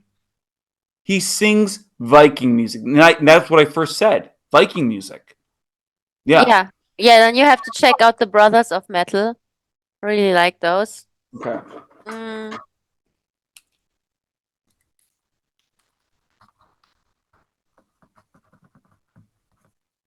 yeah, Brothers of Metal. Um, I'm gonna try and find the guy. yeah, it's really hard to tell because I sometimes don't even know which song is brand new and which one isn't. I'm sure I've listened to new Ed Sheeran songs, but I cannot really say what the name was. As I said, even Billie Eilish, I remember Ocean Eyes. I hope it was Billie Eilish, but the rest, I don't remember the titles or it was just boring. Peyton Parrish. You know who he is. He sings Disney songs too, Disney covers. Ah, that guy. Yeah, I don't really like the voice. I love him. Yeah. Yeah. I think there's a lot of stuff going on in the rock department still. Um, and I don't really listen to recent chart stuff, so I cannot really tell what male, female, whatever is popular or even good. No. I'm not a hater. I'm sorry for saying that such and such sound like a cave person. I'm sorry. I just want music that resonates with me. That's all. I know he's not a cave person. That's a horrible, mean thing to say. Why? Because I don't want to be downer. I don't want to be a hater. I don't want to Mm, say such and such sounds like a cave person. That's awful. okay. Yeah, what I've noticed during the last few years also of using TikTok, for example, is that it sometimes shows you recent stuff too. Like, yeah, because it suggests you songs if you upload a video. And I just noticed that a lot of things in pop music, and I don't even get any rap and stuff because it's just not my bubble, but this common pop music is a little bit downer like. So it's mainly negative, somehow complaining, something goes Well, wrong. you like death metal. I used to like it. It's not that I'm still listening, but I mean, the message of current popular music, death metal was never such a mainstream, such a mainstream direction. It was always a little bit of or pretty much underground. So, not talking about that, but the mainstream music right now feels is a little bit complainy over Mm-hmm. the last few years already. Mm-hmm. Well, that song, there's that song that's trending right now. It's called Labor. All day, every day. Na, na, na, na, na, na. If you haven't heard it yet, you will. No, I haven't. It's like trending everywhere. Maybe it's just a Western thing, but you're in the West. All day. It's a bunch of women singing it. It's like a new female anthem. And what is it about? You make me do too much labor. And it's like a movement. But Like for what? for women. Because it started trending because there's some NFL player who gave a commencement speech. Oh God. Okay. This NFL player gives a commencement speech at a college to the graduating class of the college. And he's like, now, if you're a woman out there National Football Association. If you're a woman out there in the audience, you've bought a lie that you have to get a job to be happy. Now, one of the most empowering things you can do is staying at home, managing the kitchen, and raising children. And he gave this speech. They're like women they're graduating. He's like, congratulations on spending $100,000 in 4 years of your time, but you bought a lie. You would have been a lot Mm. happier just birthing children. He's giving a commencement speech. That's basically what he's saying. And so this song grew out of like a reaction to that. And it's like this woman anthem where it's like all day, every day, we're more than like a servant and blah, blah, blah. You make me do. I could pull it up. I mean, right? Can I screen share? I'm not sure because usually it doesn't play out very well. Oh, there's no screen sharing. Never mind. Forget it. Okay. But I still haven't figured out, is this song for or against labor, or against what kind of labor, or for what is it saying It's saying that essentially? I used to think you were my savior. But why do you make me do so much labor? It's actually it sounds very good. Okay, but is it It sounds beautiful. There's something about it. It's a new kind of. There's something unique about the way it's sung. That's just beautiful. It's going viral. but does it It's support complaining. does it support his message, or does it or No, does no. it criticize his message? It's supposed to go against his message. Ah, okay, But okay. even by putting the message out there, is it playing into that message? Because it's a song directed at a male and telling a male, you make me do too much labor. So even by perpetuating the message of the song, it's to perpetuate a worldview of a woman being subservient to a male and having to be in a position to complain to said male. If Oh that my makes God. sense. Nothing of that makes sense to me. Like, this whole debate is a perfect example for divide and conquer. That's how I see it. Yeah. Yeah, exactly. Like, I kind of yeah. Yeah, I'm like, yeah, it's just strange. On the one hand, it's strange that the guy would sit there and tell women what to do with their time. On the other hand, it's kind of wild that women would start making a song against the guy, and it's like all divide and conquer and like do what the F you want. But it is kind of true. You spend a bunch of money for education that you probably could, or for gaining some skills that you could probably, depends on the job and on the field you're working at, of course, but you can acquire stuff without spending so much time and money, and without throwing yourself on the job market being in debt already. That's your whole point of Well, here we get into that is the whole point of Optimum. Here is where we get into a fatal flaw of capitalism. That it does not value the most important functions of our civilization, which is raising children, providing for a home. What is the value of a child in a capitalist society? Zero. Yeah. It's actually a cost. So people are like, why is the Western world having a childbirth crisis, which is big in the news these days, and Elon's always complaining about it. We're not having enough children. I'll tell you why. Capitalism puts no value onto raising children. Well, yeah, you can see it from that perspective, from this very economical perspective. I just think in general, we are talking about life and about giving a child or being an opportunity to discover life and to have a good life. And it takes effort, even if we take the child out of an equation and it's just about sustaining yourself. in the world and having your own experience and living your life to the fullest. There is nothing bad to it saying, I don't want to do a normal job. I want to do this and that instead, or I want to just experience things, or I want to clean the house every day. I don't care. I don't understand why some things are valued and some things aren't, because it's not about letting yourself go and, just not doing, like, just being lazy and just watching TV and consuming. It's not about consuming, it's about expressing yourself in a way that is most authentic for you.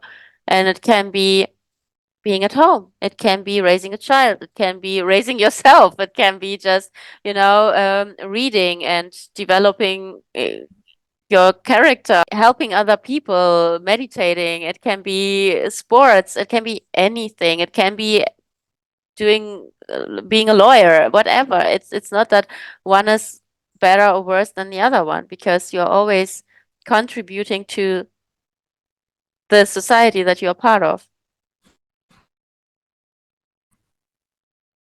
Yeah. Well, And living is a full-time job. We were talking about this the other day.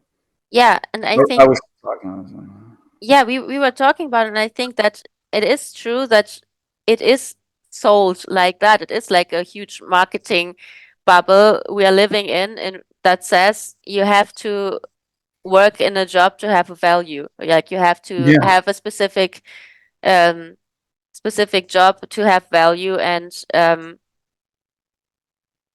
I just think that's totally wrong. So yeah, this guy scratched on the surface of something that I believe to be true. It's just that you don't necessarily have to bring it together with raising a child. It's just, no matter how you put it, no matter what you do instead, yeah, it's not like only if you spend all your money and waste all your time on becoming a professional in something, at something. And just a professional means a certified professional, because you can be a professional, I don't know, yoga person without having a degree at that. But that it doesn't say if you have value for anyone or you don't. And I think it's terrible that we created an understanding that tells us that we only have value if we oh kind of yeah, and learn a to profession. prop up the system, the jobs are fake because everyone has to have a job, or else you're not allowed to eat and all this stuff.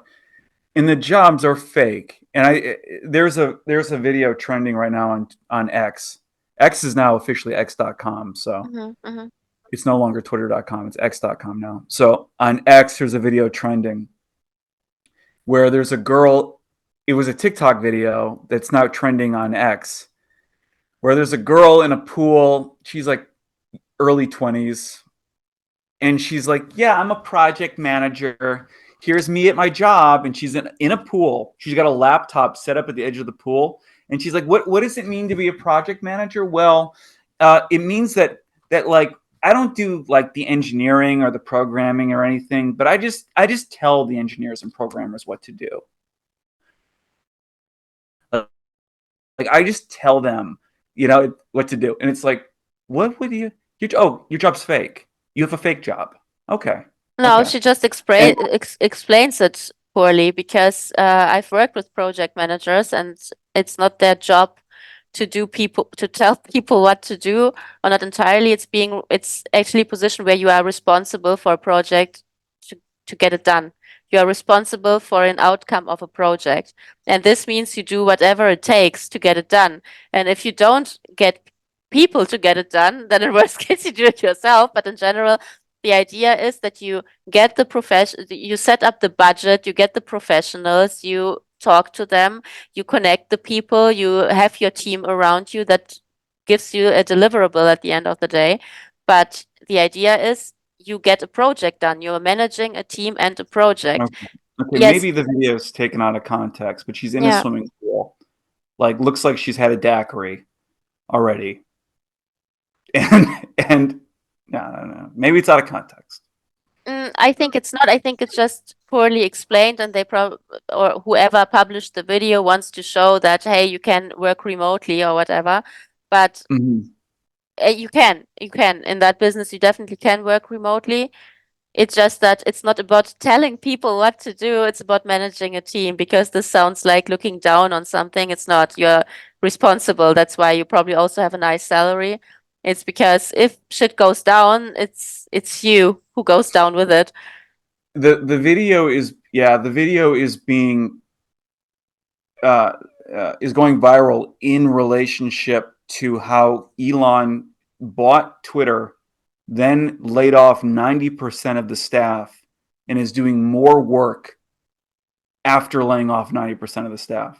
Mhm. Like they're getting more done as a company with 1/10 of the workforce they had before. I can see that, yes, because I've also worked for companies where I could observe that more people within the process are slowing down the process, and that there are way too many processes and rules and workarounds and waitings. And you can easily do a job with less people who are really good and driven and who think strategically than having a huge team of, out of people who are standing in each other's way. Mm-hmm. Best comparison, I got more done in startups with small teams than in big companies with huge teams where everything Mm-hmm. had to go through I don't know how many departments until something gets approved through someone somewhere and then it comes Yeah. back to you. Yeah, Oh, there's stories all over Reddit yeah, where what is your job like? What is it like in corporate America? And you just anecdote after anecdote of people like, we don't work. Like we're literally not working. We go to the office, we pretend we're working for 7 hours a day, and then we go home. We're yeah, not actually working. And then that checks out with my experience. I was at a job recently. I don't want to get too personal, but I was at a job and there's an office, and I'm looking at the office, and there's like 10 people in this office, and I know there's not 10 people's worth of work there. There's yeah, like almost zero people's worth of work there. yeah, They are actors. They are there as a part of this great play of society. This it is a root. It is a. yeah, It's not real. It is like a play. It's a stage. for It is an sure. act.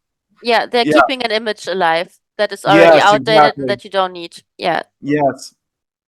yeah, totally agree. And I think you have that in lots of businesses, and it's just because nobody's really taking care of it, nobody's really looking closely. That's why Mm-hmm. it is still happening, and that's why you still have this really um, unflexible structures with Mm-hmm. no sense at all in bunch of processes. And yeah, Yeah. I think And yet they must show up. They must show up to be the character in that this play we call reality. Because if they exactly. don't, they're gonna get kicked out of their house.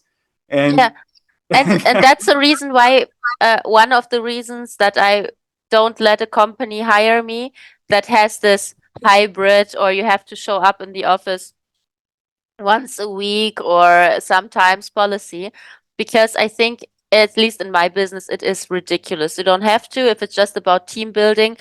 Make a Discord server. If you are not there yet mentally, then get out of my way. Because just forcing people to get to the office for what? For what? Mhm. Like, explain it to me. Like, team Well, these building, I don't properties, get. because Yeah, somebody owns these properties and they yeah, are collapsing in value, and the financial interests are all mixed up. yeah, yeah, They're yeah. all mixed up financial interests where we have to keep the value of this property at a certain level because the company owns the property, and we're gonna have to sell this property at some point, and we can't just let the value Yeah. depreciate. And Well, from my experience, the efficiency was always worse when people were at the office because people will always talk, people will always be distracted. Then companies will always come up with this idea of, yeah, and then we can talk at the coffee machine. No, bitch, I don't want to talk at the coffee machine. I want to get the stuff done. I want to go home. yeah, right, right. But here's the problem. Okay, so everybody's at home working online. Oh, here comes ChatGPT 4.0, Yeah. which is smarter than us in every single way at everything at a computer Yeah, but you have to be smart enough to brief it correctly. for now. Yeah, for now, but it's also something. It's also something that you can learn and do right now and Just use. give us the money.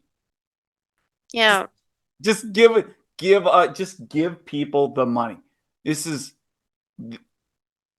Elon tweeted today about universal basic income. He said, "No, we're not going to have universal basic income. We are going." Elon tweeted just today. We're not going to have universal basic income. We are going to have universal high income.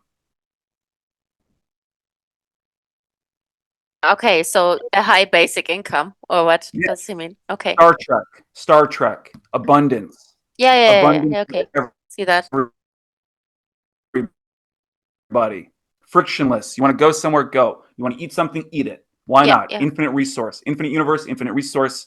That's the Yeah. truth. Yes, that's the truth. There is abundance, there is infinite resource if you just stop being ridiculous.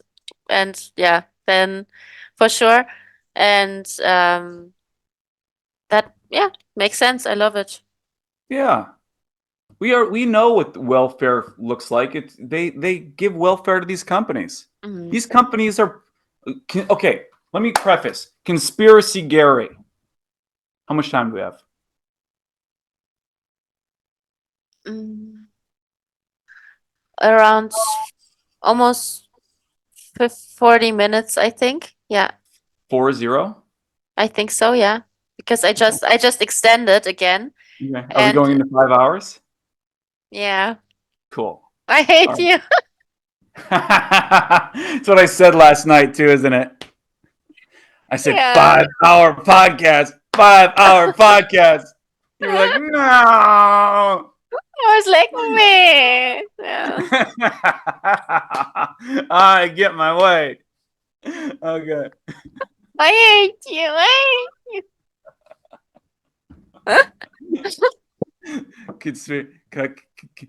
Should we go out with a bang? Should we go out with a bang? Conspiracy Gary. you. Of course. Okay. Can we give him a name like Larry? Conspiracy Gary. No, it's perfect. Yeah, that's how I call you.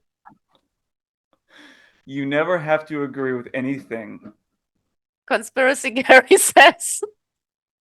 It's really important. I'm telling you, if Tandrew 8, if Tandrew 8 had simply said, you know Tandrew 8, if Tandrew 8 had simply said, you never have to agree with any, how does he even talk?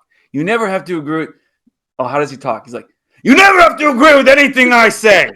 Oh yeah, yeah. My blood pressure rises. Must be really close to Tandrew 8. Tandrew 8. Yeah. You never have to agree with it. If he had simply said, you never have to agree with anything I say, would have avoided all this.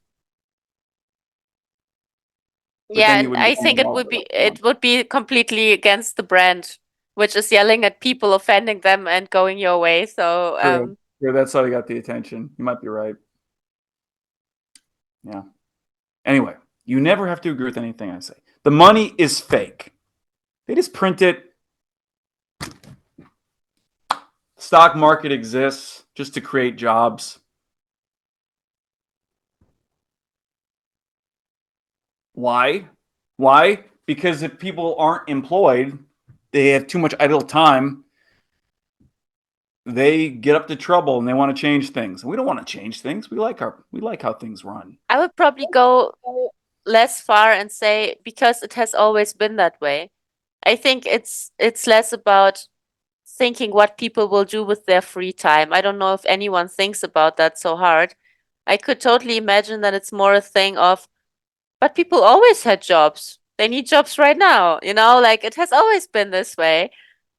Has it How, though? I yeah. mean, what was it like in a tribal village? Yeah, everyone had a task that was relevant for the tribe. So everyone would contribute somehow and do something. True.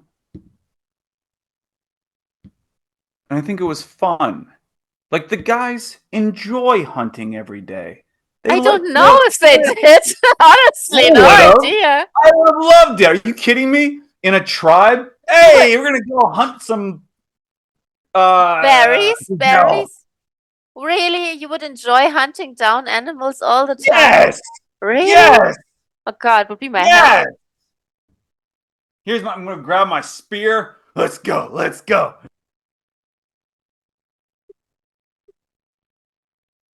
Really? You would no, you wouldn't enjoy it. Come on. Testing, testing. Yeah, you're back. Okay. It was too loud. I'm sorry. And you're wearing headphones too. I'm sorry. Yeah, now you're a little bit quiet, so I think you can go louder. Hello. Yeah, Hello. better. Okay. Okay. Yeah, I would love it. I Grab wouldn't my spear. I wouldn't Unga think bunga. that Unga bunga. Unga bunga.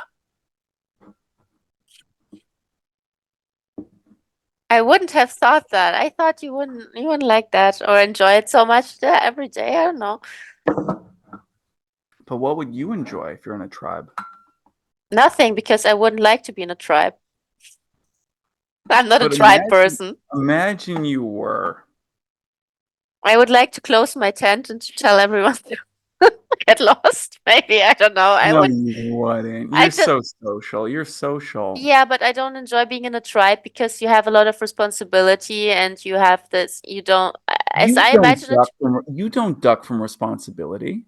No, that's right. I don't, but I choose what I want to do, and a tribe really has defined functions, and everyone relays on you daily. I You haven't love been there that. yet. Do You I? love that. Yes, you Do I do. like someone to relay on me every single day and to depend You've on got me your somehow? little network, and every day when we talk on the phone, I hear your phone go boop, boop, boop because of all the people messaging you in the morning. Yeah, sometimes, but it's not that I can or I cannot answer.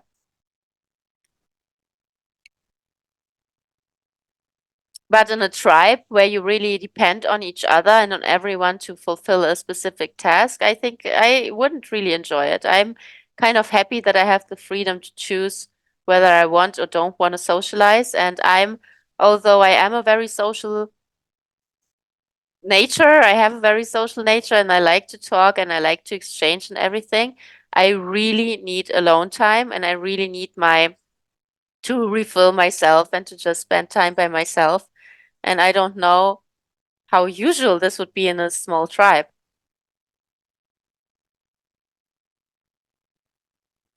I mean, if there was a position for me in a tribe, I guess it would be something like a priest, probably. Yeah, I can see that. Yeah, because it's the only way to remove yourself and to fly between worlds somehow and to just go away mentally sometimes. Mm-hmm. Yeah, you'd be Athena. Yeah. We would bring you offerings. Every day we'd go hunt. Unga bunga, I, unga bunga. I To I'm go, I don't eat this animal. I know. So Sorry. then you would go, Anna no like meat. Anna like fish. Unga bunga. And then we would go get fish. Oh, mm. Leave And you would go, fractal. and then what would you do? We bring you fish. Mm? And you go, "Meh." or you That's me. go, or you go, you either go, or Depends. Depends on my mood, depends on the fish. I don't know. But yeah, I think that would be I think, yeah, I just picked my role in a tribe would be the priest. I can yeah, see that totally, one. totally. And we would see. Now you're getting it. And we would love it. So we bring you fish and berries. Mhm. And the funny little mushrooms that you find in the forest. Yeah. We bring you offerings, and we would love it. We'd wake up every morning to make you happy. Okay, okay, I can see that. you and the other ones and the other priestesses. Hey, this is it. How many priests does a tribe have? At least 50%. Really? Yeah. How so? Is it really like that? Yeah.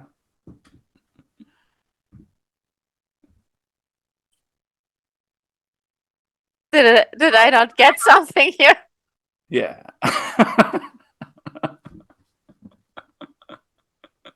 That'd be great, see? Yeah, I don't know. I don't see this whole tribe thing, and probably because I grew up in in cities mainly, Mm-hmm. and people in big cities don't even know their neighbor. It's sad. Why? Because we're getting away from something. See, this is what I think the role of the church really is. It's like a community. It's supposed to be a little community. I have never been part of the church. I have never been part of any community so much, maybe just job related, and I don't miss anything. So I cannot really say that I think it's sad. Mm, I I would was told always, that they're actually very nice. But then they were actually everyone there was actually very nice. But then everything was very nice except for the weird speech is given. It's like, what are we doing?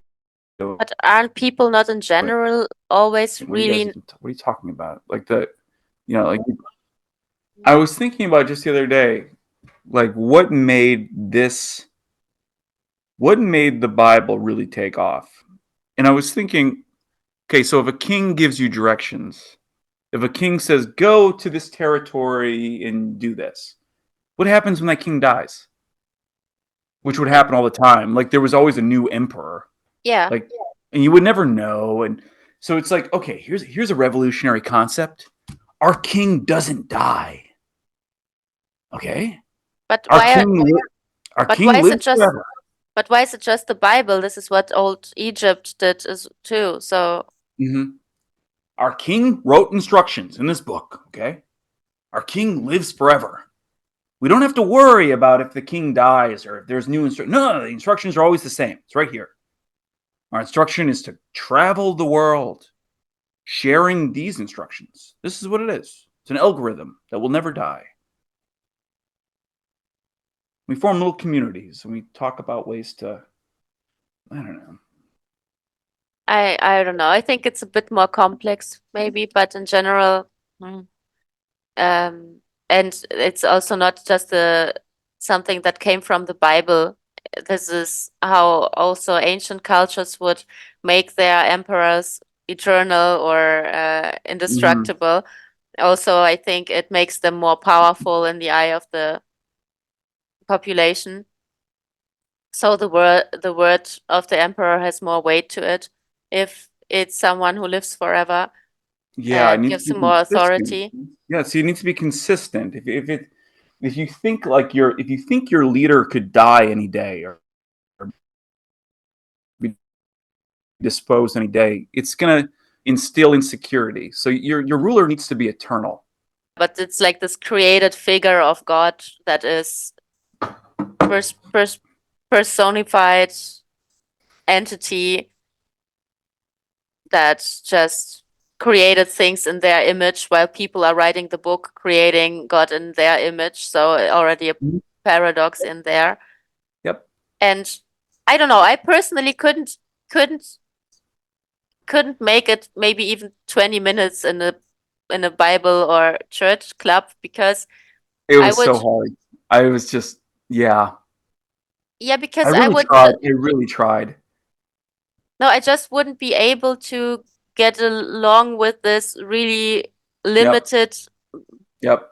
narrative and people telling me what to think and people Mhm. making interpretation of something that is so old and that was translated and abused almost so many times and used for political and for Yeah.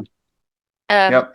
yeah power structural causes and It's so yeah limited. and So that limited. And the great it's that's the great irony of it. because you're talking about the all powerful while being limited in your interpretation of this all powerful. It's just limitation in itself. You Yeah, have no other yeah, choice, and it can only be limited because it is already limited through language and through perception yeah, and yeah. understanding, and just the fact that grown-up people would sit there and not get it would be such a turn off that I Mm-hmm. wouldn't be able to make it through more than 15 minutes, I think. It's just too Mm-hmm. much because also if you would just ask questions, or I don't know actually how they would react. Why would I limit myself there? But I think, or at least in the past, when I would ask stuff there, Yeah, they do. Yeah, I know from personal experience. They don't like it. Hey, have you ever thought that I was like, have you ever thought that Genesis might be a metaphor for evolution because the size of the cranial cavity is what causes pain during childbirth. Therefore, Genesis, the story of Genesis. Oh, they did not like that. Did I freeze? yeah, So they did not like this. Hey, I asked the elders, hey, I had this idea, okay, that Genesis is a metaphor for evolution because in Genesis, Eve is punished with pain during childbirth. Now, this is a perfect metaphor for evolution. When we became human, what makes us human is our increased cranial size, our intelligence, and it is the size of our cranium that causes pain during childbirth. Now, Eve was punished with knowledge. That was her punishment, pain during childbirth. This is the story of this. Genesis is the story of evolution. That humanity probably. gained knowledge, our cranium grew too fast. It causes pain and even sometimes even death in childbirth. They did not like this. They did Is not. knowledge the right word, by the way, or is it It's thinking and metaphor, mind? terrible. From my understanding, it would be the thinking mind is what evolved, not the knowledge. Or is it just another word for it? Because knowledge, Both. Well, it's the size of our brain, our head. I think yeah, we so have the then it's, biggest yeah, skull relative to its body out of all the mammals. Our head okay, is huge. but then it's the thinking, it's not the knowledge. And I think that's also a matter of translation or a matter of understanding because it's not that humanity gained knowledge. It's like we started thinking so much. Yeah, we suffer more in our thoughts than in reality. Yeah, and that's why I think it's more about the work of the mind that increased. It has nothing to do with knowledge, but probably it's also really a matter of translation. Suffering is the consequence of thinking, not of knowing. I don't even know if it's childbirth. That's what it says in the book. What? Childbirth. Childbirth. Okay. Okay. Eve was punished during childbirth Mm. because of eating the fruit of knowledge. So Isn't it? she ate the fruit of knowledge, and as a result of eating the fruit of knowledge, she gained understanding of death and her own nakedness. And Yeah. I remember that one. But isn't it? And that's what I don't understand. Isn't it more that we start thinking too hard because we don't? I mean, yes, we know that we die and we know that we are alive right now, whatever alive and death means, but we know about the seasons of life, let's say. But mhm, the question is not if, because we know it by observing it. The question is not if we know it. The question is, how do we think about it and how do we judge it? I think the whole fruit of knowledge thing could be a matter of translation because what is the knowledge that we are gaining through eating the fruit? The knowledge that life has seasons, but I think life in the paradise didn't have seasons before. So what mhm. is the knowledge that she is gaining from it? You are just naked in relationship to someone who has clothes. So what is the knowledge that you are gaining? That's the question that I'm asking myself right now. Knowledge of death, But there knowledge is of no life and death in paradise, so it doesn't exist. right. It's just yeah. I mean, there's so many. I mean, obviously, this is a story written by human beings. I mean, Yeah, it sounds paradoxical. That's why I thought, isn't it probably more about the mind that we start using our mind more? we also gain suffering through that because we are overthinking stuff. We are thinking about things we shouldn't probably pay attention to. Like we are creating our own suffering by overusing our mind. And Yeah. maybe that's the whole point of it. I just don't know how to put childbirth and that equation on top. But as you said, maybe through I'm the no, hold on. I'm not the one adding childbirth. That's in. I'll find the direct quote.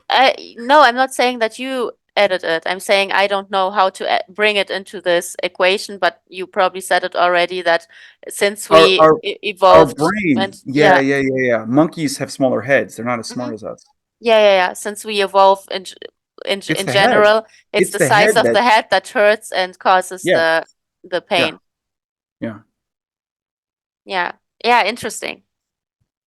Just yeah, I think this whole knowledge thing is kind of paradoxical because what do you cannot know anything about something that doesn't exist in your world. If you live in paradise and things are eternal, how are you knowing anything about life and death if they don't exist yet? How do you learn about nakedness if nobody else is dressed? So it And kind of doesn't. guess who invented these concepts? The same one who punishes with it. None of it makes sense. So Yeah, it's maybe. very easy to it. Oh, I've listened to people just rip it apart. It's just easy.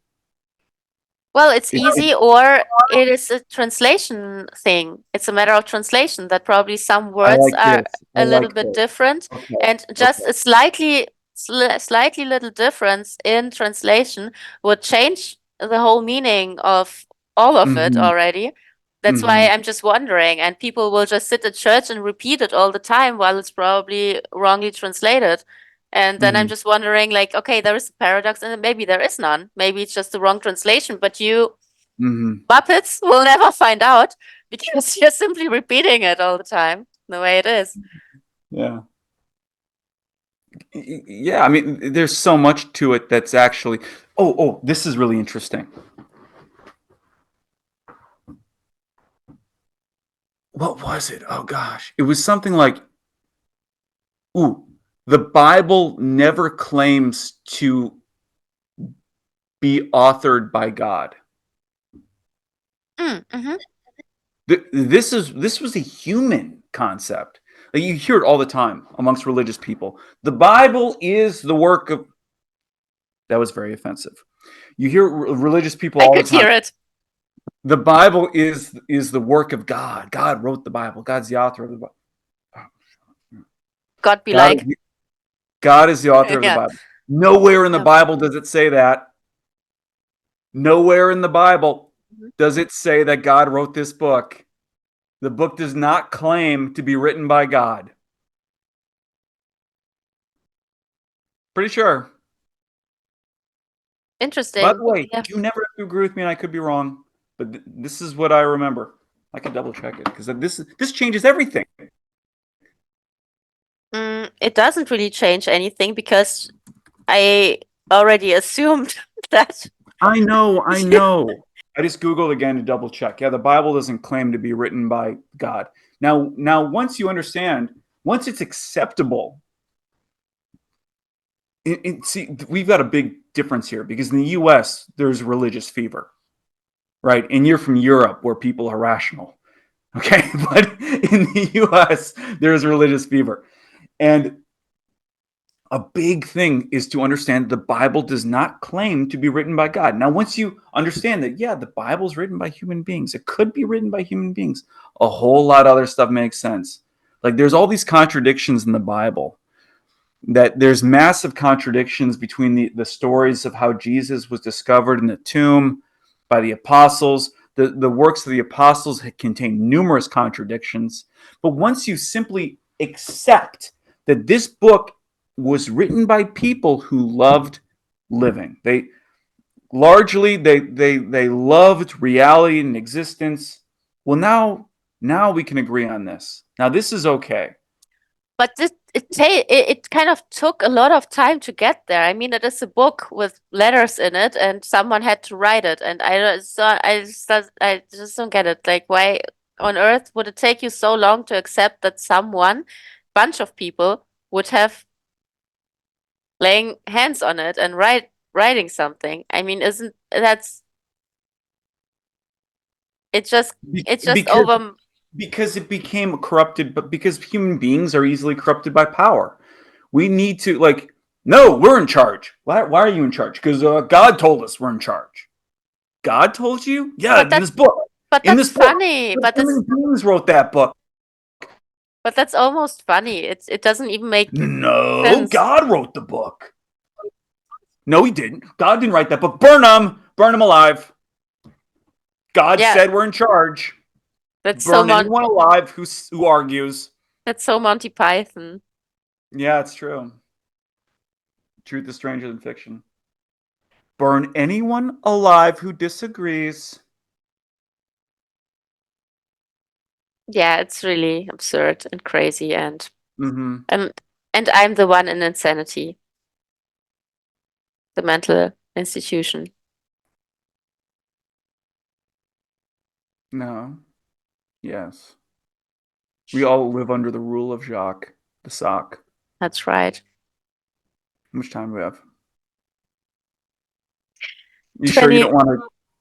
I can pull my credit card out and then so we can order another block of time. what do you want to discuss? What is left on your list? Okay. Yeah. This will be it. This will be it and nobody lost, right? Nobody lost. You can never lose.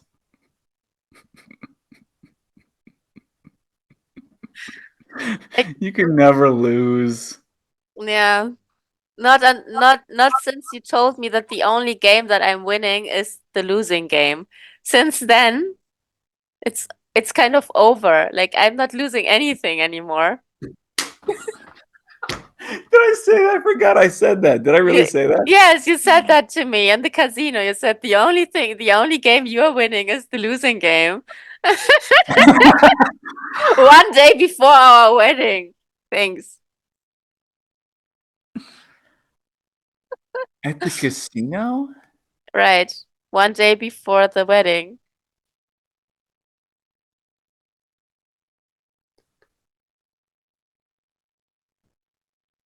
We were playing a bunch of stuff there. I don't know. You would just offend me in this way.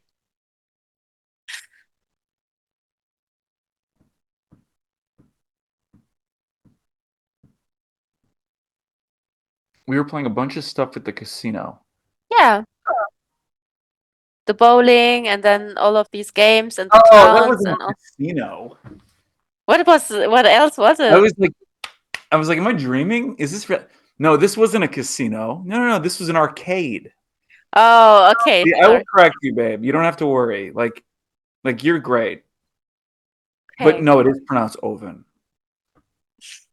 But that yeah. But no, it's not oven. It's oven. You're right. Hmm. But the no, it's not a casino, it's an arcade. We were at an arcade. Arcade. Okay, then that one. Yeah, and then we did laser tag Hmm. and bowling. Yeah. Yeah. And then Yeah. we were trying to get those clowns. I didn't try. I got them. Yeah. And you kept on wanting to play the clown game. We must get the clowns. No, we spent all our money. There's this for the listener. There's a game where you throw balls at clowns. It was an arcade. It was They like a were clown. laughing. They were laughing at us. They were laughing at us. Oh, I learned something right now. Don't ever laugh. Don't ever laugh at Anna. She's gonna throw balls at your face. Yeah, so we were at like a kind of a carnival arcade. Hmm. We throw balls at clowns. Yeah. Right. And many other things, many other games. And I remember you telling me that the only thing that I will win is my losing game. And since then, I'm not really amused when it comes to, giving up and stuff. So I just don't. I suffer my way through it and I win no matter what. This is my revenge for making me walk 10 miles. Why? But you wanted it. Didn't Yeah, you? because I don't lose. Oh, I don't lose. I did want it. I had a great time. it's like everything is just a game here. Starting with the podcast, the wedding, everything, because it was this. I will marry the first certified optimist. Oh, it's a girl. Good. No, that is not true. That is not true. That was not on my bingo card. No, that was not on my bingo card. Lucky me, it was a woman. Just happened. No, I told you what happened. You made a video saying, Saying what? huh? Saying what? I made a video? No, I loved you from the moment I saw you. What video? The video. I am done with men. Oh, no. I will be a trophy wife. And I said, yeah, bet. But Well, that's not why. I love that. I was just kidding. I've loved. No, I fell in love with you right away. and now, guess what? I'm a trophy wife, You're better than a trophy wife. You're my best friend. right? Yeah.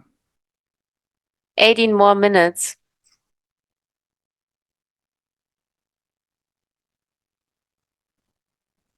And how much time is each block? 80, I think. Oh, damn.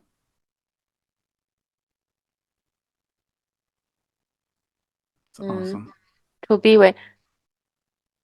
uh, It's gonna it be will over five be, hours. yes, it will be 5 hours. five and Yeah. a half hours. Yeah. Yeah. Oh, damn it, I'm so tired. And we are just kind of finish it right now. You Huh? will, we will finish it right now. But I'm really almost asleep. My brain is fried, cooked, everything. We don't ever have to do this again. What, I what, love you what, so what? much. What? Sorry, We don't ever have to do. I said I love you so much, and we never have to do this again. This was quite a bit. yeah, for real. I'm dead. It's your fault.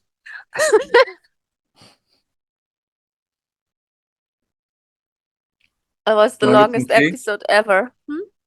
You want to get some tea? No, no. I will just power through it and then I directly go to bed.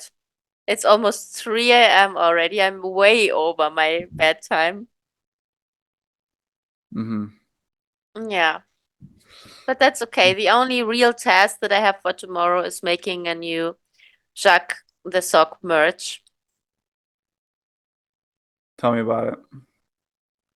How I will make it? Well, I will take a sock and then I will make a new Jacques and then I will send it to you and you give it to your niece and maybe she has some nice, cute friends who also need a Jacques merch.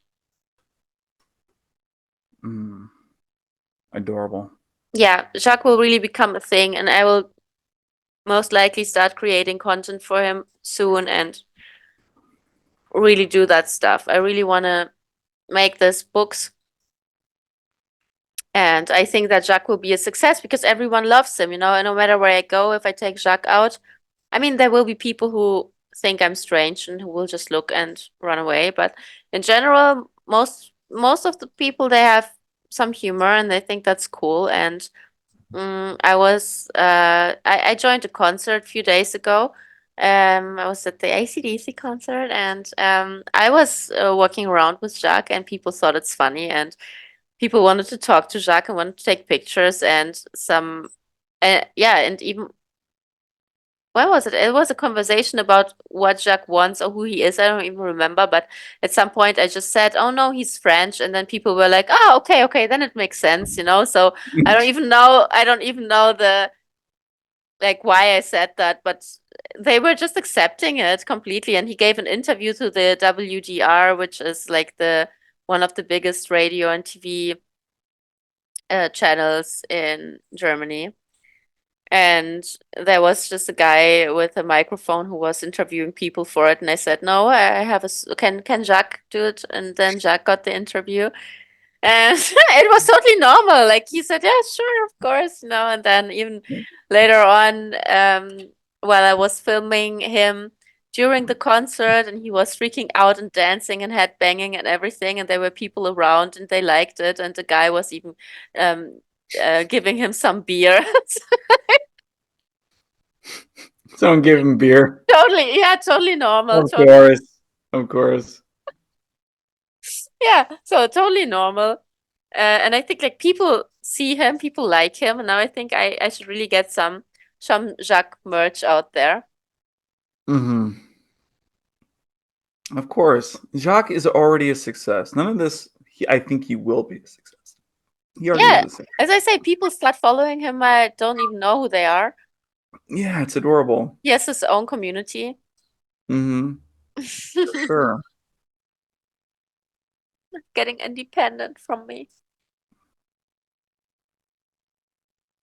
Yeah, but I learned a lot from him. He was always a great therapist. I've learned a lot, and I will apply my gained knowledge while he's traveling dimensions. I will apply it on my new patients, and yeah, that's how it goes. Oh, by the way, I would love to make some new Truth or Dare episodes. That would be so awesome. I need people Yes. With for who? that. I don't care. I don't mind. Anyone I can come. don't care.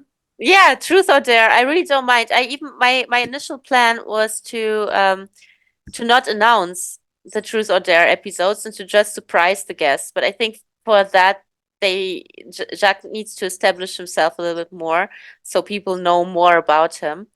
And because otherwise, it's like surprising people out of the blue, like, hey, we are making this Truth or Dare. You have to tell the truth no matter what. And then they will be unprepared with questions. So I think the format needs to be so established that everyone who joins an interview probably has some questions prepared just in case it is a Truth or Dare episode. So they kind of hope to see Jacques. That would be the best case scenario. Mm-hmm. Jacques is adorable. Everyone loves Jacques. Yeah.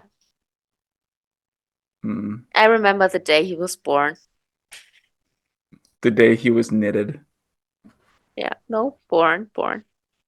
He was Cut. born. Of You course. told me the story. Yeah. Yeah. Yeah. I'm thinking about what you said about how it's a two-dimensional world and we just pretend it's 3D. Our brain is creating the 3D. Why am I thinking of this? I've been looking at the flat screen so long. Mm-hmm. Yeah, and you see it just two-dimensional, and yeah, your brain I mean, your brain does a lot of things. If it were just your eyes, then you would see everything upside down. So it's just the brain Mm. that Mm-hmm. is True. True. Yeah. turning it around. So The it's world is really upside down and flat. So yeah, the flat earthers were right. yeah. Well, if it comes when it comes to this dimensional thing, then I mean, we must be not just two and three-dimensional. I mean, we are three-dimensional, but doesn't it include that we are also two-dimensional and one-dimensional?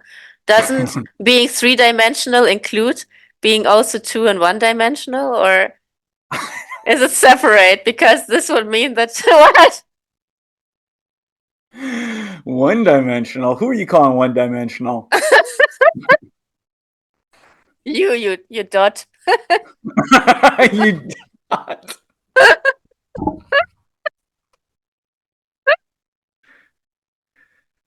Oh my god.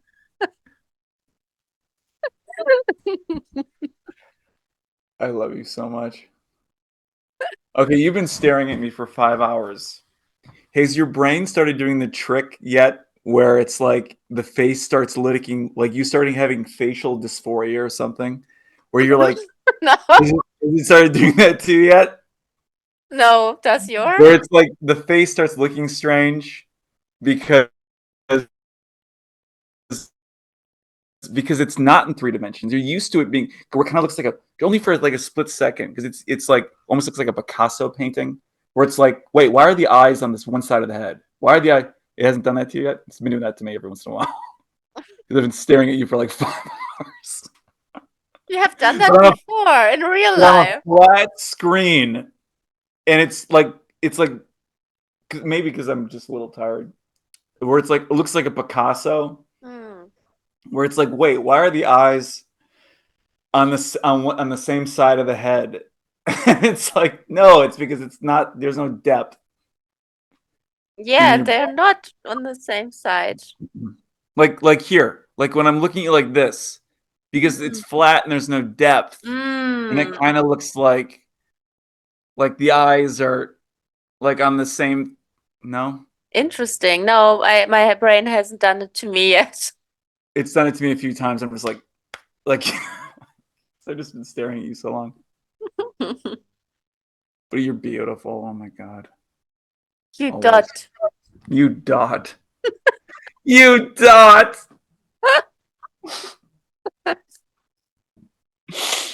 Oh my god.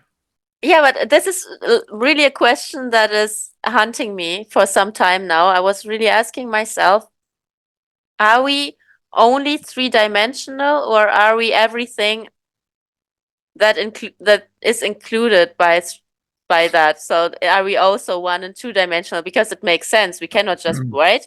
We must be all of it. What? You dot. Yeah, This is three-dimensional includes. you definitely just created a new insult. Like I don't think this insult is that a new has that ever been said? I think you just created a new thing and this is very significant. You dot. You asked me if you're one dimension, if I called you one dimension.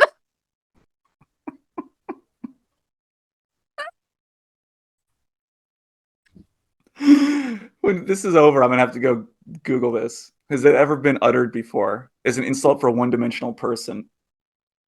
No, You because you dot. cannot be a one-dimensional person. You can only be a dot. I know, I get it. I totally get it. I get it. So it's so clever.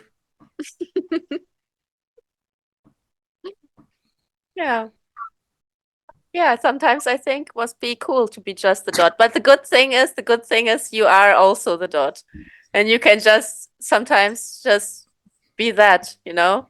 Just forget that you are two and three-dimensional. Just be the dot. That's okay. Sometimes Just be a dot. Just just be a dot. accept your dotty existence.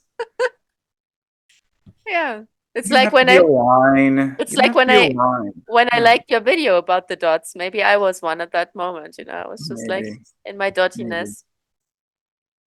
Yeah. And and you are also all the other dimensions probably that are beyond the three-dimensional one. So you're also whatever it looks like Mm-hmm.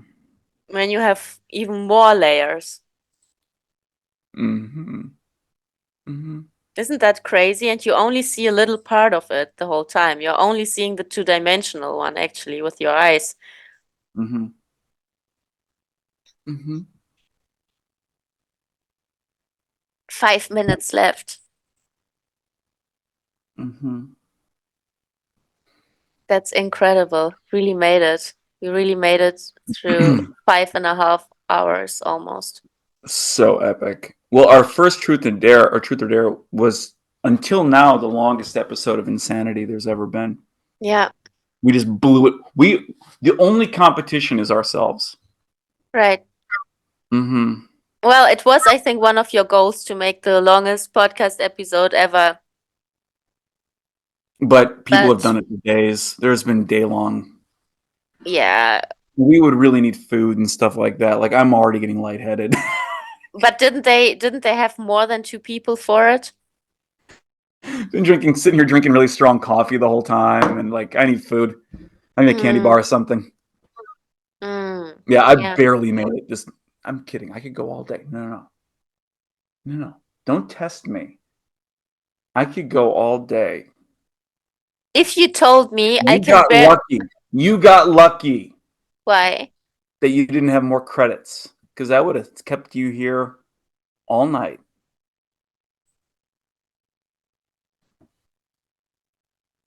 Mhm. I just You screwed up, didn't I? I really just made it. This was a blunder. I'm gonna regret saying that, aren't I? maybe you're lucky because my brain is so fried. I was thinking about three things at the same time, and then I just shut down. I think You dot.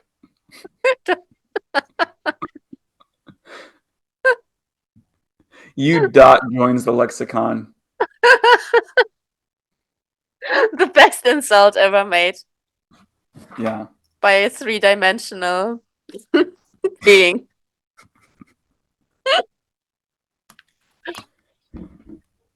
I think the background just needs to be a bunch of dots.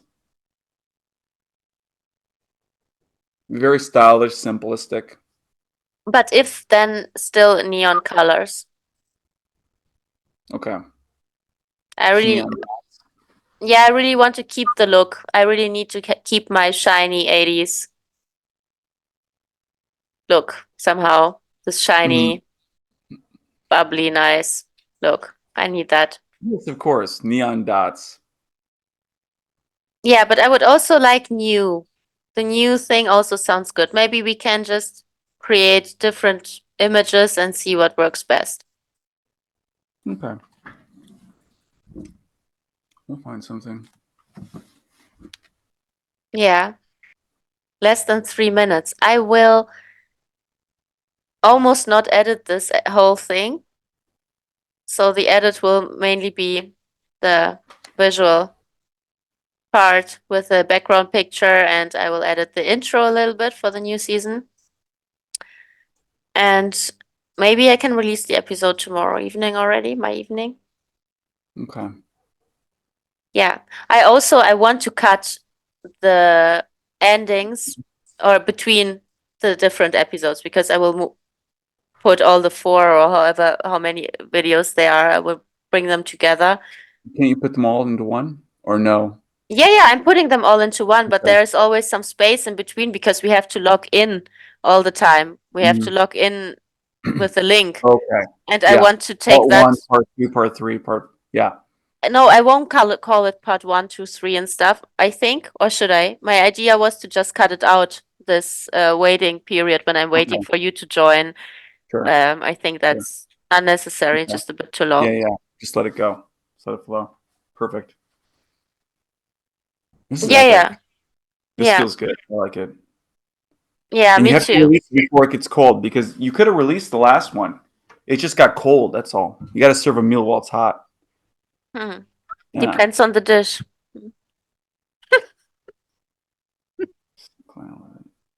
Yeah. You're right. You're right. Yeah. But it was good. No, no, no. That last one was good. But it was like a little avant-garde. You got to like put it out when Yeah, it's but I think I put out the main part of it, and it was when you introduced Optimum College. I really liked how you did yeah. it, and it was a really nice cut. And It maybe what I also was a thought really nice is job. the Yeah. the episode still exists, and maybe one day we can release it for whatever reason. Maybe people want it, Maybe. or Maybe. I don't know. yeah, less than 1 minute left. Oh my God, we will be disconnected. It's 3:03 on my clock right now. Mm. You will be disconnected very soon. So should we say bye already? Let's do that. It was an epic episode. Epic sode. I love you Sorry, so much, babe. my brain is so fried. I love you so much. Oh, I love you too. And I loved the episode, and it was really cool. I think this was really something epic, crazy. I will rewatch it. Of course, I will too. Thank you so much.